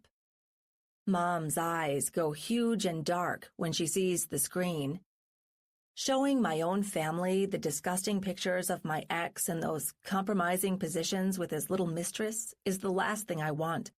But it's the last best option that might make them believe there's more to this than they think. Is that... Jesus! She can't even say the name. She's looking at Amy, the double-crossing bitch of a wedding planner, strapped to the chair, half naked. She flips forward. When she sees King Asshole, Reg himself, she gasps, dropping the phone against the table's surface with a clatter. Matt doesn't wait for her to pass the phone. He reaches out, snatches it, and eyeballs everything. Hatred, then confusion, fills his eyes. No fucking way, he whispers, turning it over and slamming it down a moment later. Where did these come from? Ryan. He caught them cheating himself at a hotel in Marquette. I wasn't sure either until I saw the pictures. I give Matt a sharp look. These aren't staged. Yes, he burst in and roughed them up a little. Reg deserved it after everything he did to me.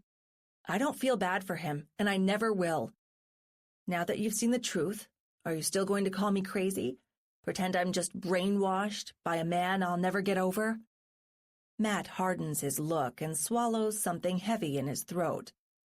Sis, you and Reg have got serious problems, and it's not all bullshit. I give you that. Still doesn't let him off the hook for everything else. No, it doesn't. And he explained to me exactly what happened that night. Their eyes glue to me, waiting for my story. He didn't kill Nelson Drayton. Not by himself, anyway. I spend the next 10 minutes recounting Ryan's story as best I can. It probably doesn't have the emotional impact or all the details, because I feel like I'm about to melt into a puddle. I hate having to face them like this, explain how Daddy forced himself into something so heinous because he had no choice. He thought he was protecting me, protecting us, even protecting Ryan. Ryan didn't have a choice either. That's the point I keep trying to make when I tell them how Nelson backed him into a corner, demanded he turn over those disgusting pictures he found, threatened to bring down our family. You know that happened anyway, Matt says, shaking his head in disbelief. You've bought into a sick goddamn joke, Kara. He'll say anything to have you back, make you think he's really on your side. Dad told me he burned a bunch of rough nudie magazines he found shortly after stumbling over Nelson's body. Said he thought Ryan left them out, and Nelson stumbled across them. Probably threatened his job since the man was a total prude. Dad threw the evidence on the fire because he didn't want the police coming after the other employees, thinking they had a beef with the old man. Jesus, Matt, can't you see he lied? Tears come hot and merciless when I say it, slapping my hands against the table.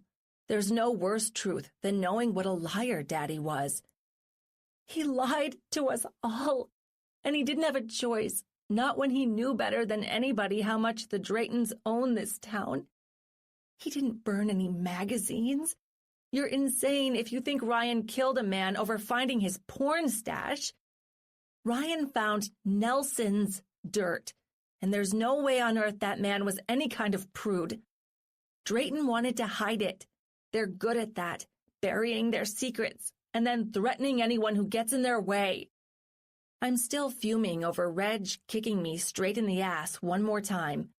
The look he gave me as my family dragged me away, smug and self-assured, it was gotcha personified. He fed them a story about how he loved me, wanted to bring me back to my senses, knowing they'd find out the truth. He used them, abused their trust, thinking he'd just walk away quietly after his humiliation. Matt shakes his head again, grumbling to himself. Look, sis, you convinced me on Reg because you've got evidence. Ryan, that's another story.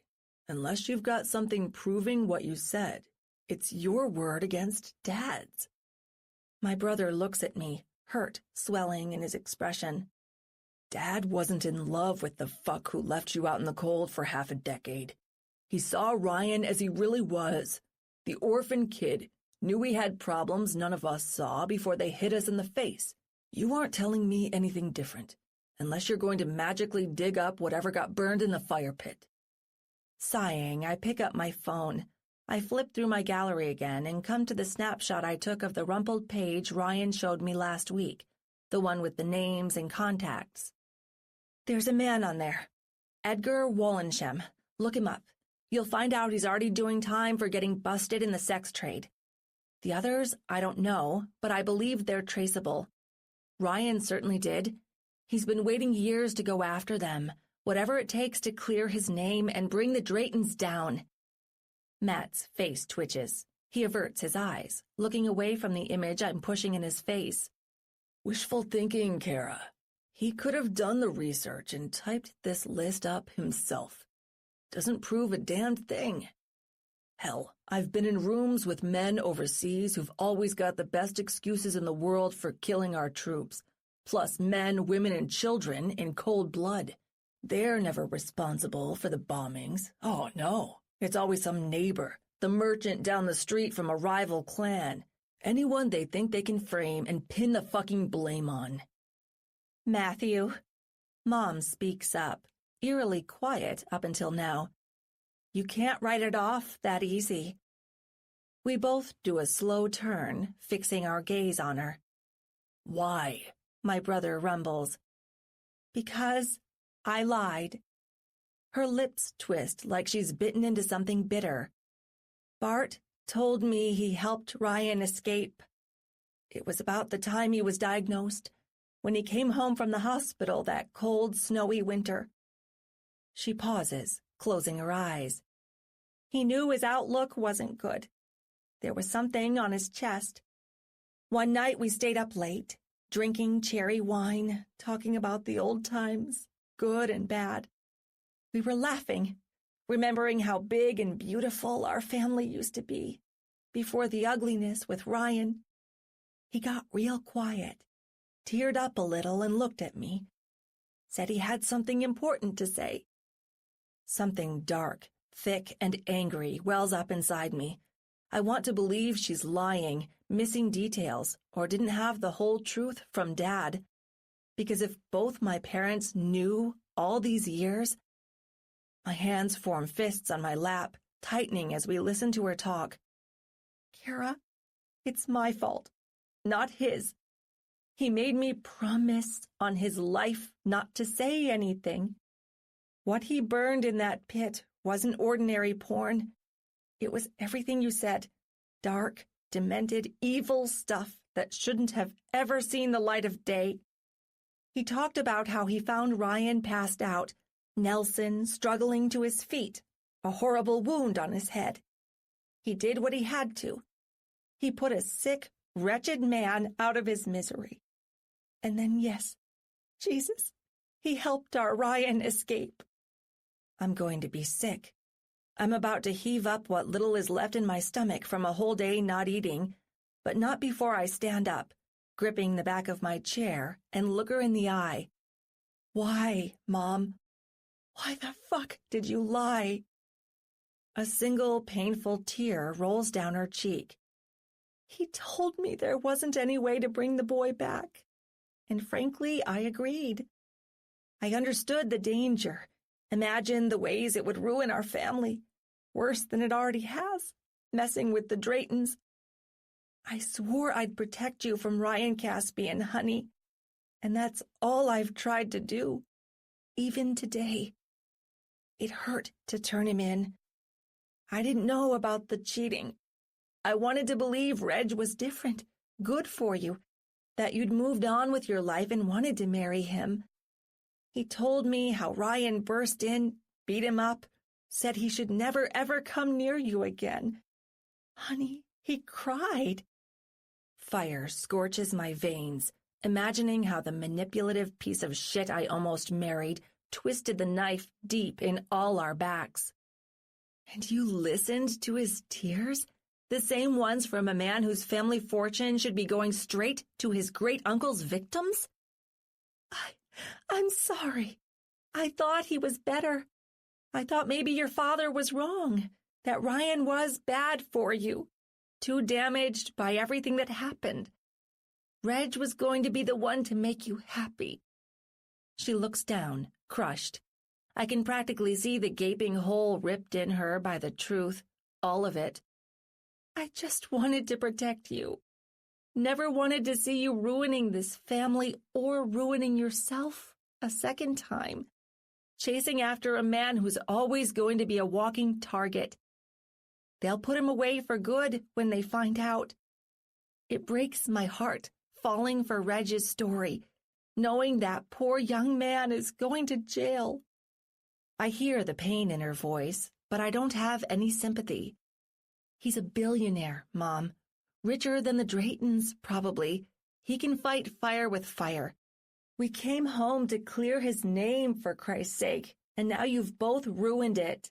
All because you had to listen to that lying prick. My hands go up in the air, and blood hits my temples. I can't do this anymore. I'm heading for the closest door, ignoring Mom's breakdown, her wails echoing through the whole house. "Kara," Matt yells after me. I don't stop, refusing to look at him when I'm out on the driveway, calling a coworker for a ride. I'm heading back to my condo, and then I'm going straight to the sheriff's office.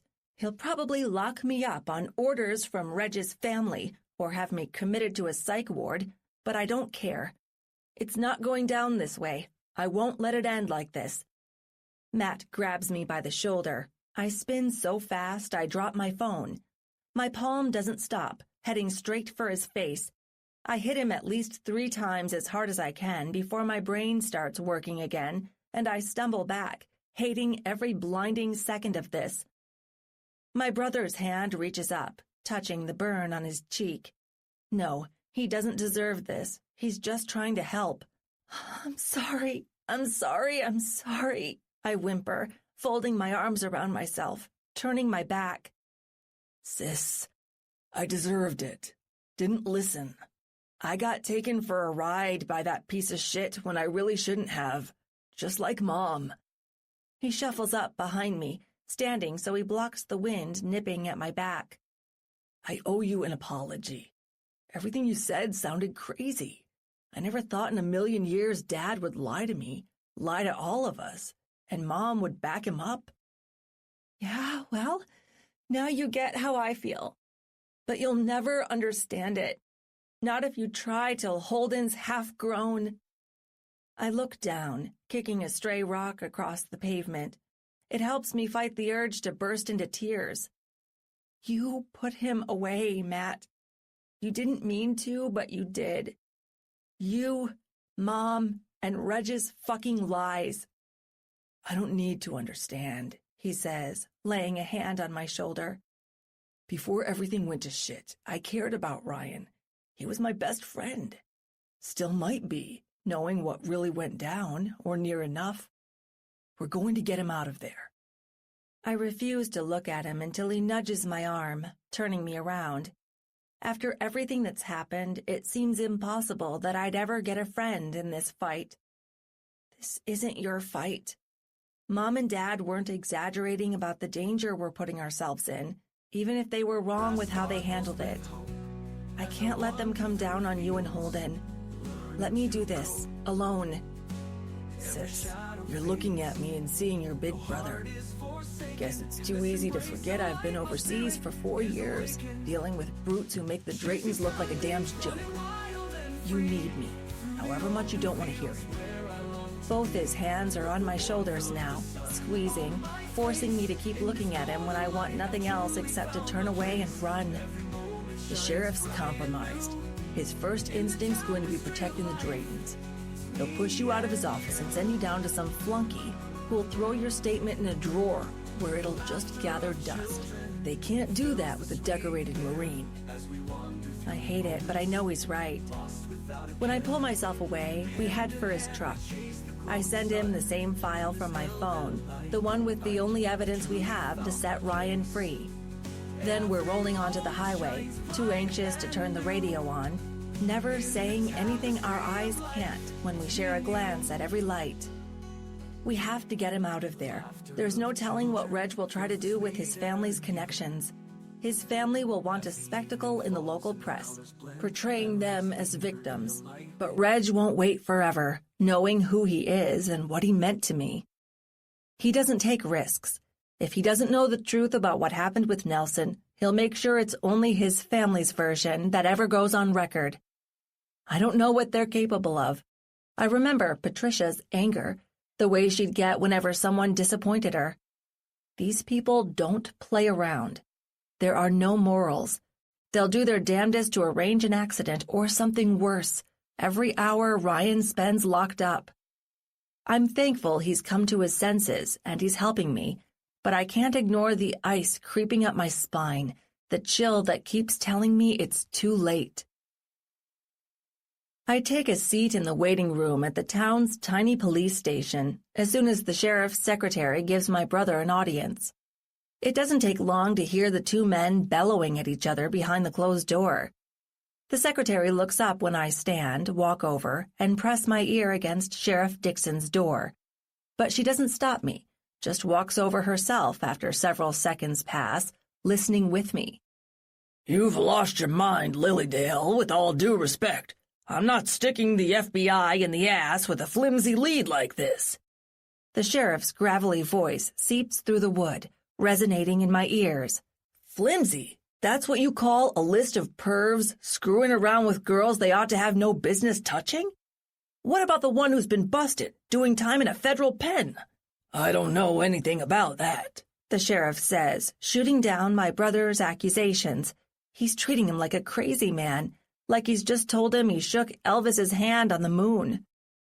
Look, you know what the Drayton family means to this town. These are serious accusations. I know what Mr. Caspian means to us, too, and what he used to mean to you and yours. You'll have to do better than showing me a list of names if you want me to dig into old Nelson and turn the worst suspect this town's ever had loose. Then I'll have to do the impossible, Matt growls. There's a dull thud. I imagine his hands hitting the sheriff's desk, leaning over him. You've sold out, failed to protect everybody in this town like you're supposed to, all because you're afraid to go after those fucking assholes. Get out of my face, Dixon snarls. We're done here. You're not a bad man. At least I want to believe you're not. Christ, man, get past the fear. Do the right thing. I've brought you proof.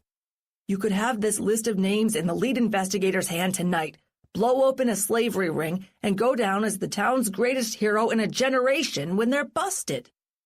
Please, fame isn't on my agenda. You're good at what you do, Matt, and I appreciate your service to our country. The sheriff pauses, trying to regain his calm. But you're a fool if you think busting the Draytons won't leave this town reeling. They pull their business, we've got nothing. Did you forget you're about to cook a self-made man who's built a billion-dollar business? That's hardly relevant to the scope of the suspect's crime, Dixon snaps. I'm sorry, I can't help you. If you think so little of this office that you believe we're here to serve one family instead of Split Harbor, you're welcome to go to the FBI yourself. Bullshit. We both know the Draytons have got their hands in the feds, too. Our only shot at breaking their backs starts here. My brother pauses, holding in his anger. I watch his silhouette turn in the frosted glass, heading for the door. The secretary scampers away to her desk behind me. It's your call, Sheriff, and you know it. If you make the right one, I'll be waiting outside with my sister for a while. Dixon never replies. Matt comes storming out a second later, shooting me a surprised look when he sees me standing next to the door. I know, it didn't go well, I tell him. What are we going to do now? Wait, we're going to hang out here until midnight, or until we see the sheriff leave. Whatever happens first. He's thinking things over, deciding what kind of man he is tonight, one way or another. Great. More waiting. Meanwhile, I think about Ryan, holed up somewhere in the back of this building where they have the tiny cells. He's alone, wondering if his worst nightmare is finally coming true. I can't lose him again. Touching my ring finger, I let the minutes flow by anxiously, remembering my promise. When I said I'd marry him again, I meant it, down to my soul. This doesn't change that. If I have to visit him behind bars, wearing his ring and be a prison wife, I will. I'll wait my entire life to see him free. I'll keep fighting the bastards as long and hard as I have to. Nothing's destroying our love a second time. He's cleared his name with me, retaken my heart, and claimed me again. I'm afraid, but I'm determined. As long as I hang on to that, I'll always have my husband. 12. Just breathe. Ryan. It's amazing how time hemorrhages away in this little cell. I haven't been so numb or detached from the world since the night Nelson died and Bart sent me away, protecting me the only way he could. I'm the only prisoner here tonight. Split Harbor rarely ever has more than the odd drunken fistfight or a man wanted on petty crimes passing through town. There are only 8, maybe 10 cells. I'm by myself back here, stuffed into a box that hasn't been updated since the 1930s. Seeing how this is the town's first murder case in more than 50 years, I worry I'm about to become its most famous inmate. Until they put me through a kangaroo court and shuffle me off to the nearest federal penitentiary anyway. This can't be happening again. Oh, but it is. I'm losing her. Ruining her life for a second time because I'm leaving against my will. I'm being torn away again, only this time I can't come back. Even my big brain isn't likely to hatch a jailbreak scheme. I stand up, stretch, and walk to the edge of the cell. My hands grip the bars, staring through the gaps. I let my head fall, wondering how big a mistake it was to come back here at all. No. Don't you dare, I tell myself. Whatever happens, it wasn't wrong. I couldn't have lived another day with my success, my billions, without letting her know the truth.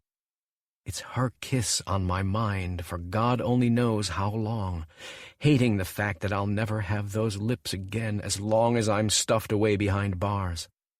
Doesn't matter, because I cherish the memory. I'm remembering last night. Our very last in Seattle, when I hear footsteps. The sheriff coming toward me isn't a surprise, but I have to blink to check my vision when I see the other man at his side. "Back up a bit," Sheriff Dixon says. My old best friend stands next to him with his arms folded across his huge chest. Soon as I move, we watch the old sheriff produce a set of keys, jam one in my lock, and undo the door with a deafening crack. "What's this? What's going on?" I ask, keeping my distance. "New evidence. There's no reason to hold you while it's pending investigation," the old sheriff says reluctantly. He turns to Matt. "I want both of you to find him. Only way we stop the Draytons from shooting down this case before it gets off the ground is if they're sent a message loud and clear. They can't interfere, and it's our job to make sure they understand." I don't get what's going on. Before I can even ask, the old officer heads down the hall, leaving us alone with my door half open. Matt waits for me to step outside. "I was wrong about you, Ryan. Wrong about my sis, too, thinking you'd driven her crazy all these years, thinking you were innocent. She showed me the dirt you had on Reg and Nelson. Mom backed up your story. She knew all these years and didn't say a fucking thing." He sounds like he can't believe it. I know I can't, and it's like the floor crumbling beneath me. One more twist in the longest, meanest winding road of my life. Words won't do for what I've got to say. I throw my arms around him, giving the boy I grew up with a brotherly hug. Forget it. We don't need to dwell on anybody's past mistakes. What did the sheriff mean when he said we need to send a message? Matt looks at me and smiles. It's open season on the next asshole in line to screw this town over. Let's go have a little heart-to-heart talk with Kara's ex. Way more courtesy than he deserves after the son of a bitch threatened her. My hands are already fists before we're outside heading for his truck. Only thing I can think about is how I wish I'd done more than just tie him up with his mistress at the hotel in Marquette. Too bad. Tonight it's better late than never. He's working late at the office tonight. Working for real, the lone figure we see through the dim-lit window on the third floor of Drayton Financial. Matt gives me a look as he parks the car. You ready? Lead the way, Corporal. We'll corner him and figure out the rest from there. Just save some for me, I say, brandishing the brass knuckles he's loaned me. I have plenty to give. Matt nods, jumps out, and I'm following close behind him. It's a good thing I've stuck to my gym routine religiously. I wouldn't have a chance at keeping up with a quick-built Marine any other way. We're relieved there's nobody at the front desk. It's too late. We won't need to use the story we'd prepped, and we can save all our words for the bastard who deserves them most. The Drayton office suffers from the same flaw everywhere in this town has. The doors are unlocked. I make a mental note to change corporate policy at Punch so we never have a crazy issue like two men bursting in after hours, eager to knock sense into a CFO. He never sees us coming until it's too late. Matt steps aside, standing next to the wall, his hand on the pistol at his side in case Reg tries anything crazy. He gives me the honor of kicking the door open. My foot flies into it like a missile. Who knew Venetian leather was so good at being a battering ram? What the hell? Reg jumps up, looking around in panic, his lean, wiry body twitching when he sees me coming. His arms go up and he screams when he sees I'm not alone.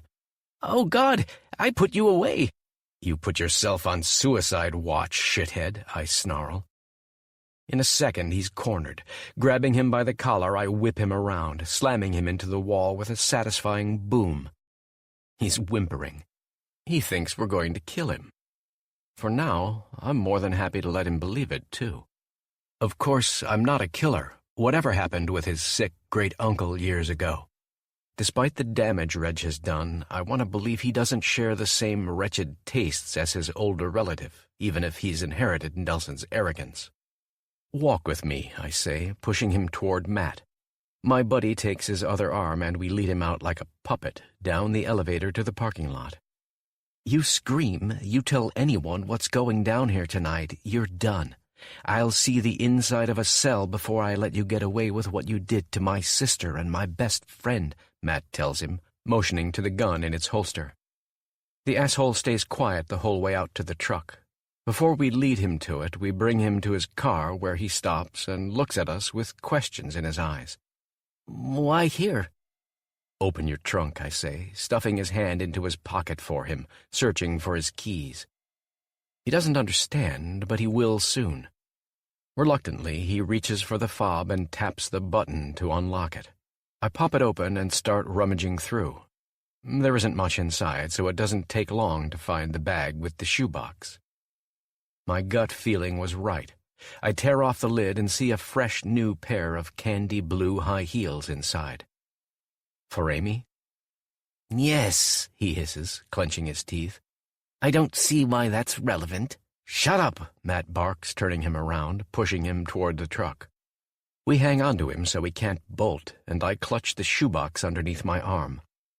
His icy silence persists as he's wedged between us in the truck, all the way out to the forest, undeveloped land just a few miles from the Armitage Lighthouse.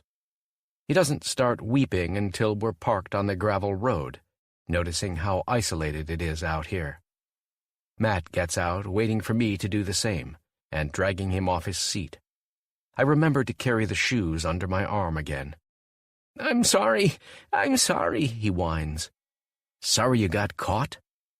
I look this loathsome piece of shit up and down. It's hard to believe anything he says, even when he's shaking. This time, His silence is deafening. Matt helps me drag him out, and we take him into the forest. We all walk half a mile before we find the perfect clearing. "Please don't kill me, guys. I had to protect my family. I was just defending myself after what you did, Brian. Jesus, you can have her. I never loved the little bitch. I just wanted a trophy wife." Matt beats me to the first punch. He hits him in the face so hard, Reg rocks back, staggering back into my arms. I grip the prick tight, forcefully turning his head so he's looking at the Marine. My eyes go to the brass knuckles on my hand. Christ, I need to get them off. If I start hitting him now, I'm not going to stop, and then I'll really be a murderer. "You call her that again, next time it'll be lead going into your skull," he says. "She loved you once, asshole. Fell for your lies. Come near my sis again, and I swear I'll kill you." He's quiet. Good. The total lack of response says it's my turn.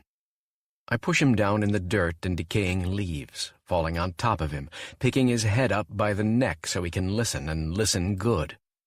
I let him feel the heavy, cold brass lining my fingers before I pull it off, pressing it harder into his cheek. "You, Reginald, are done. We gave the FBI the truth about your sick, dead uncle. It's going to take every weak, miserable fiber in your body to fight your instinct to squawk once the trial begins.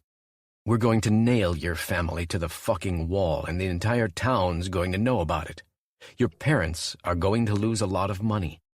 You'll be lucky if you can ever show your face around here again without the good people turning their backs, or maybe worse." "Look, if it's a settlement you're looking for—" "No." My fist crashes into the back of his head, knocking him face first into the dirt. "I want justice, asshole. Peace. I want your fucked-up family to pay for its crimes, because if Nelson did what he did with innocent girls, there's a lot more corruption for the FBI to find, and chances are you've benefited from it. I know he got them here with his charities, the same fucking reason I wound up in this town to begin with." I'm not Uncle Nelson. Whatever he's done, it isn't me," he says, venom running into his voice. "God, what's wrong with you? All this over her? I didn't do anything. I never meant to hurt her. She would have had a comfortable life.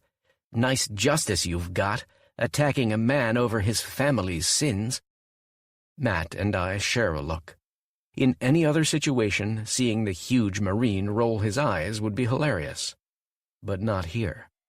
Neither of us are interested in an ethics lesson from this cheating, miserable prick.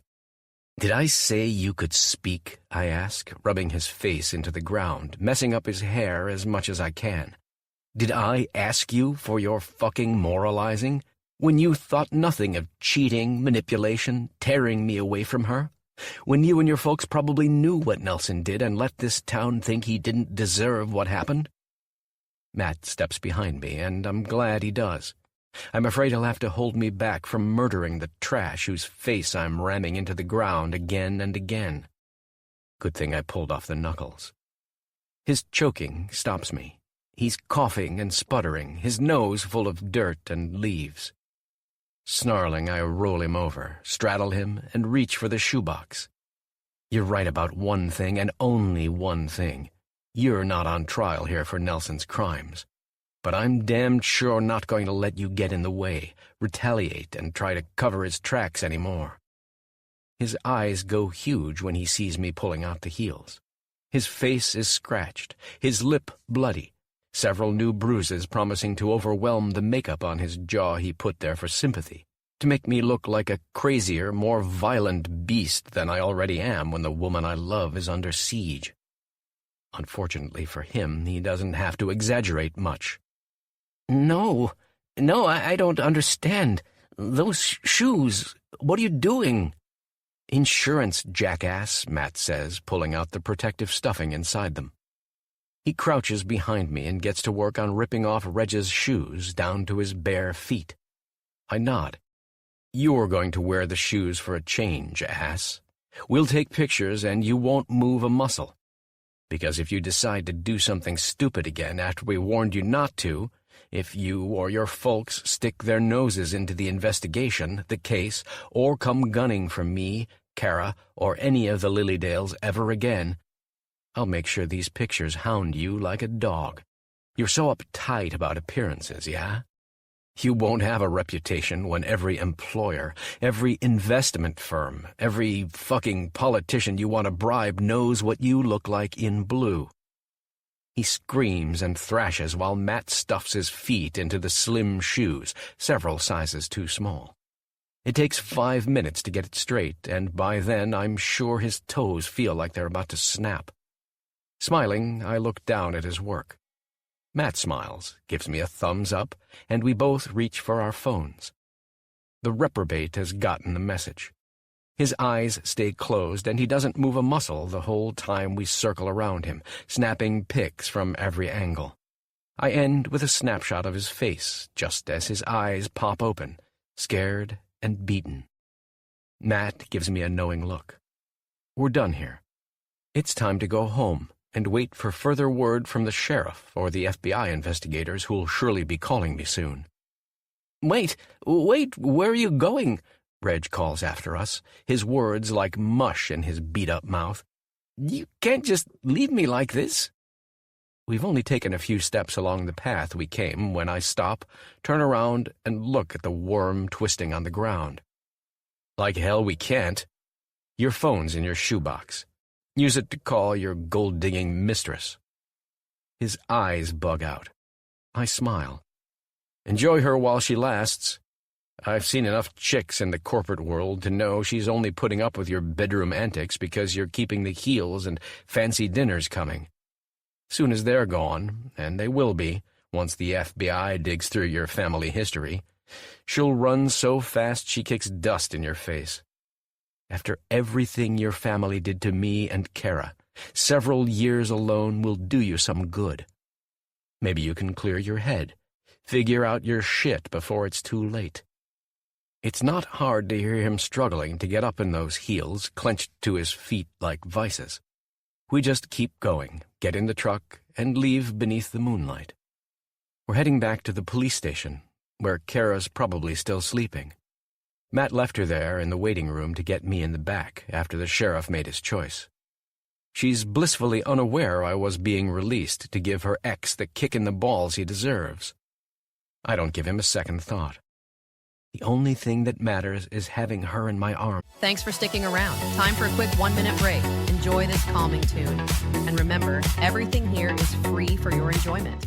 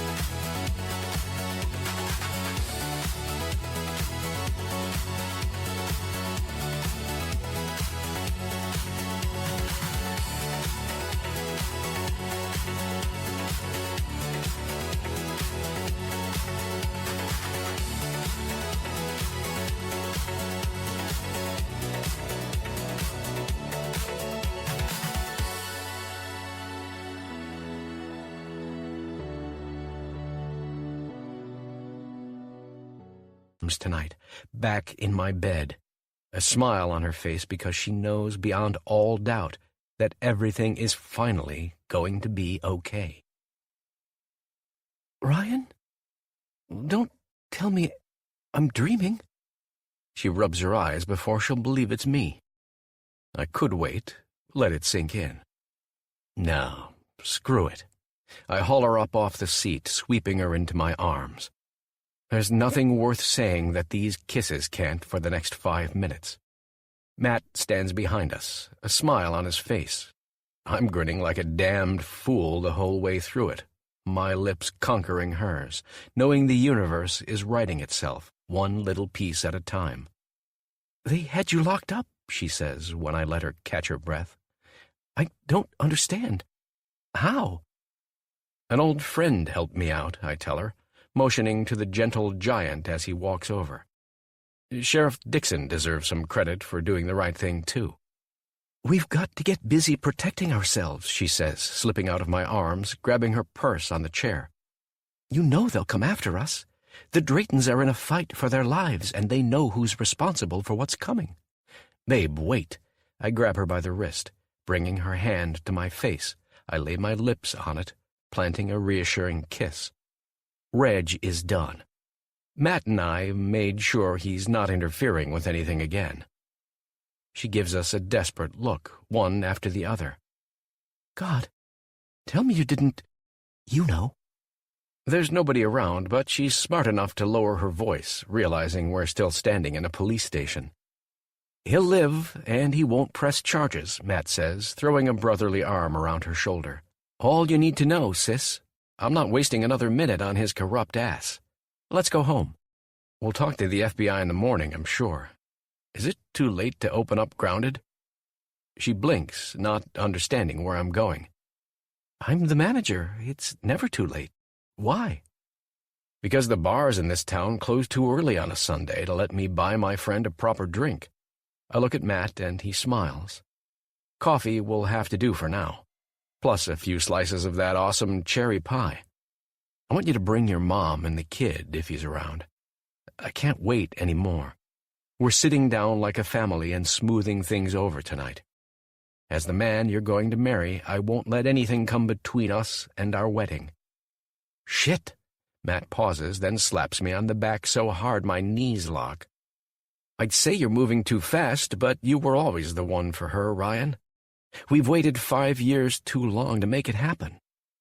We're both smiling, but it's nothing compared to the angelic grin on her face. My eyes eat her up a little bit at a time. As heartwarming as this is, and as pleased as I am to see her happy, I can't stop the lewd thoughts pulling at me from the inside out. "Call your mom, guys. I want to sit down tonight, all of us. I want to take care of the last thing between me laying down the woman I love for a few hard hours in the sheets." They both reach for their phones. I stand against the wall, ready to put one big happy family back together after an eternity apart. I'm ready for the nice. The naughty's coming straight after. There's nothing like the hours I spent in prison, thinking I'd never have her lips or her legs around me again to make my dick stand on end. This night isn't over until we find a bed, even if it blurs into morning. I'm going to be inside her, celebrating our love, our promises, our future. "Amazing to see you again, Mrs. Lilydale." I take her hands as soon as she steps through the door. Her eyes light up like I've returned from the dead. I'm not sure who's got the tighter grip. "Ryan!" She throws her arms around me. "I'm sorry, son. I did you wrong." "You kept a promise," I whisper as soon as she pulls away to face me, tears brimming in her eyes. I kept mine. The Draytons won't be bothering us anymore, and I'm going to marry your daughter. Only thing I've ever wanted. I release her.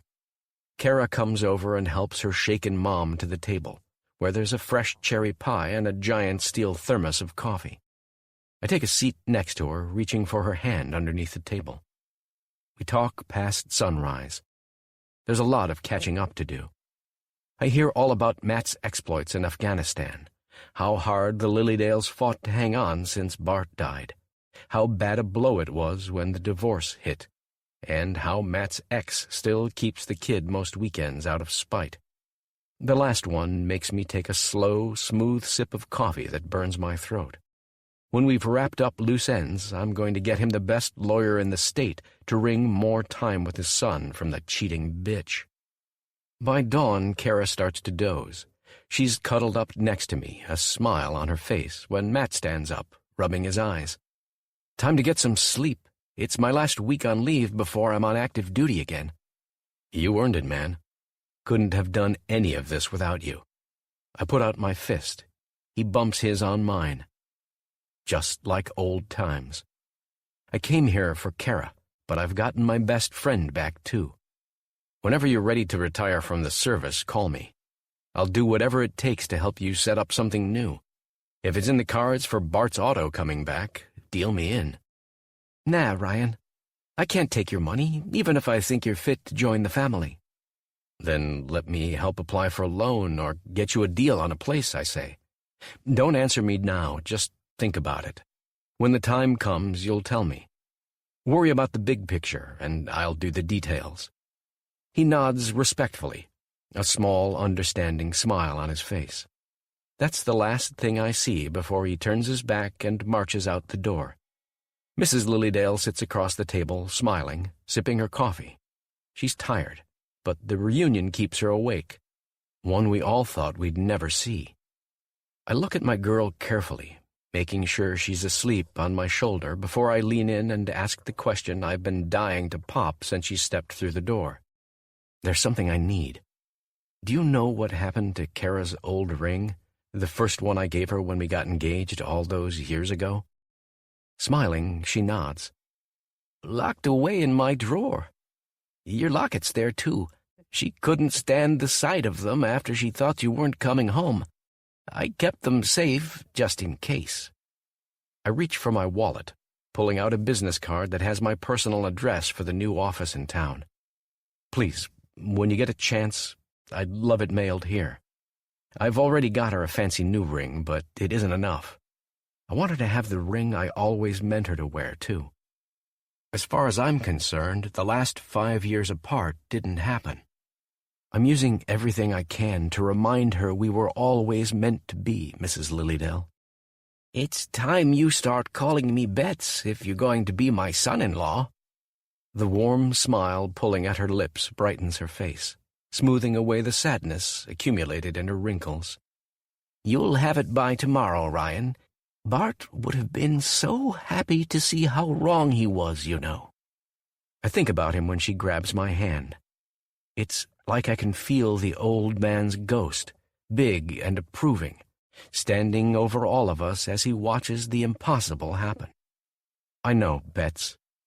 Hell, I'm honoring his memory by making this girl the happiest woman in the world every single day we've got left on this earth. I lean down and kiss Kara's forehead. It wakes her softly. Perfect timing because it's past 6 o'clock now and the morning crew is coming in through the back of the cafe. Soon we're saying goodbye to her mom and heading for my car. I'll have to keep looking over my shoulder in case Reg is stupid enough to ignore his final warning, but it's not slowing me down. I'll have the girl in my arms claimed, wed, and worshipped by the time the winter thaws. For the first time in my life, the wealth and success finally means something. The millions upon millions in my accounts are more than just bare numbers on a screen. I'm going to spend every damned dime giving her the moon, and then doing the same for her folks. Good looks and money always brings power. It's worthless if it doesn't make her skin hot and happy to the touch every second her hand's in mine. Driving to our hotel, I try to comprehend how fucking lucky I am, having a second chance with the most beautiful bride in the world. No matter how many times I roll it over in my mind, I still can't get it. But I'm damned sure not going to forget. Ever. 7 months later. Church bells ring all the way down the coast. Several barges down the Superior Shore blow their horns. 100,000 people in half a dozen towns know the hour has arrived. Nobody except our gaggle of guests hears the most explosive, heartfelt rendition of Here Comes the Bride. That's for us, our friends, and our family. But it seems like the entire universe knows what's happening, down to the fire in our hearts. Mine becomes an inferno the second I see her heading down the makeshift path strewn with flowers. That creamy, skin-tight wedding dress clings to her like an angel's gown, making her a white shadow against the Armitage Lighthouse's dark gray brick in the background. I have to take my eyes off her and face the priest just to keep my dick from ripping through my trousers in front of half the town. God, what a woman. Hell, what a town. What a wedding. It's hard to believe the changes over the last 6 months. This decor, music, and atmosphere are more than anything I imagined. It's all coming together perfectly. Easy when you own the place you're getting married. The Draytons abandoned their historical fund and half the other charities in town as soon as they were busted. 100 years of wealth and haughty reputations spiraled down the drain after the FBI proved Nelson's crimes. The feds stripped away the assets he'd gotten from the sex trade, easily about 90% of their wealth, or so the papers said. They even lost the lighthouse. It's mine now. When it isn't open to the town, like today, I know it's the best wedding present I could have given us. The music keeps going and she's getting closer. I fix my eyes on hers, watching that beautiful veil ripple behind her golden hair. Behind her, there's Betts, little Holden bouncing on his grandma's lap. My mother-in-law reaches up and wipes a tear just as Kara reaches the altar. I step up, taking the last of the veil that's covering her face, drawing it back behind her head. When she sees me, blush fills her cheeks, and I have to fight twice as hard to control the raging erection in my pants. It takes the song forever to end. Neither of us mind, content to relish the moment. I take both her hands in mine, squeezing, rubbing, promising 1,000 kinds of naughty and nice. She looks into my eyes and mouths one word. Soon. A jolt runs through my spine. Can't come fast enough, hauling her into bed, stripping off the delicate white layers covering her beautiful body like the icing on our cake. I'm never going to let these hands go. They're going to be in mine while we're taking our vows. They'll be tangled in my fingers while we're walking to the limo, heading for the reception. Later, they'll be clenched like they're going to break when I have her, pinning her little hands above her head while I take her good and hard. Fuck later. I want it now. Luckily, I want to make us official even more. We turn to the priest as the music dies down, and he smiles, the same warm glow on his face we've seen during the rehearsals. Dearly beloved, he begins, we're gathered here today to unite two hearts once lost in holy matrimony, Ryan Caspian and Kara Lilydale. My eyes flit to the side. Matt stands there in military dress, my best man and best friend. He gives me a subtle smile and flashes a thumbs up. I know the boys and girls from the office are cheering me too. Leonard, Becky, and so many more who got rich on the way up, making Punch Corp a world leader in new technologies. They helped me achieve that dream. It's been a stepping stone to this one, but now I have to do the rest alone. Wouldn't have it any other way. Ryan, the priest says, turning to me, do you take this woman to be your lawfully wedded wife? For better and for worse, in sickness and in health, to have and to hold, till death do you part. Each phrase hits like lightning. The full, outrageous enormity of what I'm about to do stabs through my ribs, so sudden I have to lift her hand to my lips and plant a kiss on her precious skin. I love this woman. I'll never doubt it. Through hell, through heaven, through 5 years of loss, through 6 glorious months back together and all the years we had as kids, I'll love her to the end of time. I know it more than I've known anything in my life. I can't keep them waiting.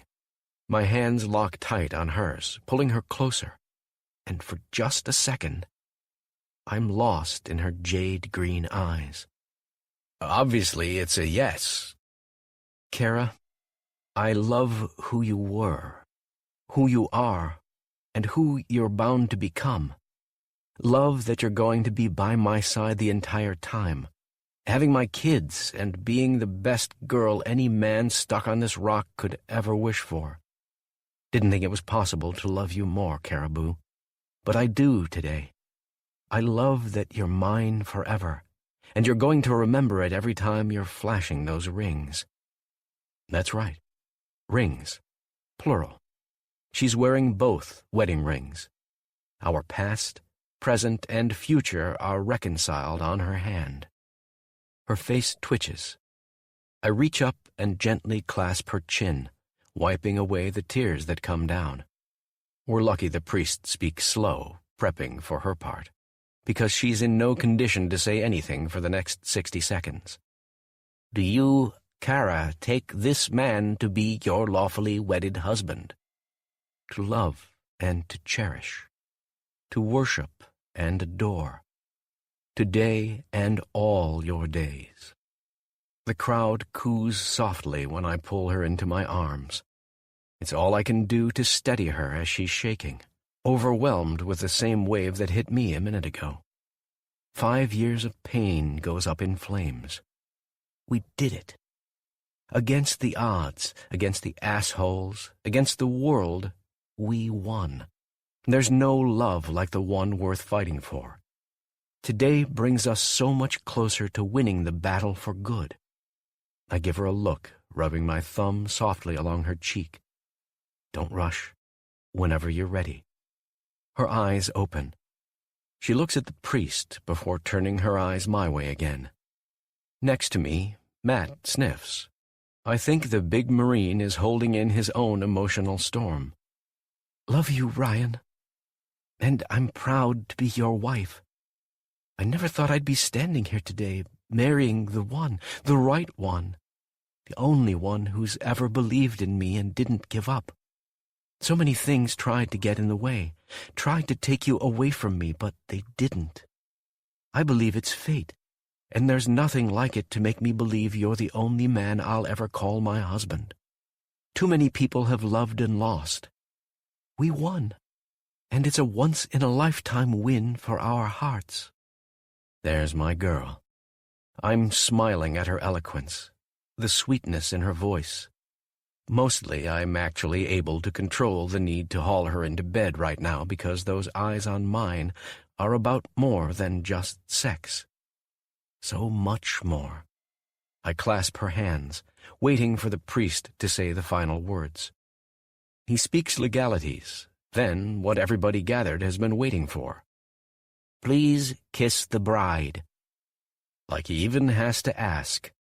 Like I wouldn't turn the world over on its ass just to get to her, pull her into my arms and push my lips down on hers. Everything explodes the instant we kiss. She's swept up in my embrace amid the cheers, the laughter, the tears. She's crying, letting loose everything she's held inside while we kiss, but it doesn't interfere with her tongue. It's hot on mine, desperate, wanting. I take her mouth, letting my hands roam across her body. Tonight, as soon as the big day's finished, I'm going to fuck my wife like she's never had it before. And if she's going to give me the wedding gift I think she is, I'm going to be sore for the next week. We're trying to eat our cake, stopping every minute for about 100 people clinking their glasses, wanting us to kiss for them yet again. We indulge them, but it's really for ourselves. They can't see my hand on her thigh, clenching through the thin white fabric, ready to shred her pretty gown the second we're alone. Smiling, I pick up my fork and feed another bite into her mouth. Can't take my eyes off those lips. They're pink and perfect and ready to be wrapped around my cock. Streams of people come by to give us their well wishes. We hear the chatter all around us, too, the latest town gossip. Turns out Drayton Financial botched a couple hundred annuities for the town's wealthiest citizens. They've been slammed with so many lawsuits they'll probably never recover. And that's nothing compared to the restitution fund the FBI set up to claw back money made off Nelson's victims. Nobody's seen Reg since the night we left him in the woods. I had a private investigator trail him a couple months ago.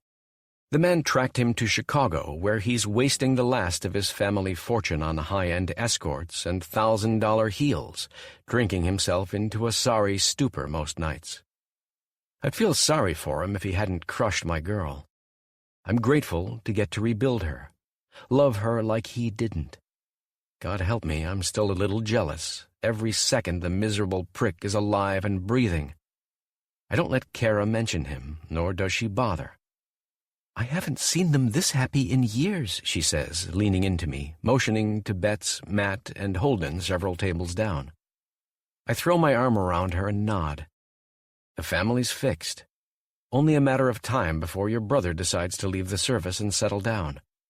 Hope he finds a better woman someday. Me too, she muses, sucking her bottom lip. That could have been me, Ryan. I might have made his mistake, marrying the wrong one. If the timing was different, or if I turned you in the first time you showed up on my doorstep, I could have lost everything. And if I'd screwed up, gotten a kid into this mess, God. You didn't, I growl, laying a hand on her cheek. Only kid coming out of you is going to be beautiful and happy, babe. We're going to make the happiest little things on earth. She reaches for my hand, clenching it tight, giving me a look that makes my dick jerk.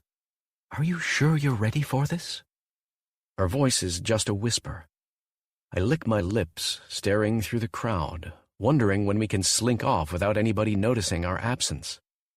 Kara, baby, I've been waiting my entire life, I say. We've made our mistakes, screwing around with the wrong people, thinking we were dead to each other. That's all over. We're married now, and you better believe I want to build a family like yesterday. I hope we can be good parents. Daddy died so young, and you had it rough, moving through all those orphanages.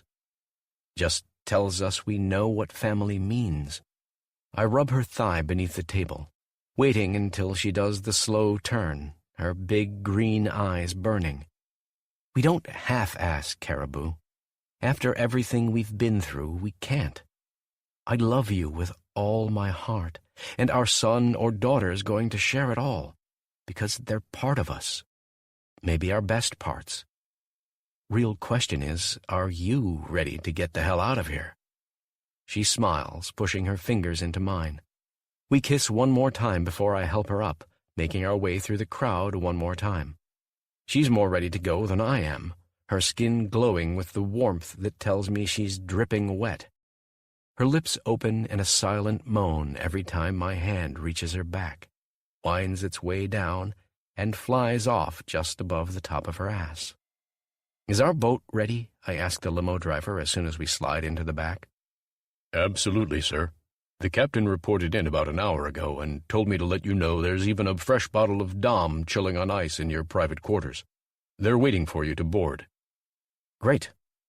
That's all I say before the car jerks down the winding road leading away from the lighthouse. It's only a quick drive to the marina.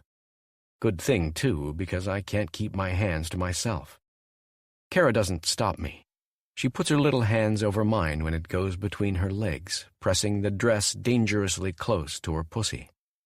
She's about to be mine for the 1,000th time with me in her, and the first time as my lovely wife. I'm ready to fuck her so hard our yacht almost capsizes. Every inch pulses, throbs, screams to be inside her, from my swollen balls to my pierced tip. It aches to mark her from the inside out. We're ready for marriage, ready for a family, ready to make our love mix blood.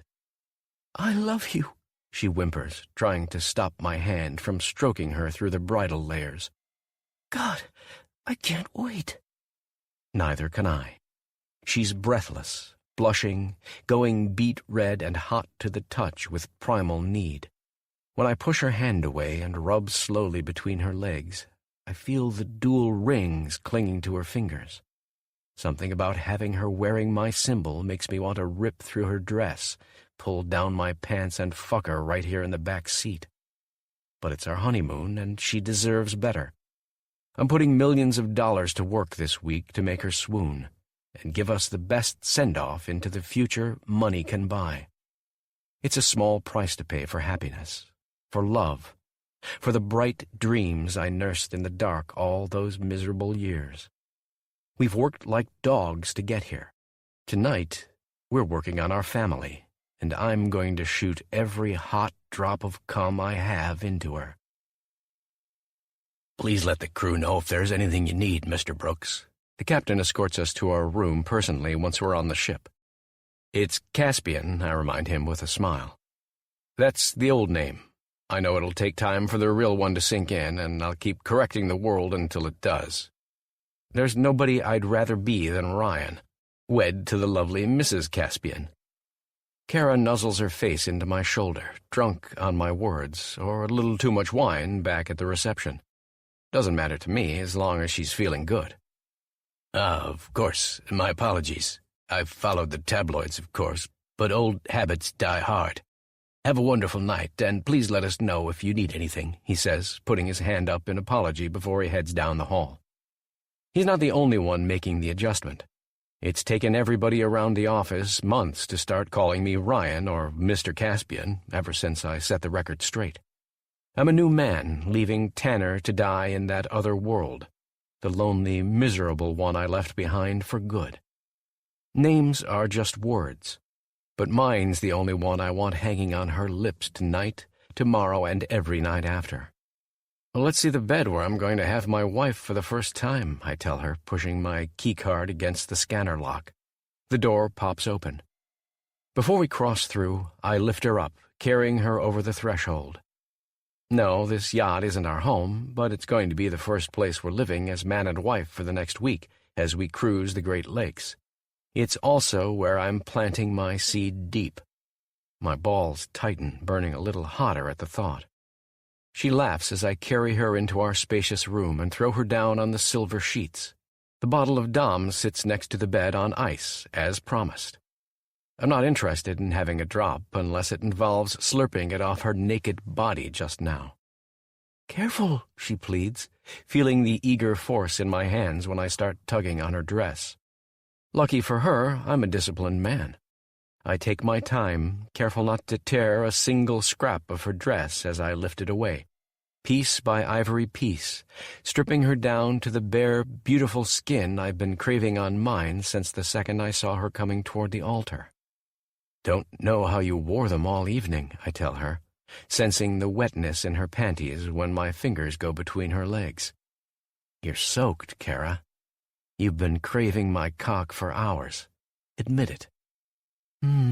Guilty, she purrs, wrapping her arms around my neck. She grabs my tie, lifting it out of my jacket. Grabbing her wrists, I spin her around and pull her down on the bed, making her straddle me. Her bra cup comes down easily when I push the right side. Wise choice, considering I've fulfilled all the requests I've had this evening to please be gentle with the clothing. My mouth finds her hard little nipple, takes it between my teeth, and sucks. Kara grinds her pussy into my bulge. Her feral moan singes my ears, and soon I'm snarling, tearing her bra away by the strap. I throw the lingerie over her shoulder to the floor, pulling her ass onto me while my mouth goes to work, alternating each breast. My tongue flicks each bud, softening them, already eager to move to her clit. If it isn't as hard and swollen as the ends of these tits, it's going to be soon. She oozes into lust with a breathless motion, panting every time her hips lurch into mine. I resist the urge to buck back. There's a wildcat moving on top of me, and I'm damned sure not going to risk going off anywhere inside her, throwing my seed into her womb. This isn't just honeymoon fucking tonight. We're here to breed, and knowing I can give her my kid causes my pierced dick to leak like mad down my shaft. Ryan, yes! Her hand covers mine when it goes between her legs, tugging at her panties. Stand up, I say, lifting her off me. Take the edge of the bed and bite the sheet, love. They're going to hear you scream through these thin walls when you come on my mouth if you don't. The filthy thought causes her back to arch when she obeys. I'm smiling, standing behind her, dropping to my knees. Fuck, I want them knowing. I want the entire ship to hear the frantic monkey sex we're going to be having all night, and I think she knows it. I don't give a damn who hears us, sees us, or strokes themselves off wishing they could fuck their wife half as hard as I take mine. We suppressed our love long enough, and tonight's our night to put it on parade.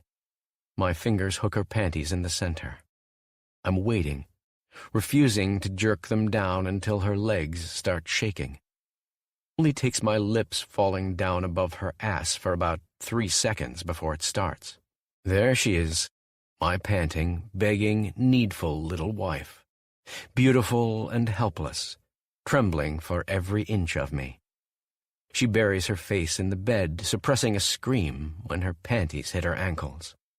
My face moves into her before I've even gotten them off. The hot, wet bundle remains in my hands while I'm growling, pushing my tongue into her, tasting the pussy that's going to be clenching, sucking, and coming on my cock all night. There's no words for this sweetness. My tongue strokes long and hard, teasing her clit when she starts to arch. Her feet leave her panties behind with slow, halting steps. My hands clasp her ass, and my elbows hug her thighs, keeping her legs open for me. I eat my fill, and fuck, she tastes amazing. My tongue lashes her clit every time she moans for me, quickening when the moans become screams. Her shrill vibrations cut through the bed. The room sways gently around us, a sign the ship is out on the water. We're going out to sea, just as she's coming. Growling, I fuck my tongue into her delectable cunt again and again. Her pussy convulses a few seconds later, tempting me to bring her off. Naturally, I do. I lick, suck, and grind my face between her legs. Her hips buck, twitching as her body fights for control. I don't stop until she's given everything up. It takes forever before the trembling in her legs dies down.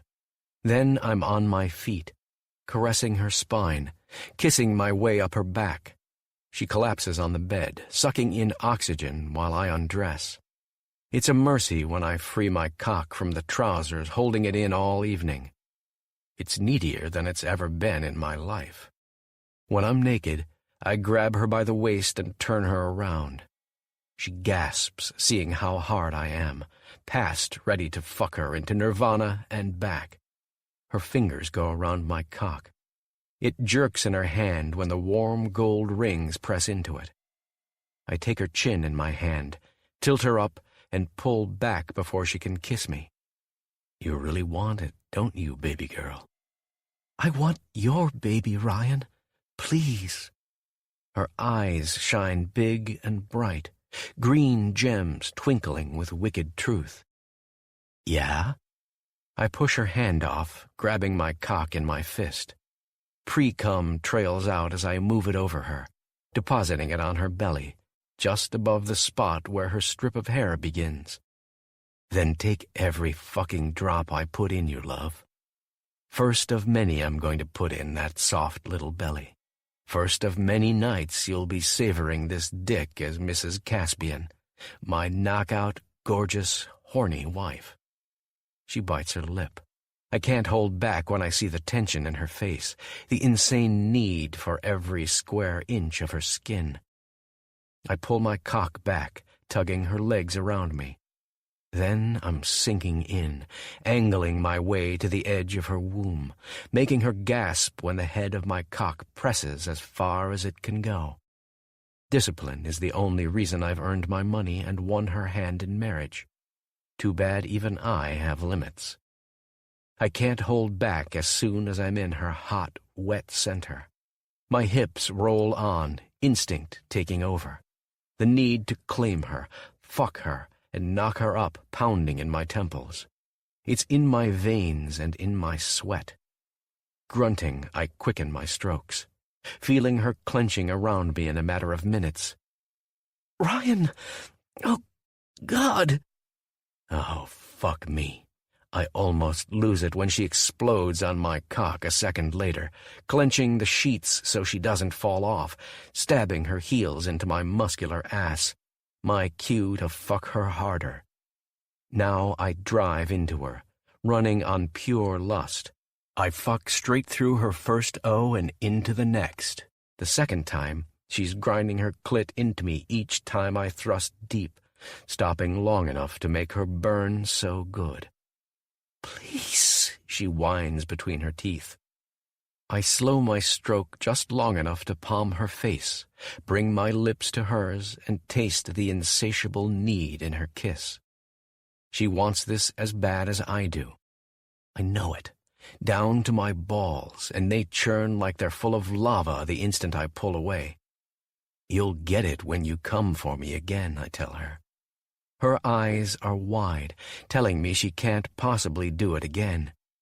She doesn't know I've got one more surprise. When my stroke speeds up, I reach between us, pressing my ring finger into her clit. There's a lot a man can do when he owns a technology company. My platinum wedding band looks no different than any other wealthy man's on the outside. Inside, I've had a sophisticated circuit installed, designed to make this ring scream when it reaches the right temperature. It vibrates on her clit. Her legs tighten around me when she realizes what's happening, and I watch her head snap back, making me catch a fistful of those golden locks. Her lips form a ring. She wants to scream, cry my name, or just beg me again. I make out the most important word, the same one flashing in her eyes when she looks at me again, right before her lids go down and they roll into her head. "Please. Come for me, baby. Take every fucking drop from my balls." I'm growling, ramming myself balls deep, letting the fire coursing up my spine hit my brain a second later. We're sharing fireworks, coming together, coming fierce, coming so fucking hard it makes the dense sea rocking our ship seem like a breeze. I lose myself in her. My balls spit fire, and the same flames consume me. There's yesterday, tomorrow, and the next decade all at once. My seed flows thick. Furious ropes spit from my cock and blaze into her. Kara's pussy massages every inch of me, making me growl while I'm spilling it all. It's cool in our room, but we're both red and dripping sweat when I remember how to think. My lips go down on hers while we cool down, tasting what's mine. There's room to be tender after I've ravished her like an animal. She's so warm, skin burning beneath my hands. When I pull out, I walk across the room, grabbing the champagne and 2 glasses. I also take a handful of ice. "Suck," I tell her, popping an ice cube into her mouth. She takes it like a good girl, turning it over with her tongue, tempting me to kiss her and fuck her all over again. No, I need to pace myself. It'll be dawn before I'm done with her, before my balls are dry. And then we'll be coming above deck to enjoy ourselves at the first port tomorrow, before we head back here for another night tangled together. That's how it's going to be every night until I know my seed takes. We're smiling, sipping our champagne, my free hand against her thigh, ready to pull her legs open for me again as soon as we're ready. "Is this honeymoon everything you imagined?" she asks, mischief dancing in her eyes. I smile, knowing it's the same thing she asked me after our first time so long ago. But she's not that virgin girl anymore. When I look at her, I don't just see my beautiful wife. I see all the Karas I've known, every one I've fallen in love with. There's the kid who slid in the oil the first day we met, her face as innocent then as it is now. There's the woman I first asked to marry me, young and radiant, ready for a life together. There's the darker, sadder, unhappy girl I found when I came home, the one it's taken months to wipe away. Then there's my bride, mature, beautiful, and finally happy. My woman, future mother of my children, and eternally, irrevocably mine. Whole again, every single part of her. My hand drifts down to her hip, feeling the tattoo that used to be a broken heart. "I'm glad you got this touched up in time for the wedding," I tell her, kissing her shoulder. She beams. "My heart's not broken anymore. so I kinda had to. You never answered my question. I'm laughing. She can't be serious, wondering if I'm so far over this honeymoon I'm halfway to Jupiter. Isn't it obvious? Babe, it's more, and I think you know it, I say, wrapping my arms around her. We couldn't have appreciated this as much as we do if we hadn't paid the price to get here. Her smile softens. She's quiet for a moment, thinking to herself, rolling my words around in her head. When I brush my lips across hers, she looks at me, the smile I want to devour taking over her face. It's strange that you're right. I never would have imagined anything good coming out of those years, but here we are. Where would I be without your perspective? Married to some jackass I'd have to kill to get you back, I tell her, moving my hands down, pulling her on top of me.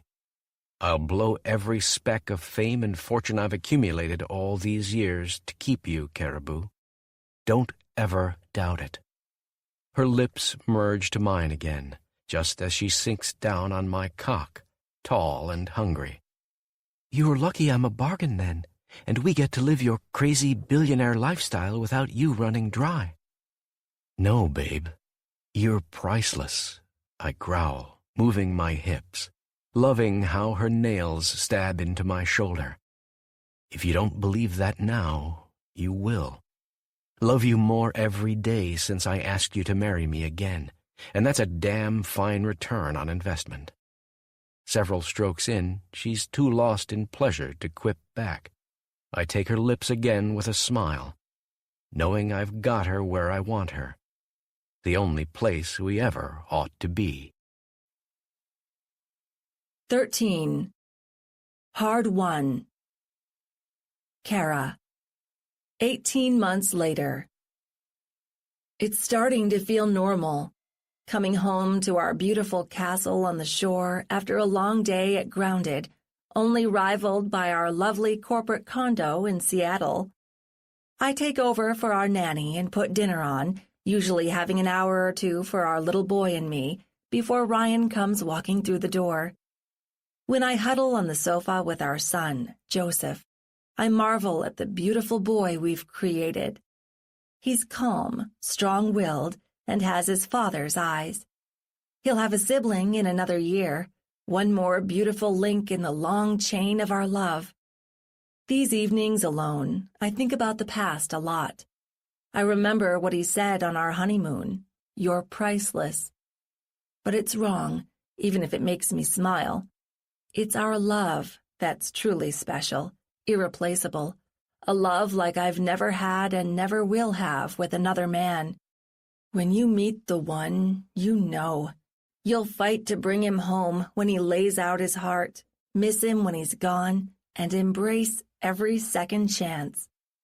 I'm nodding off with our baby boy in my arms when I hear the door open.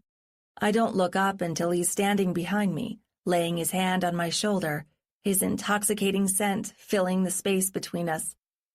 "Welcome home." "Where's my kiss?" He brushes his lips against my neck, a reminder that words are cheap every time we get to have another evening together. Smiling, I turn my face up and we kiss.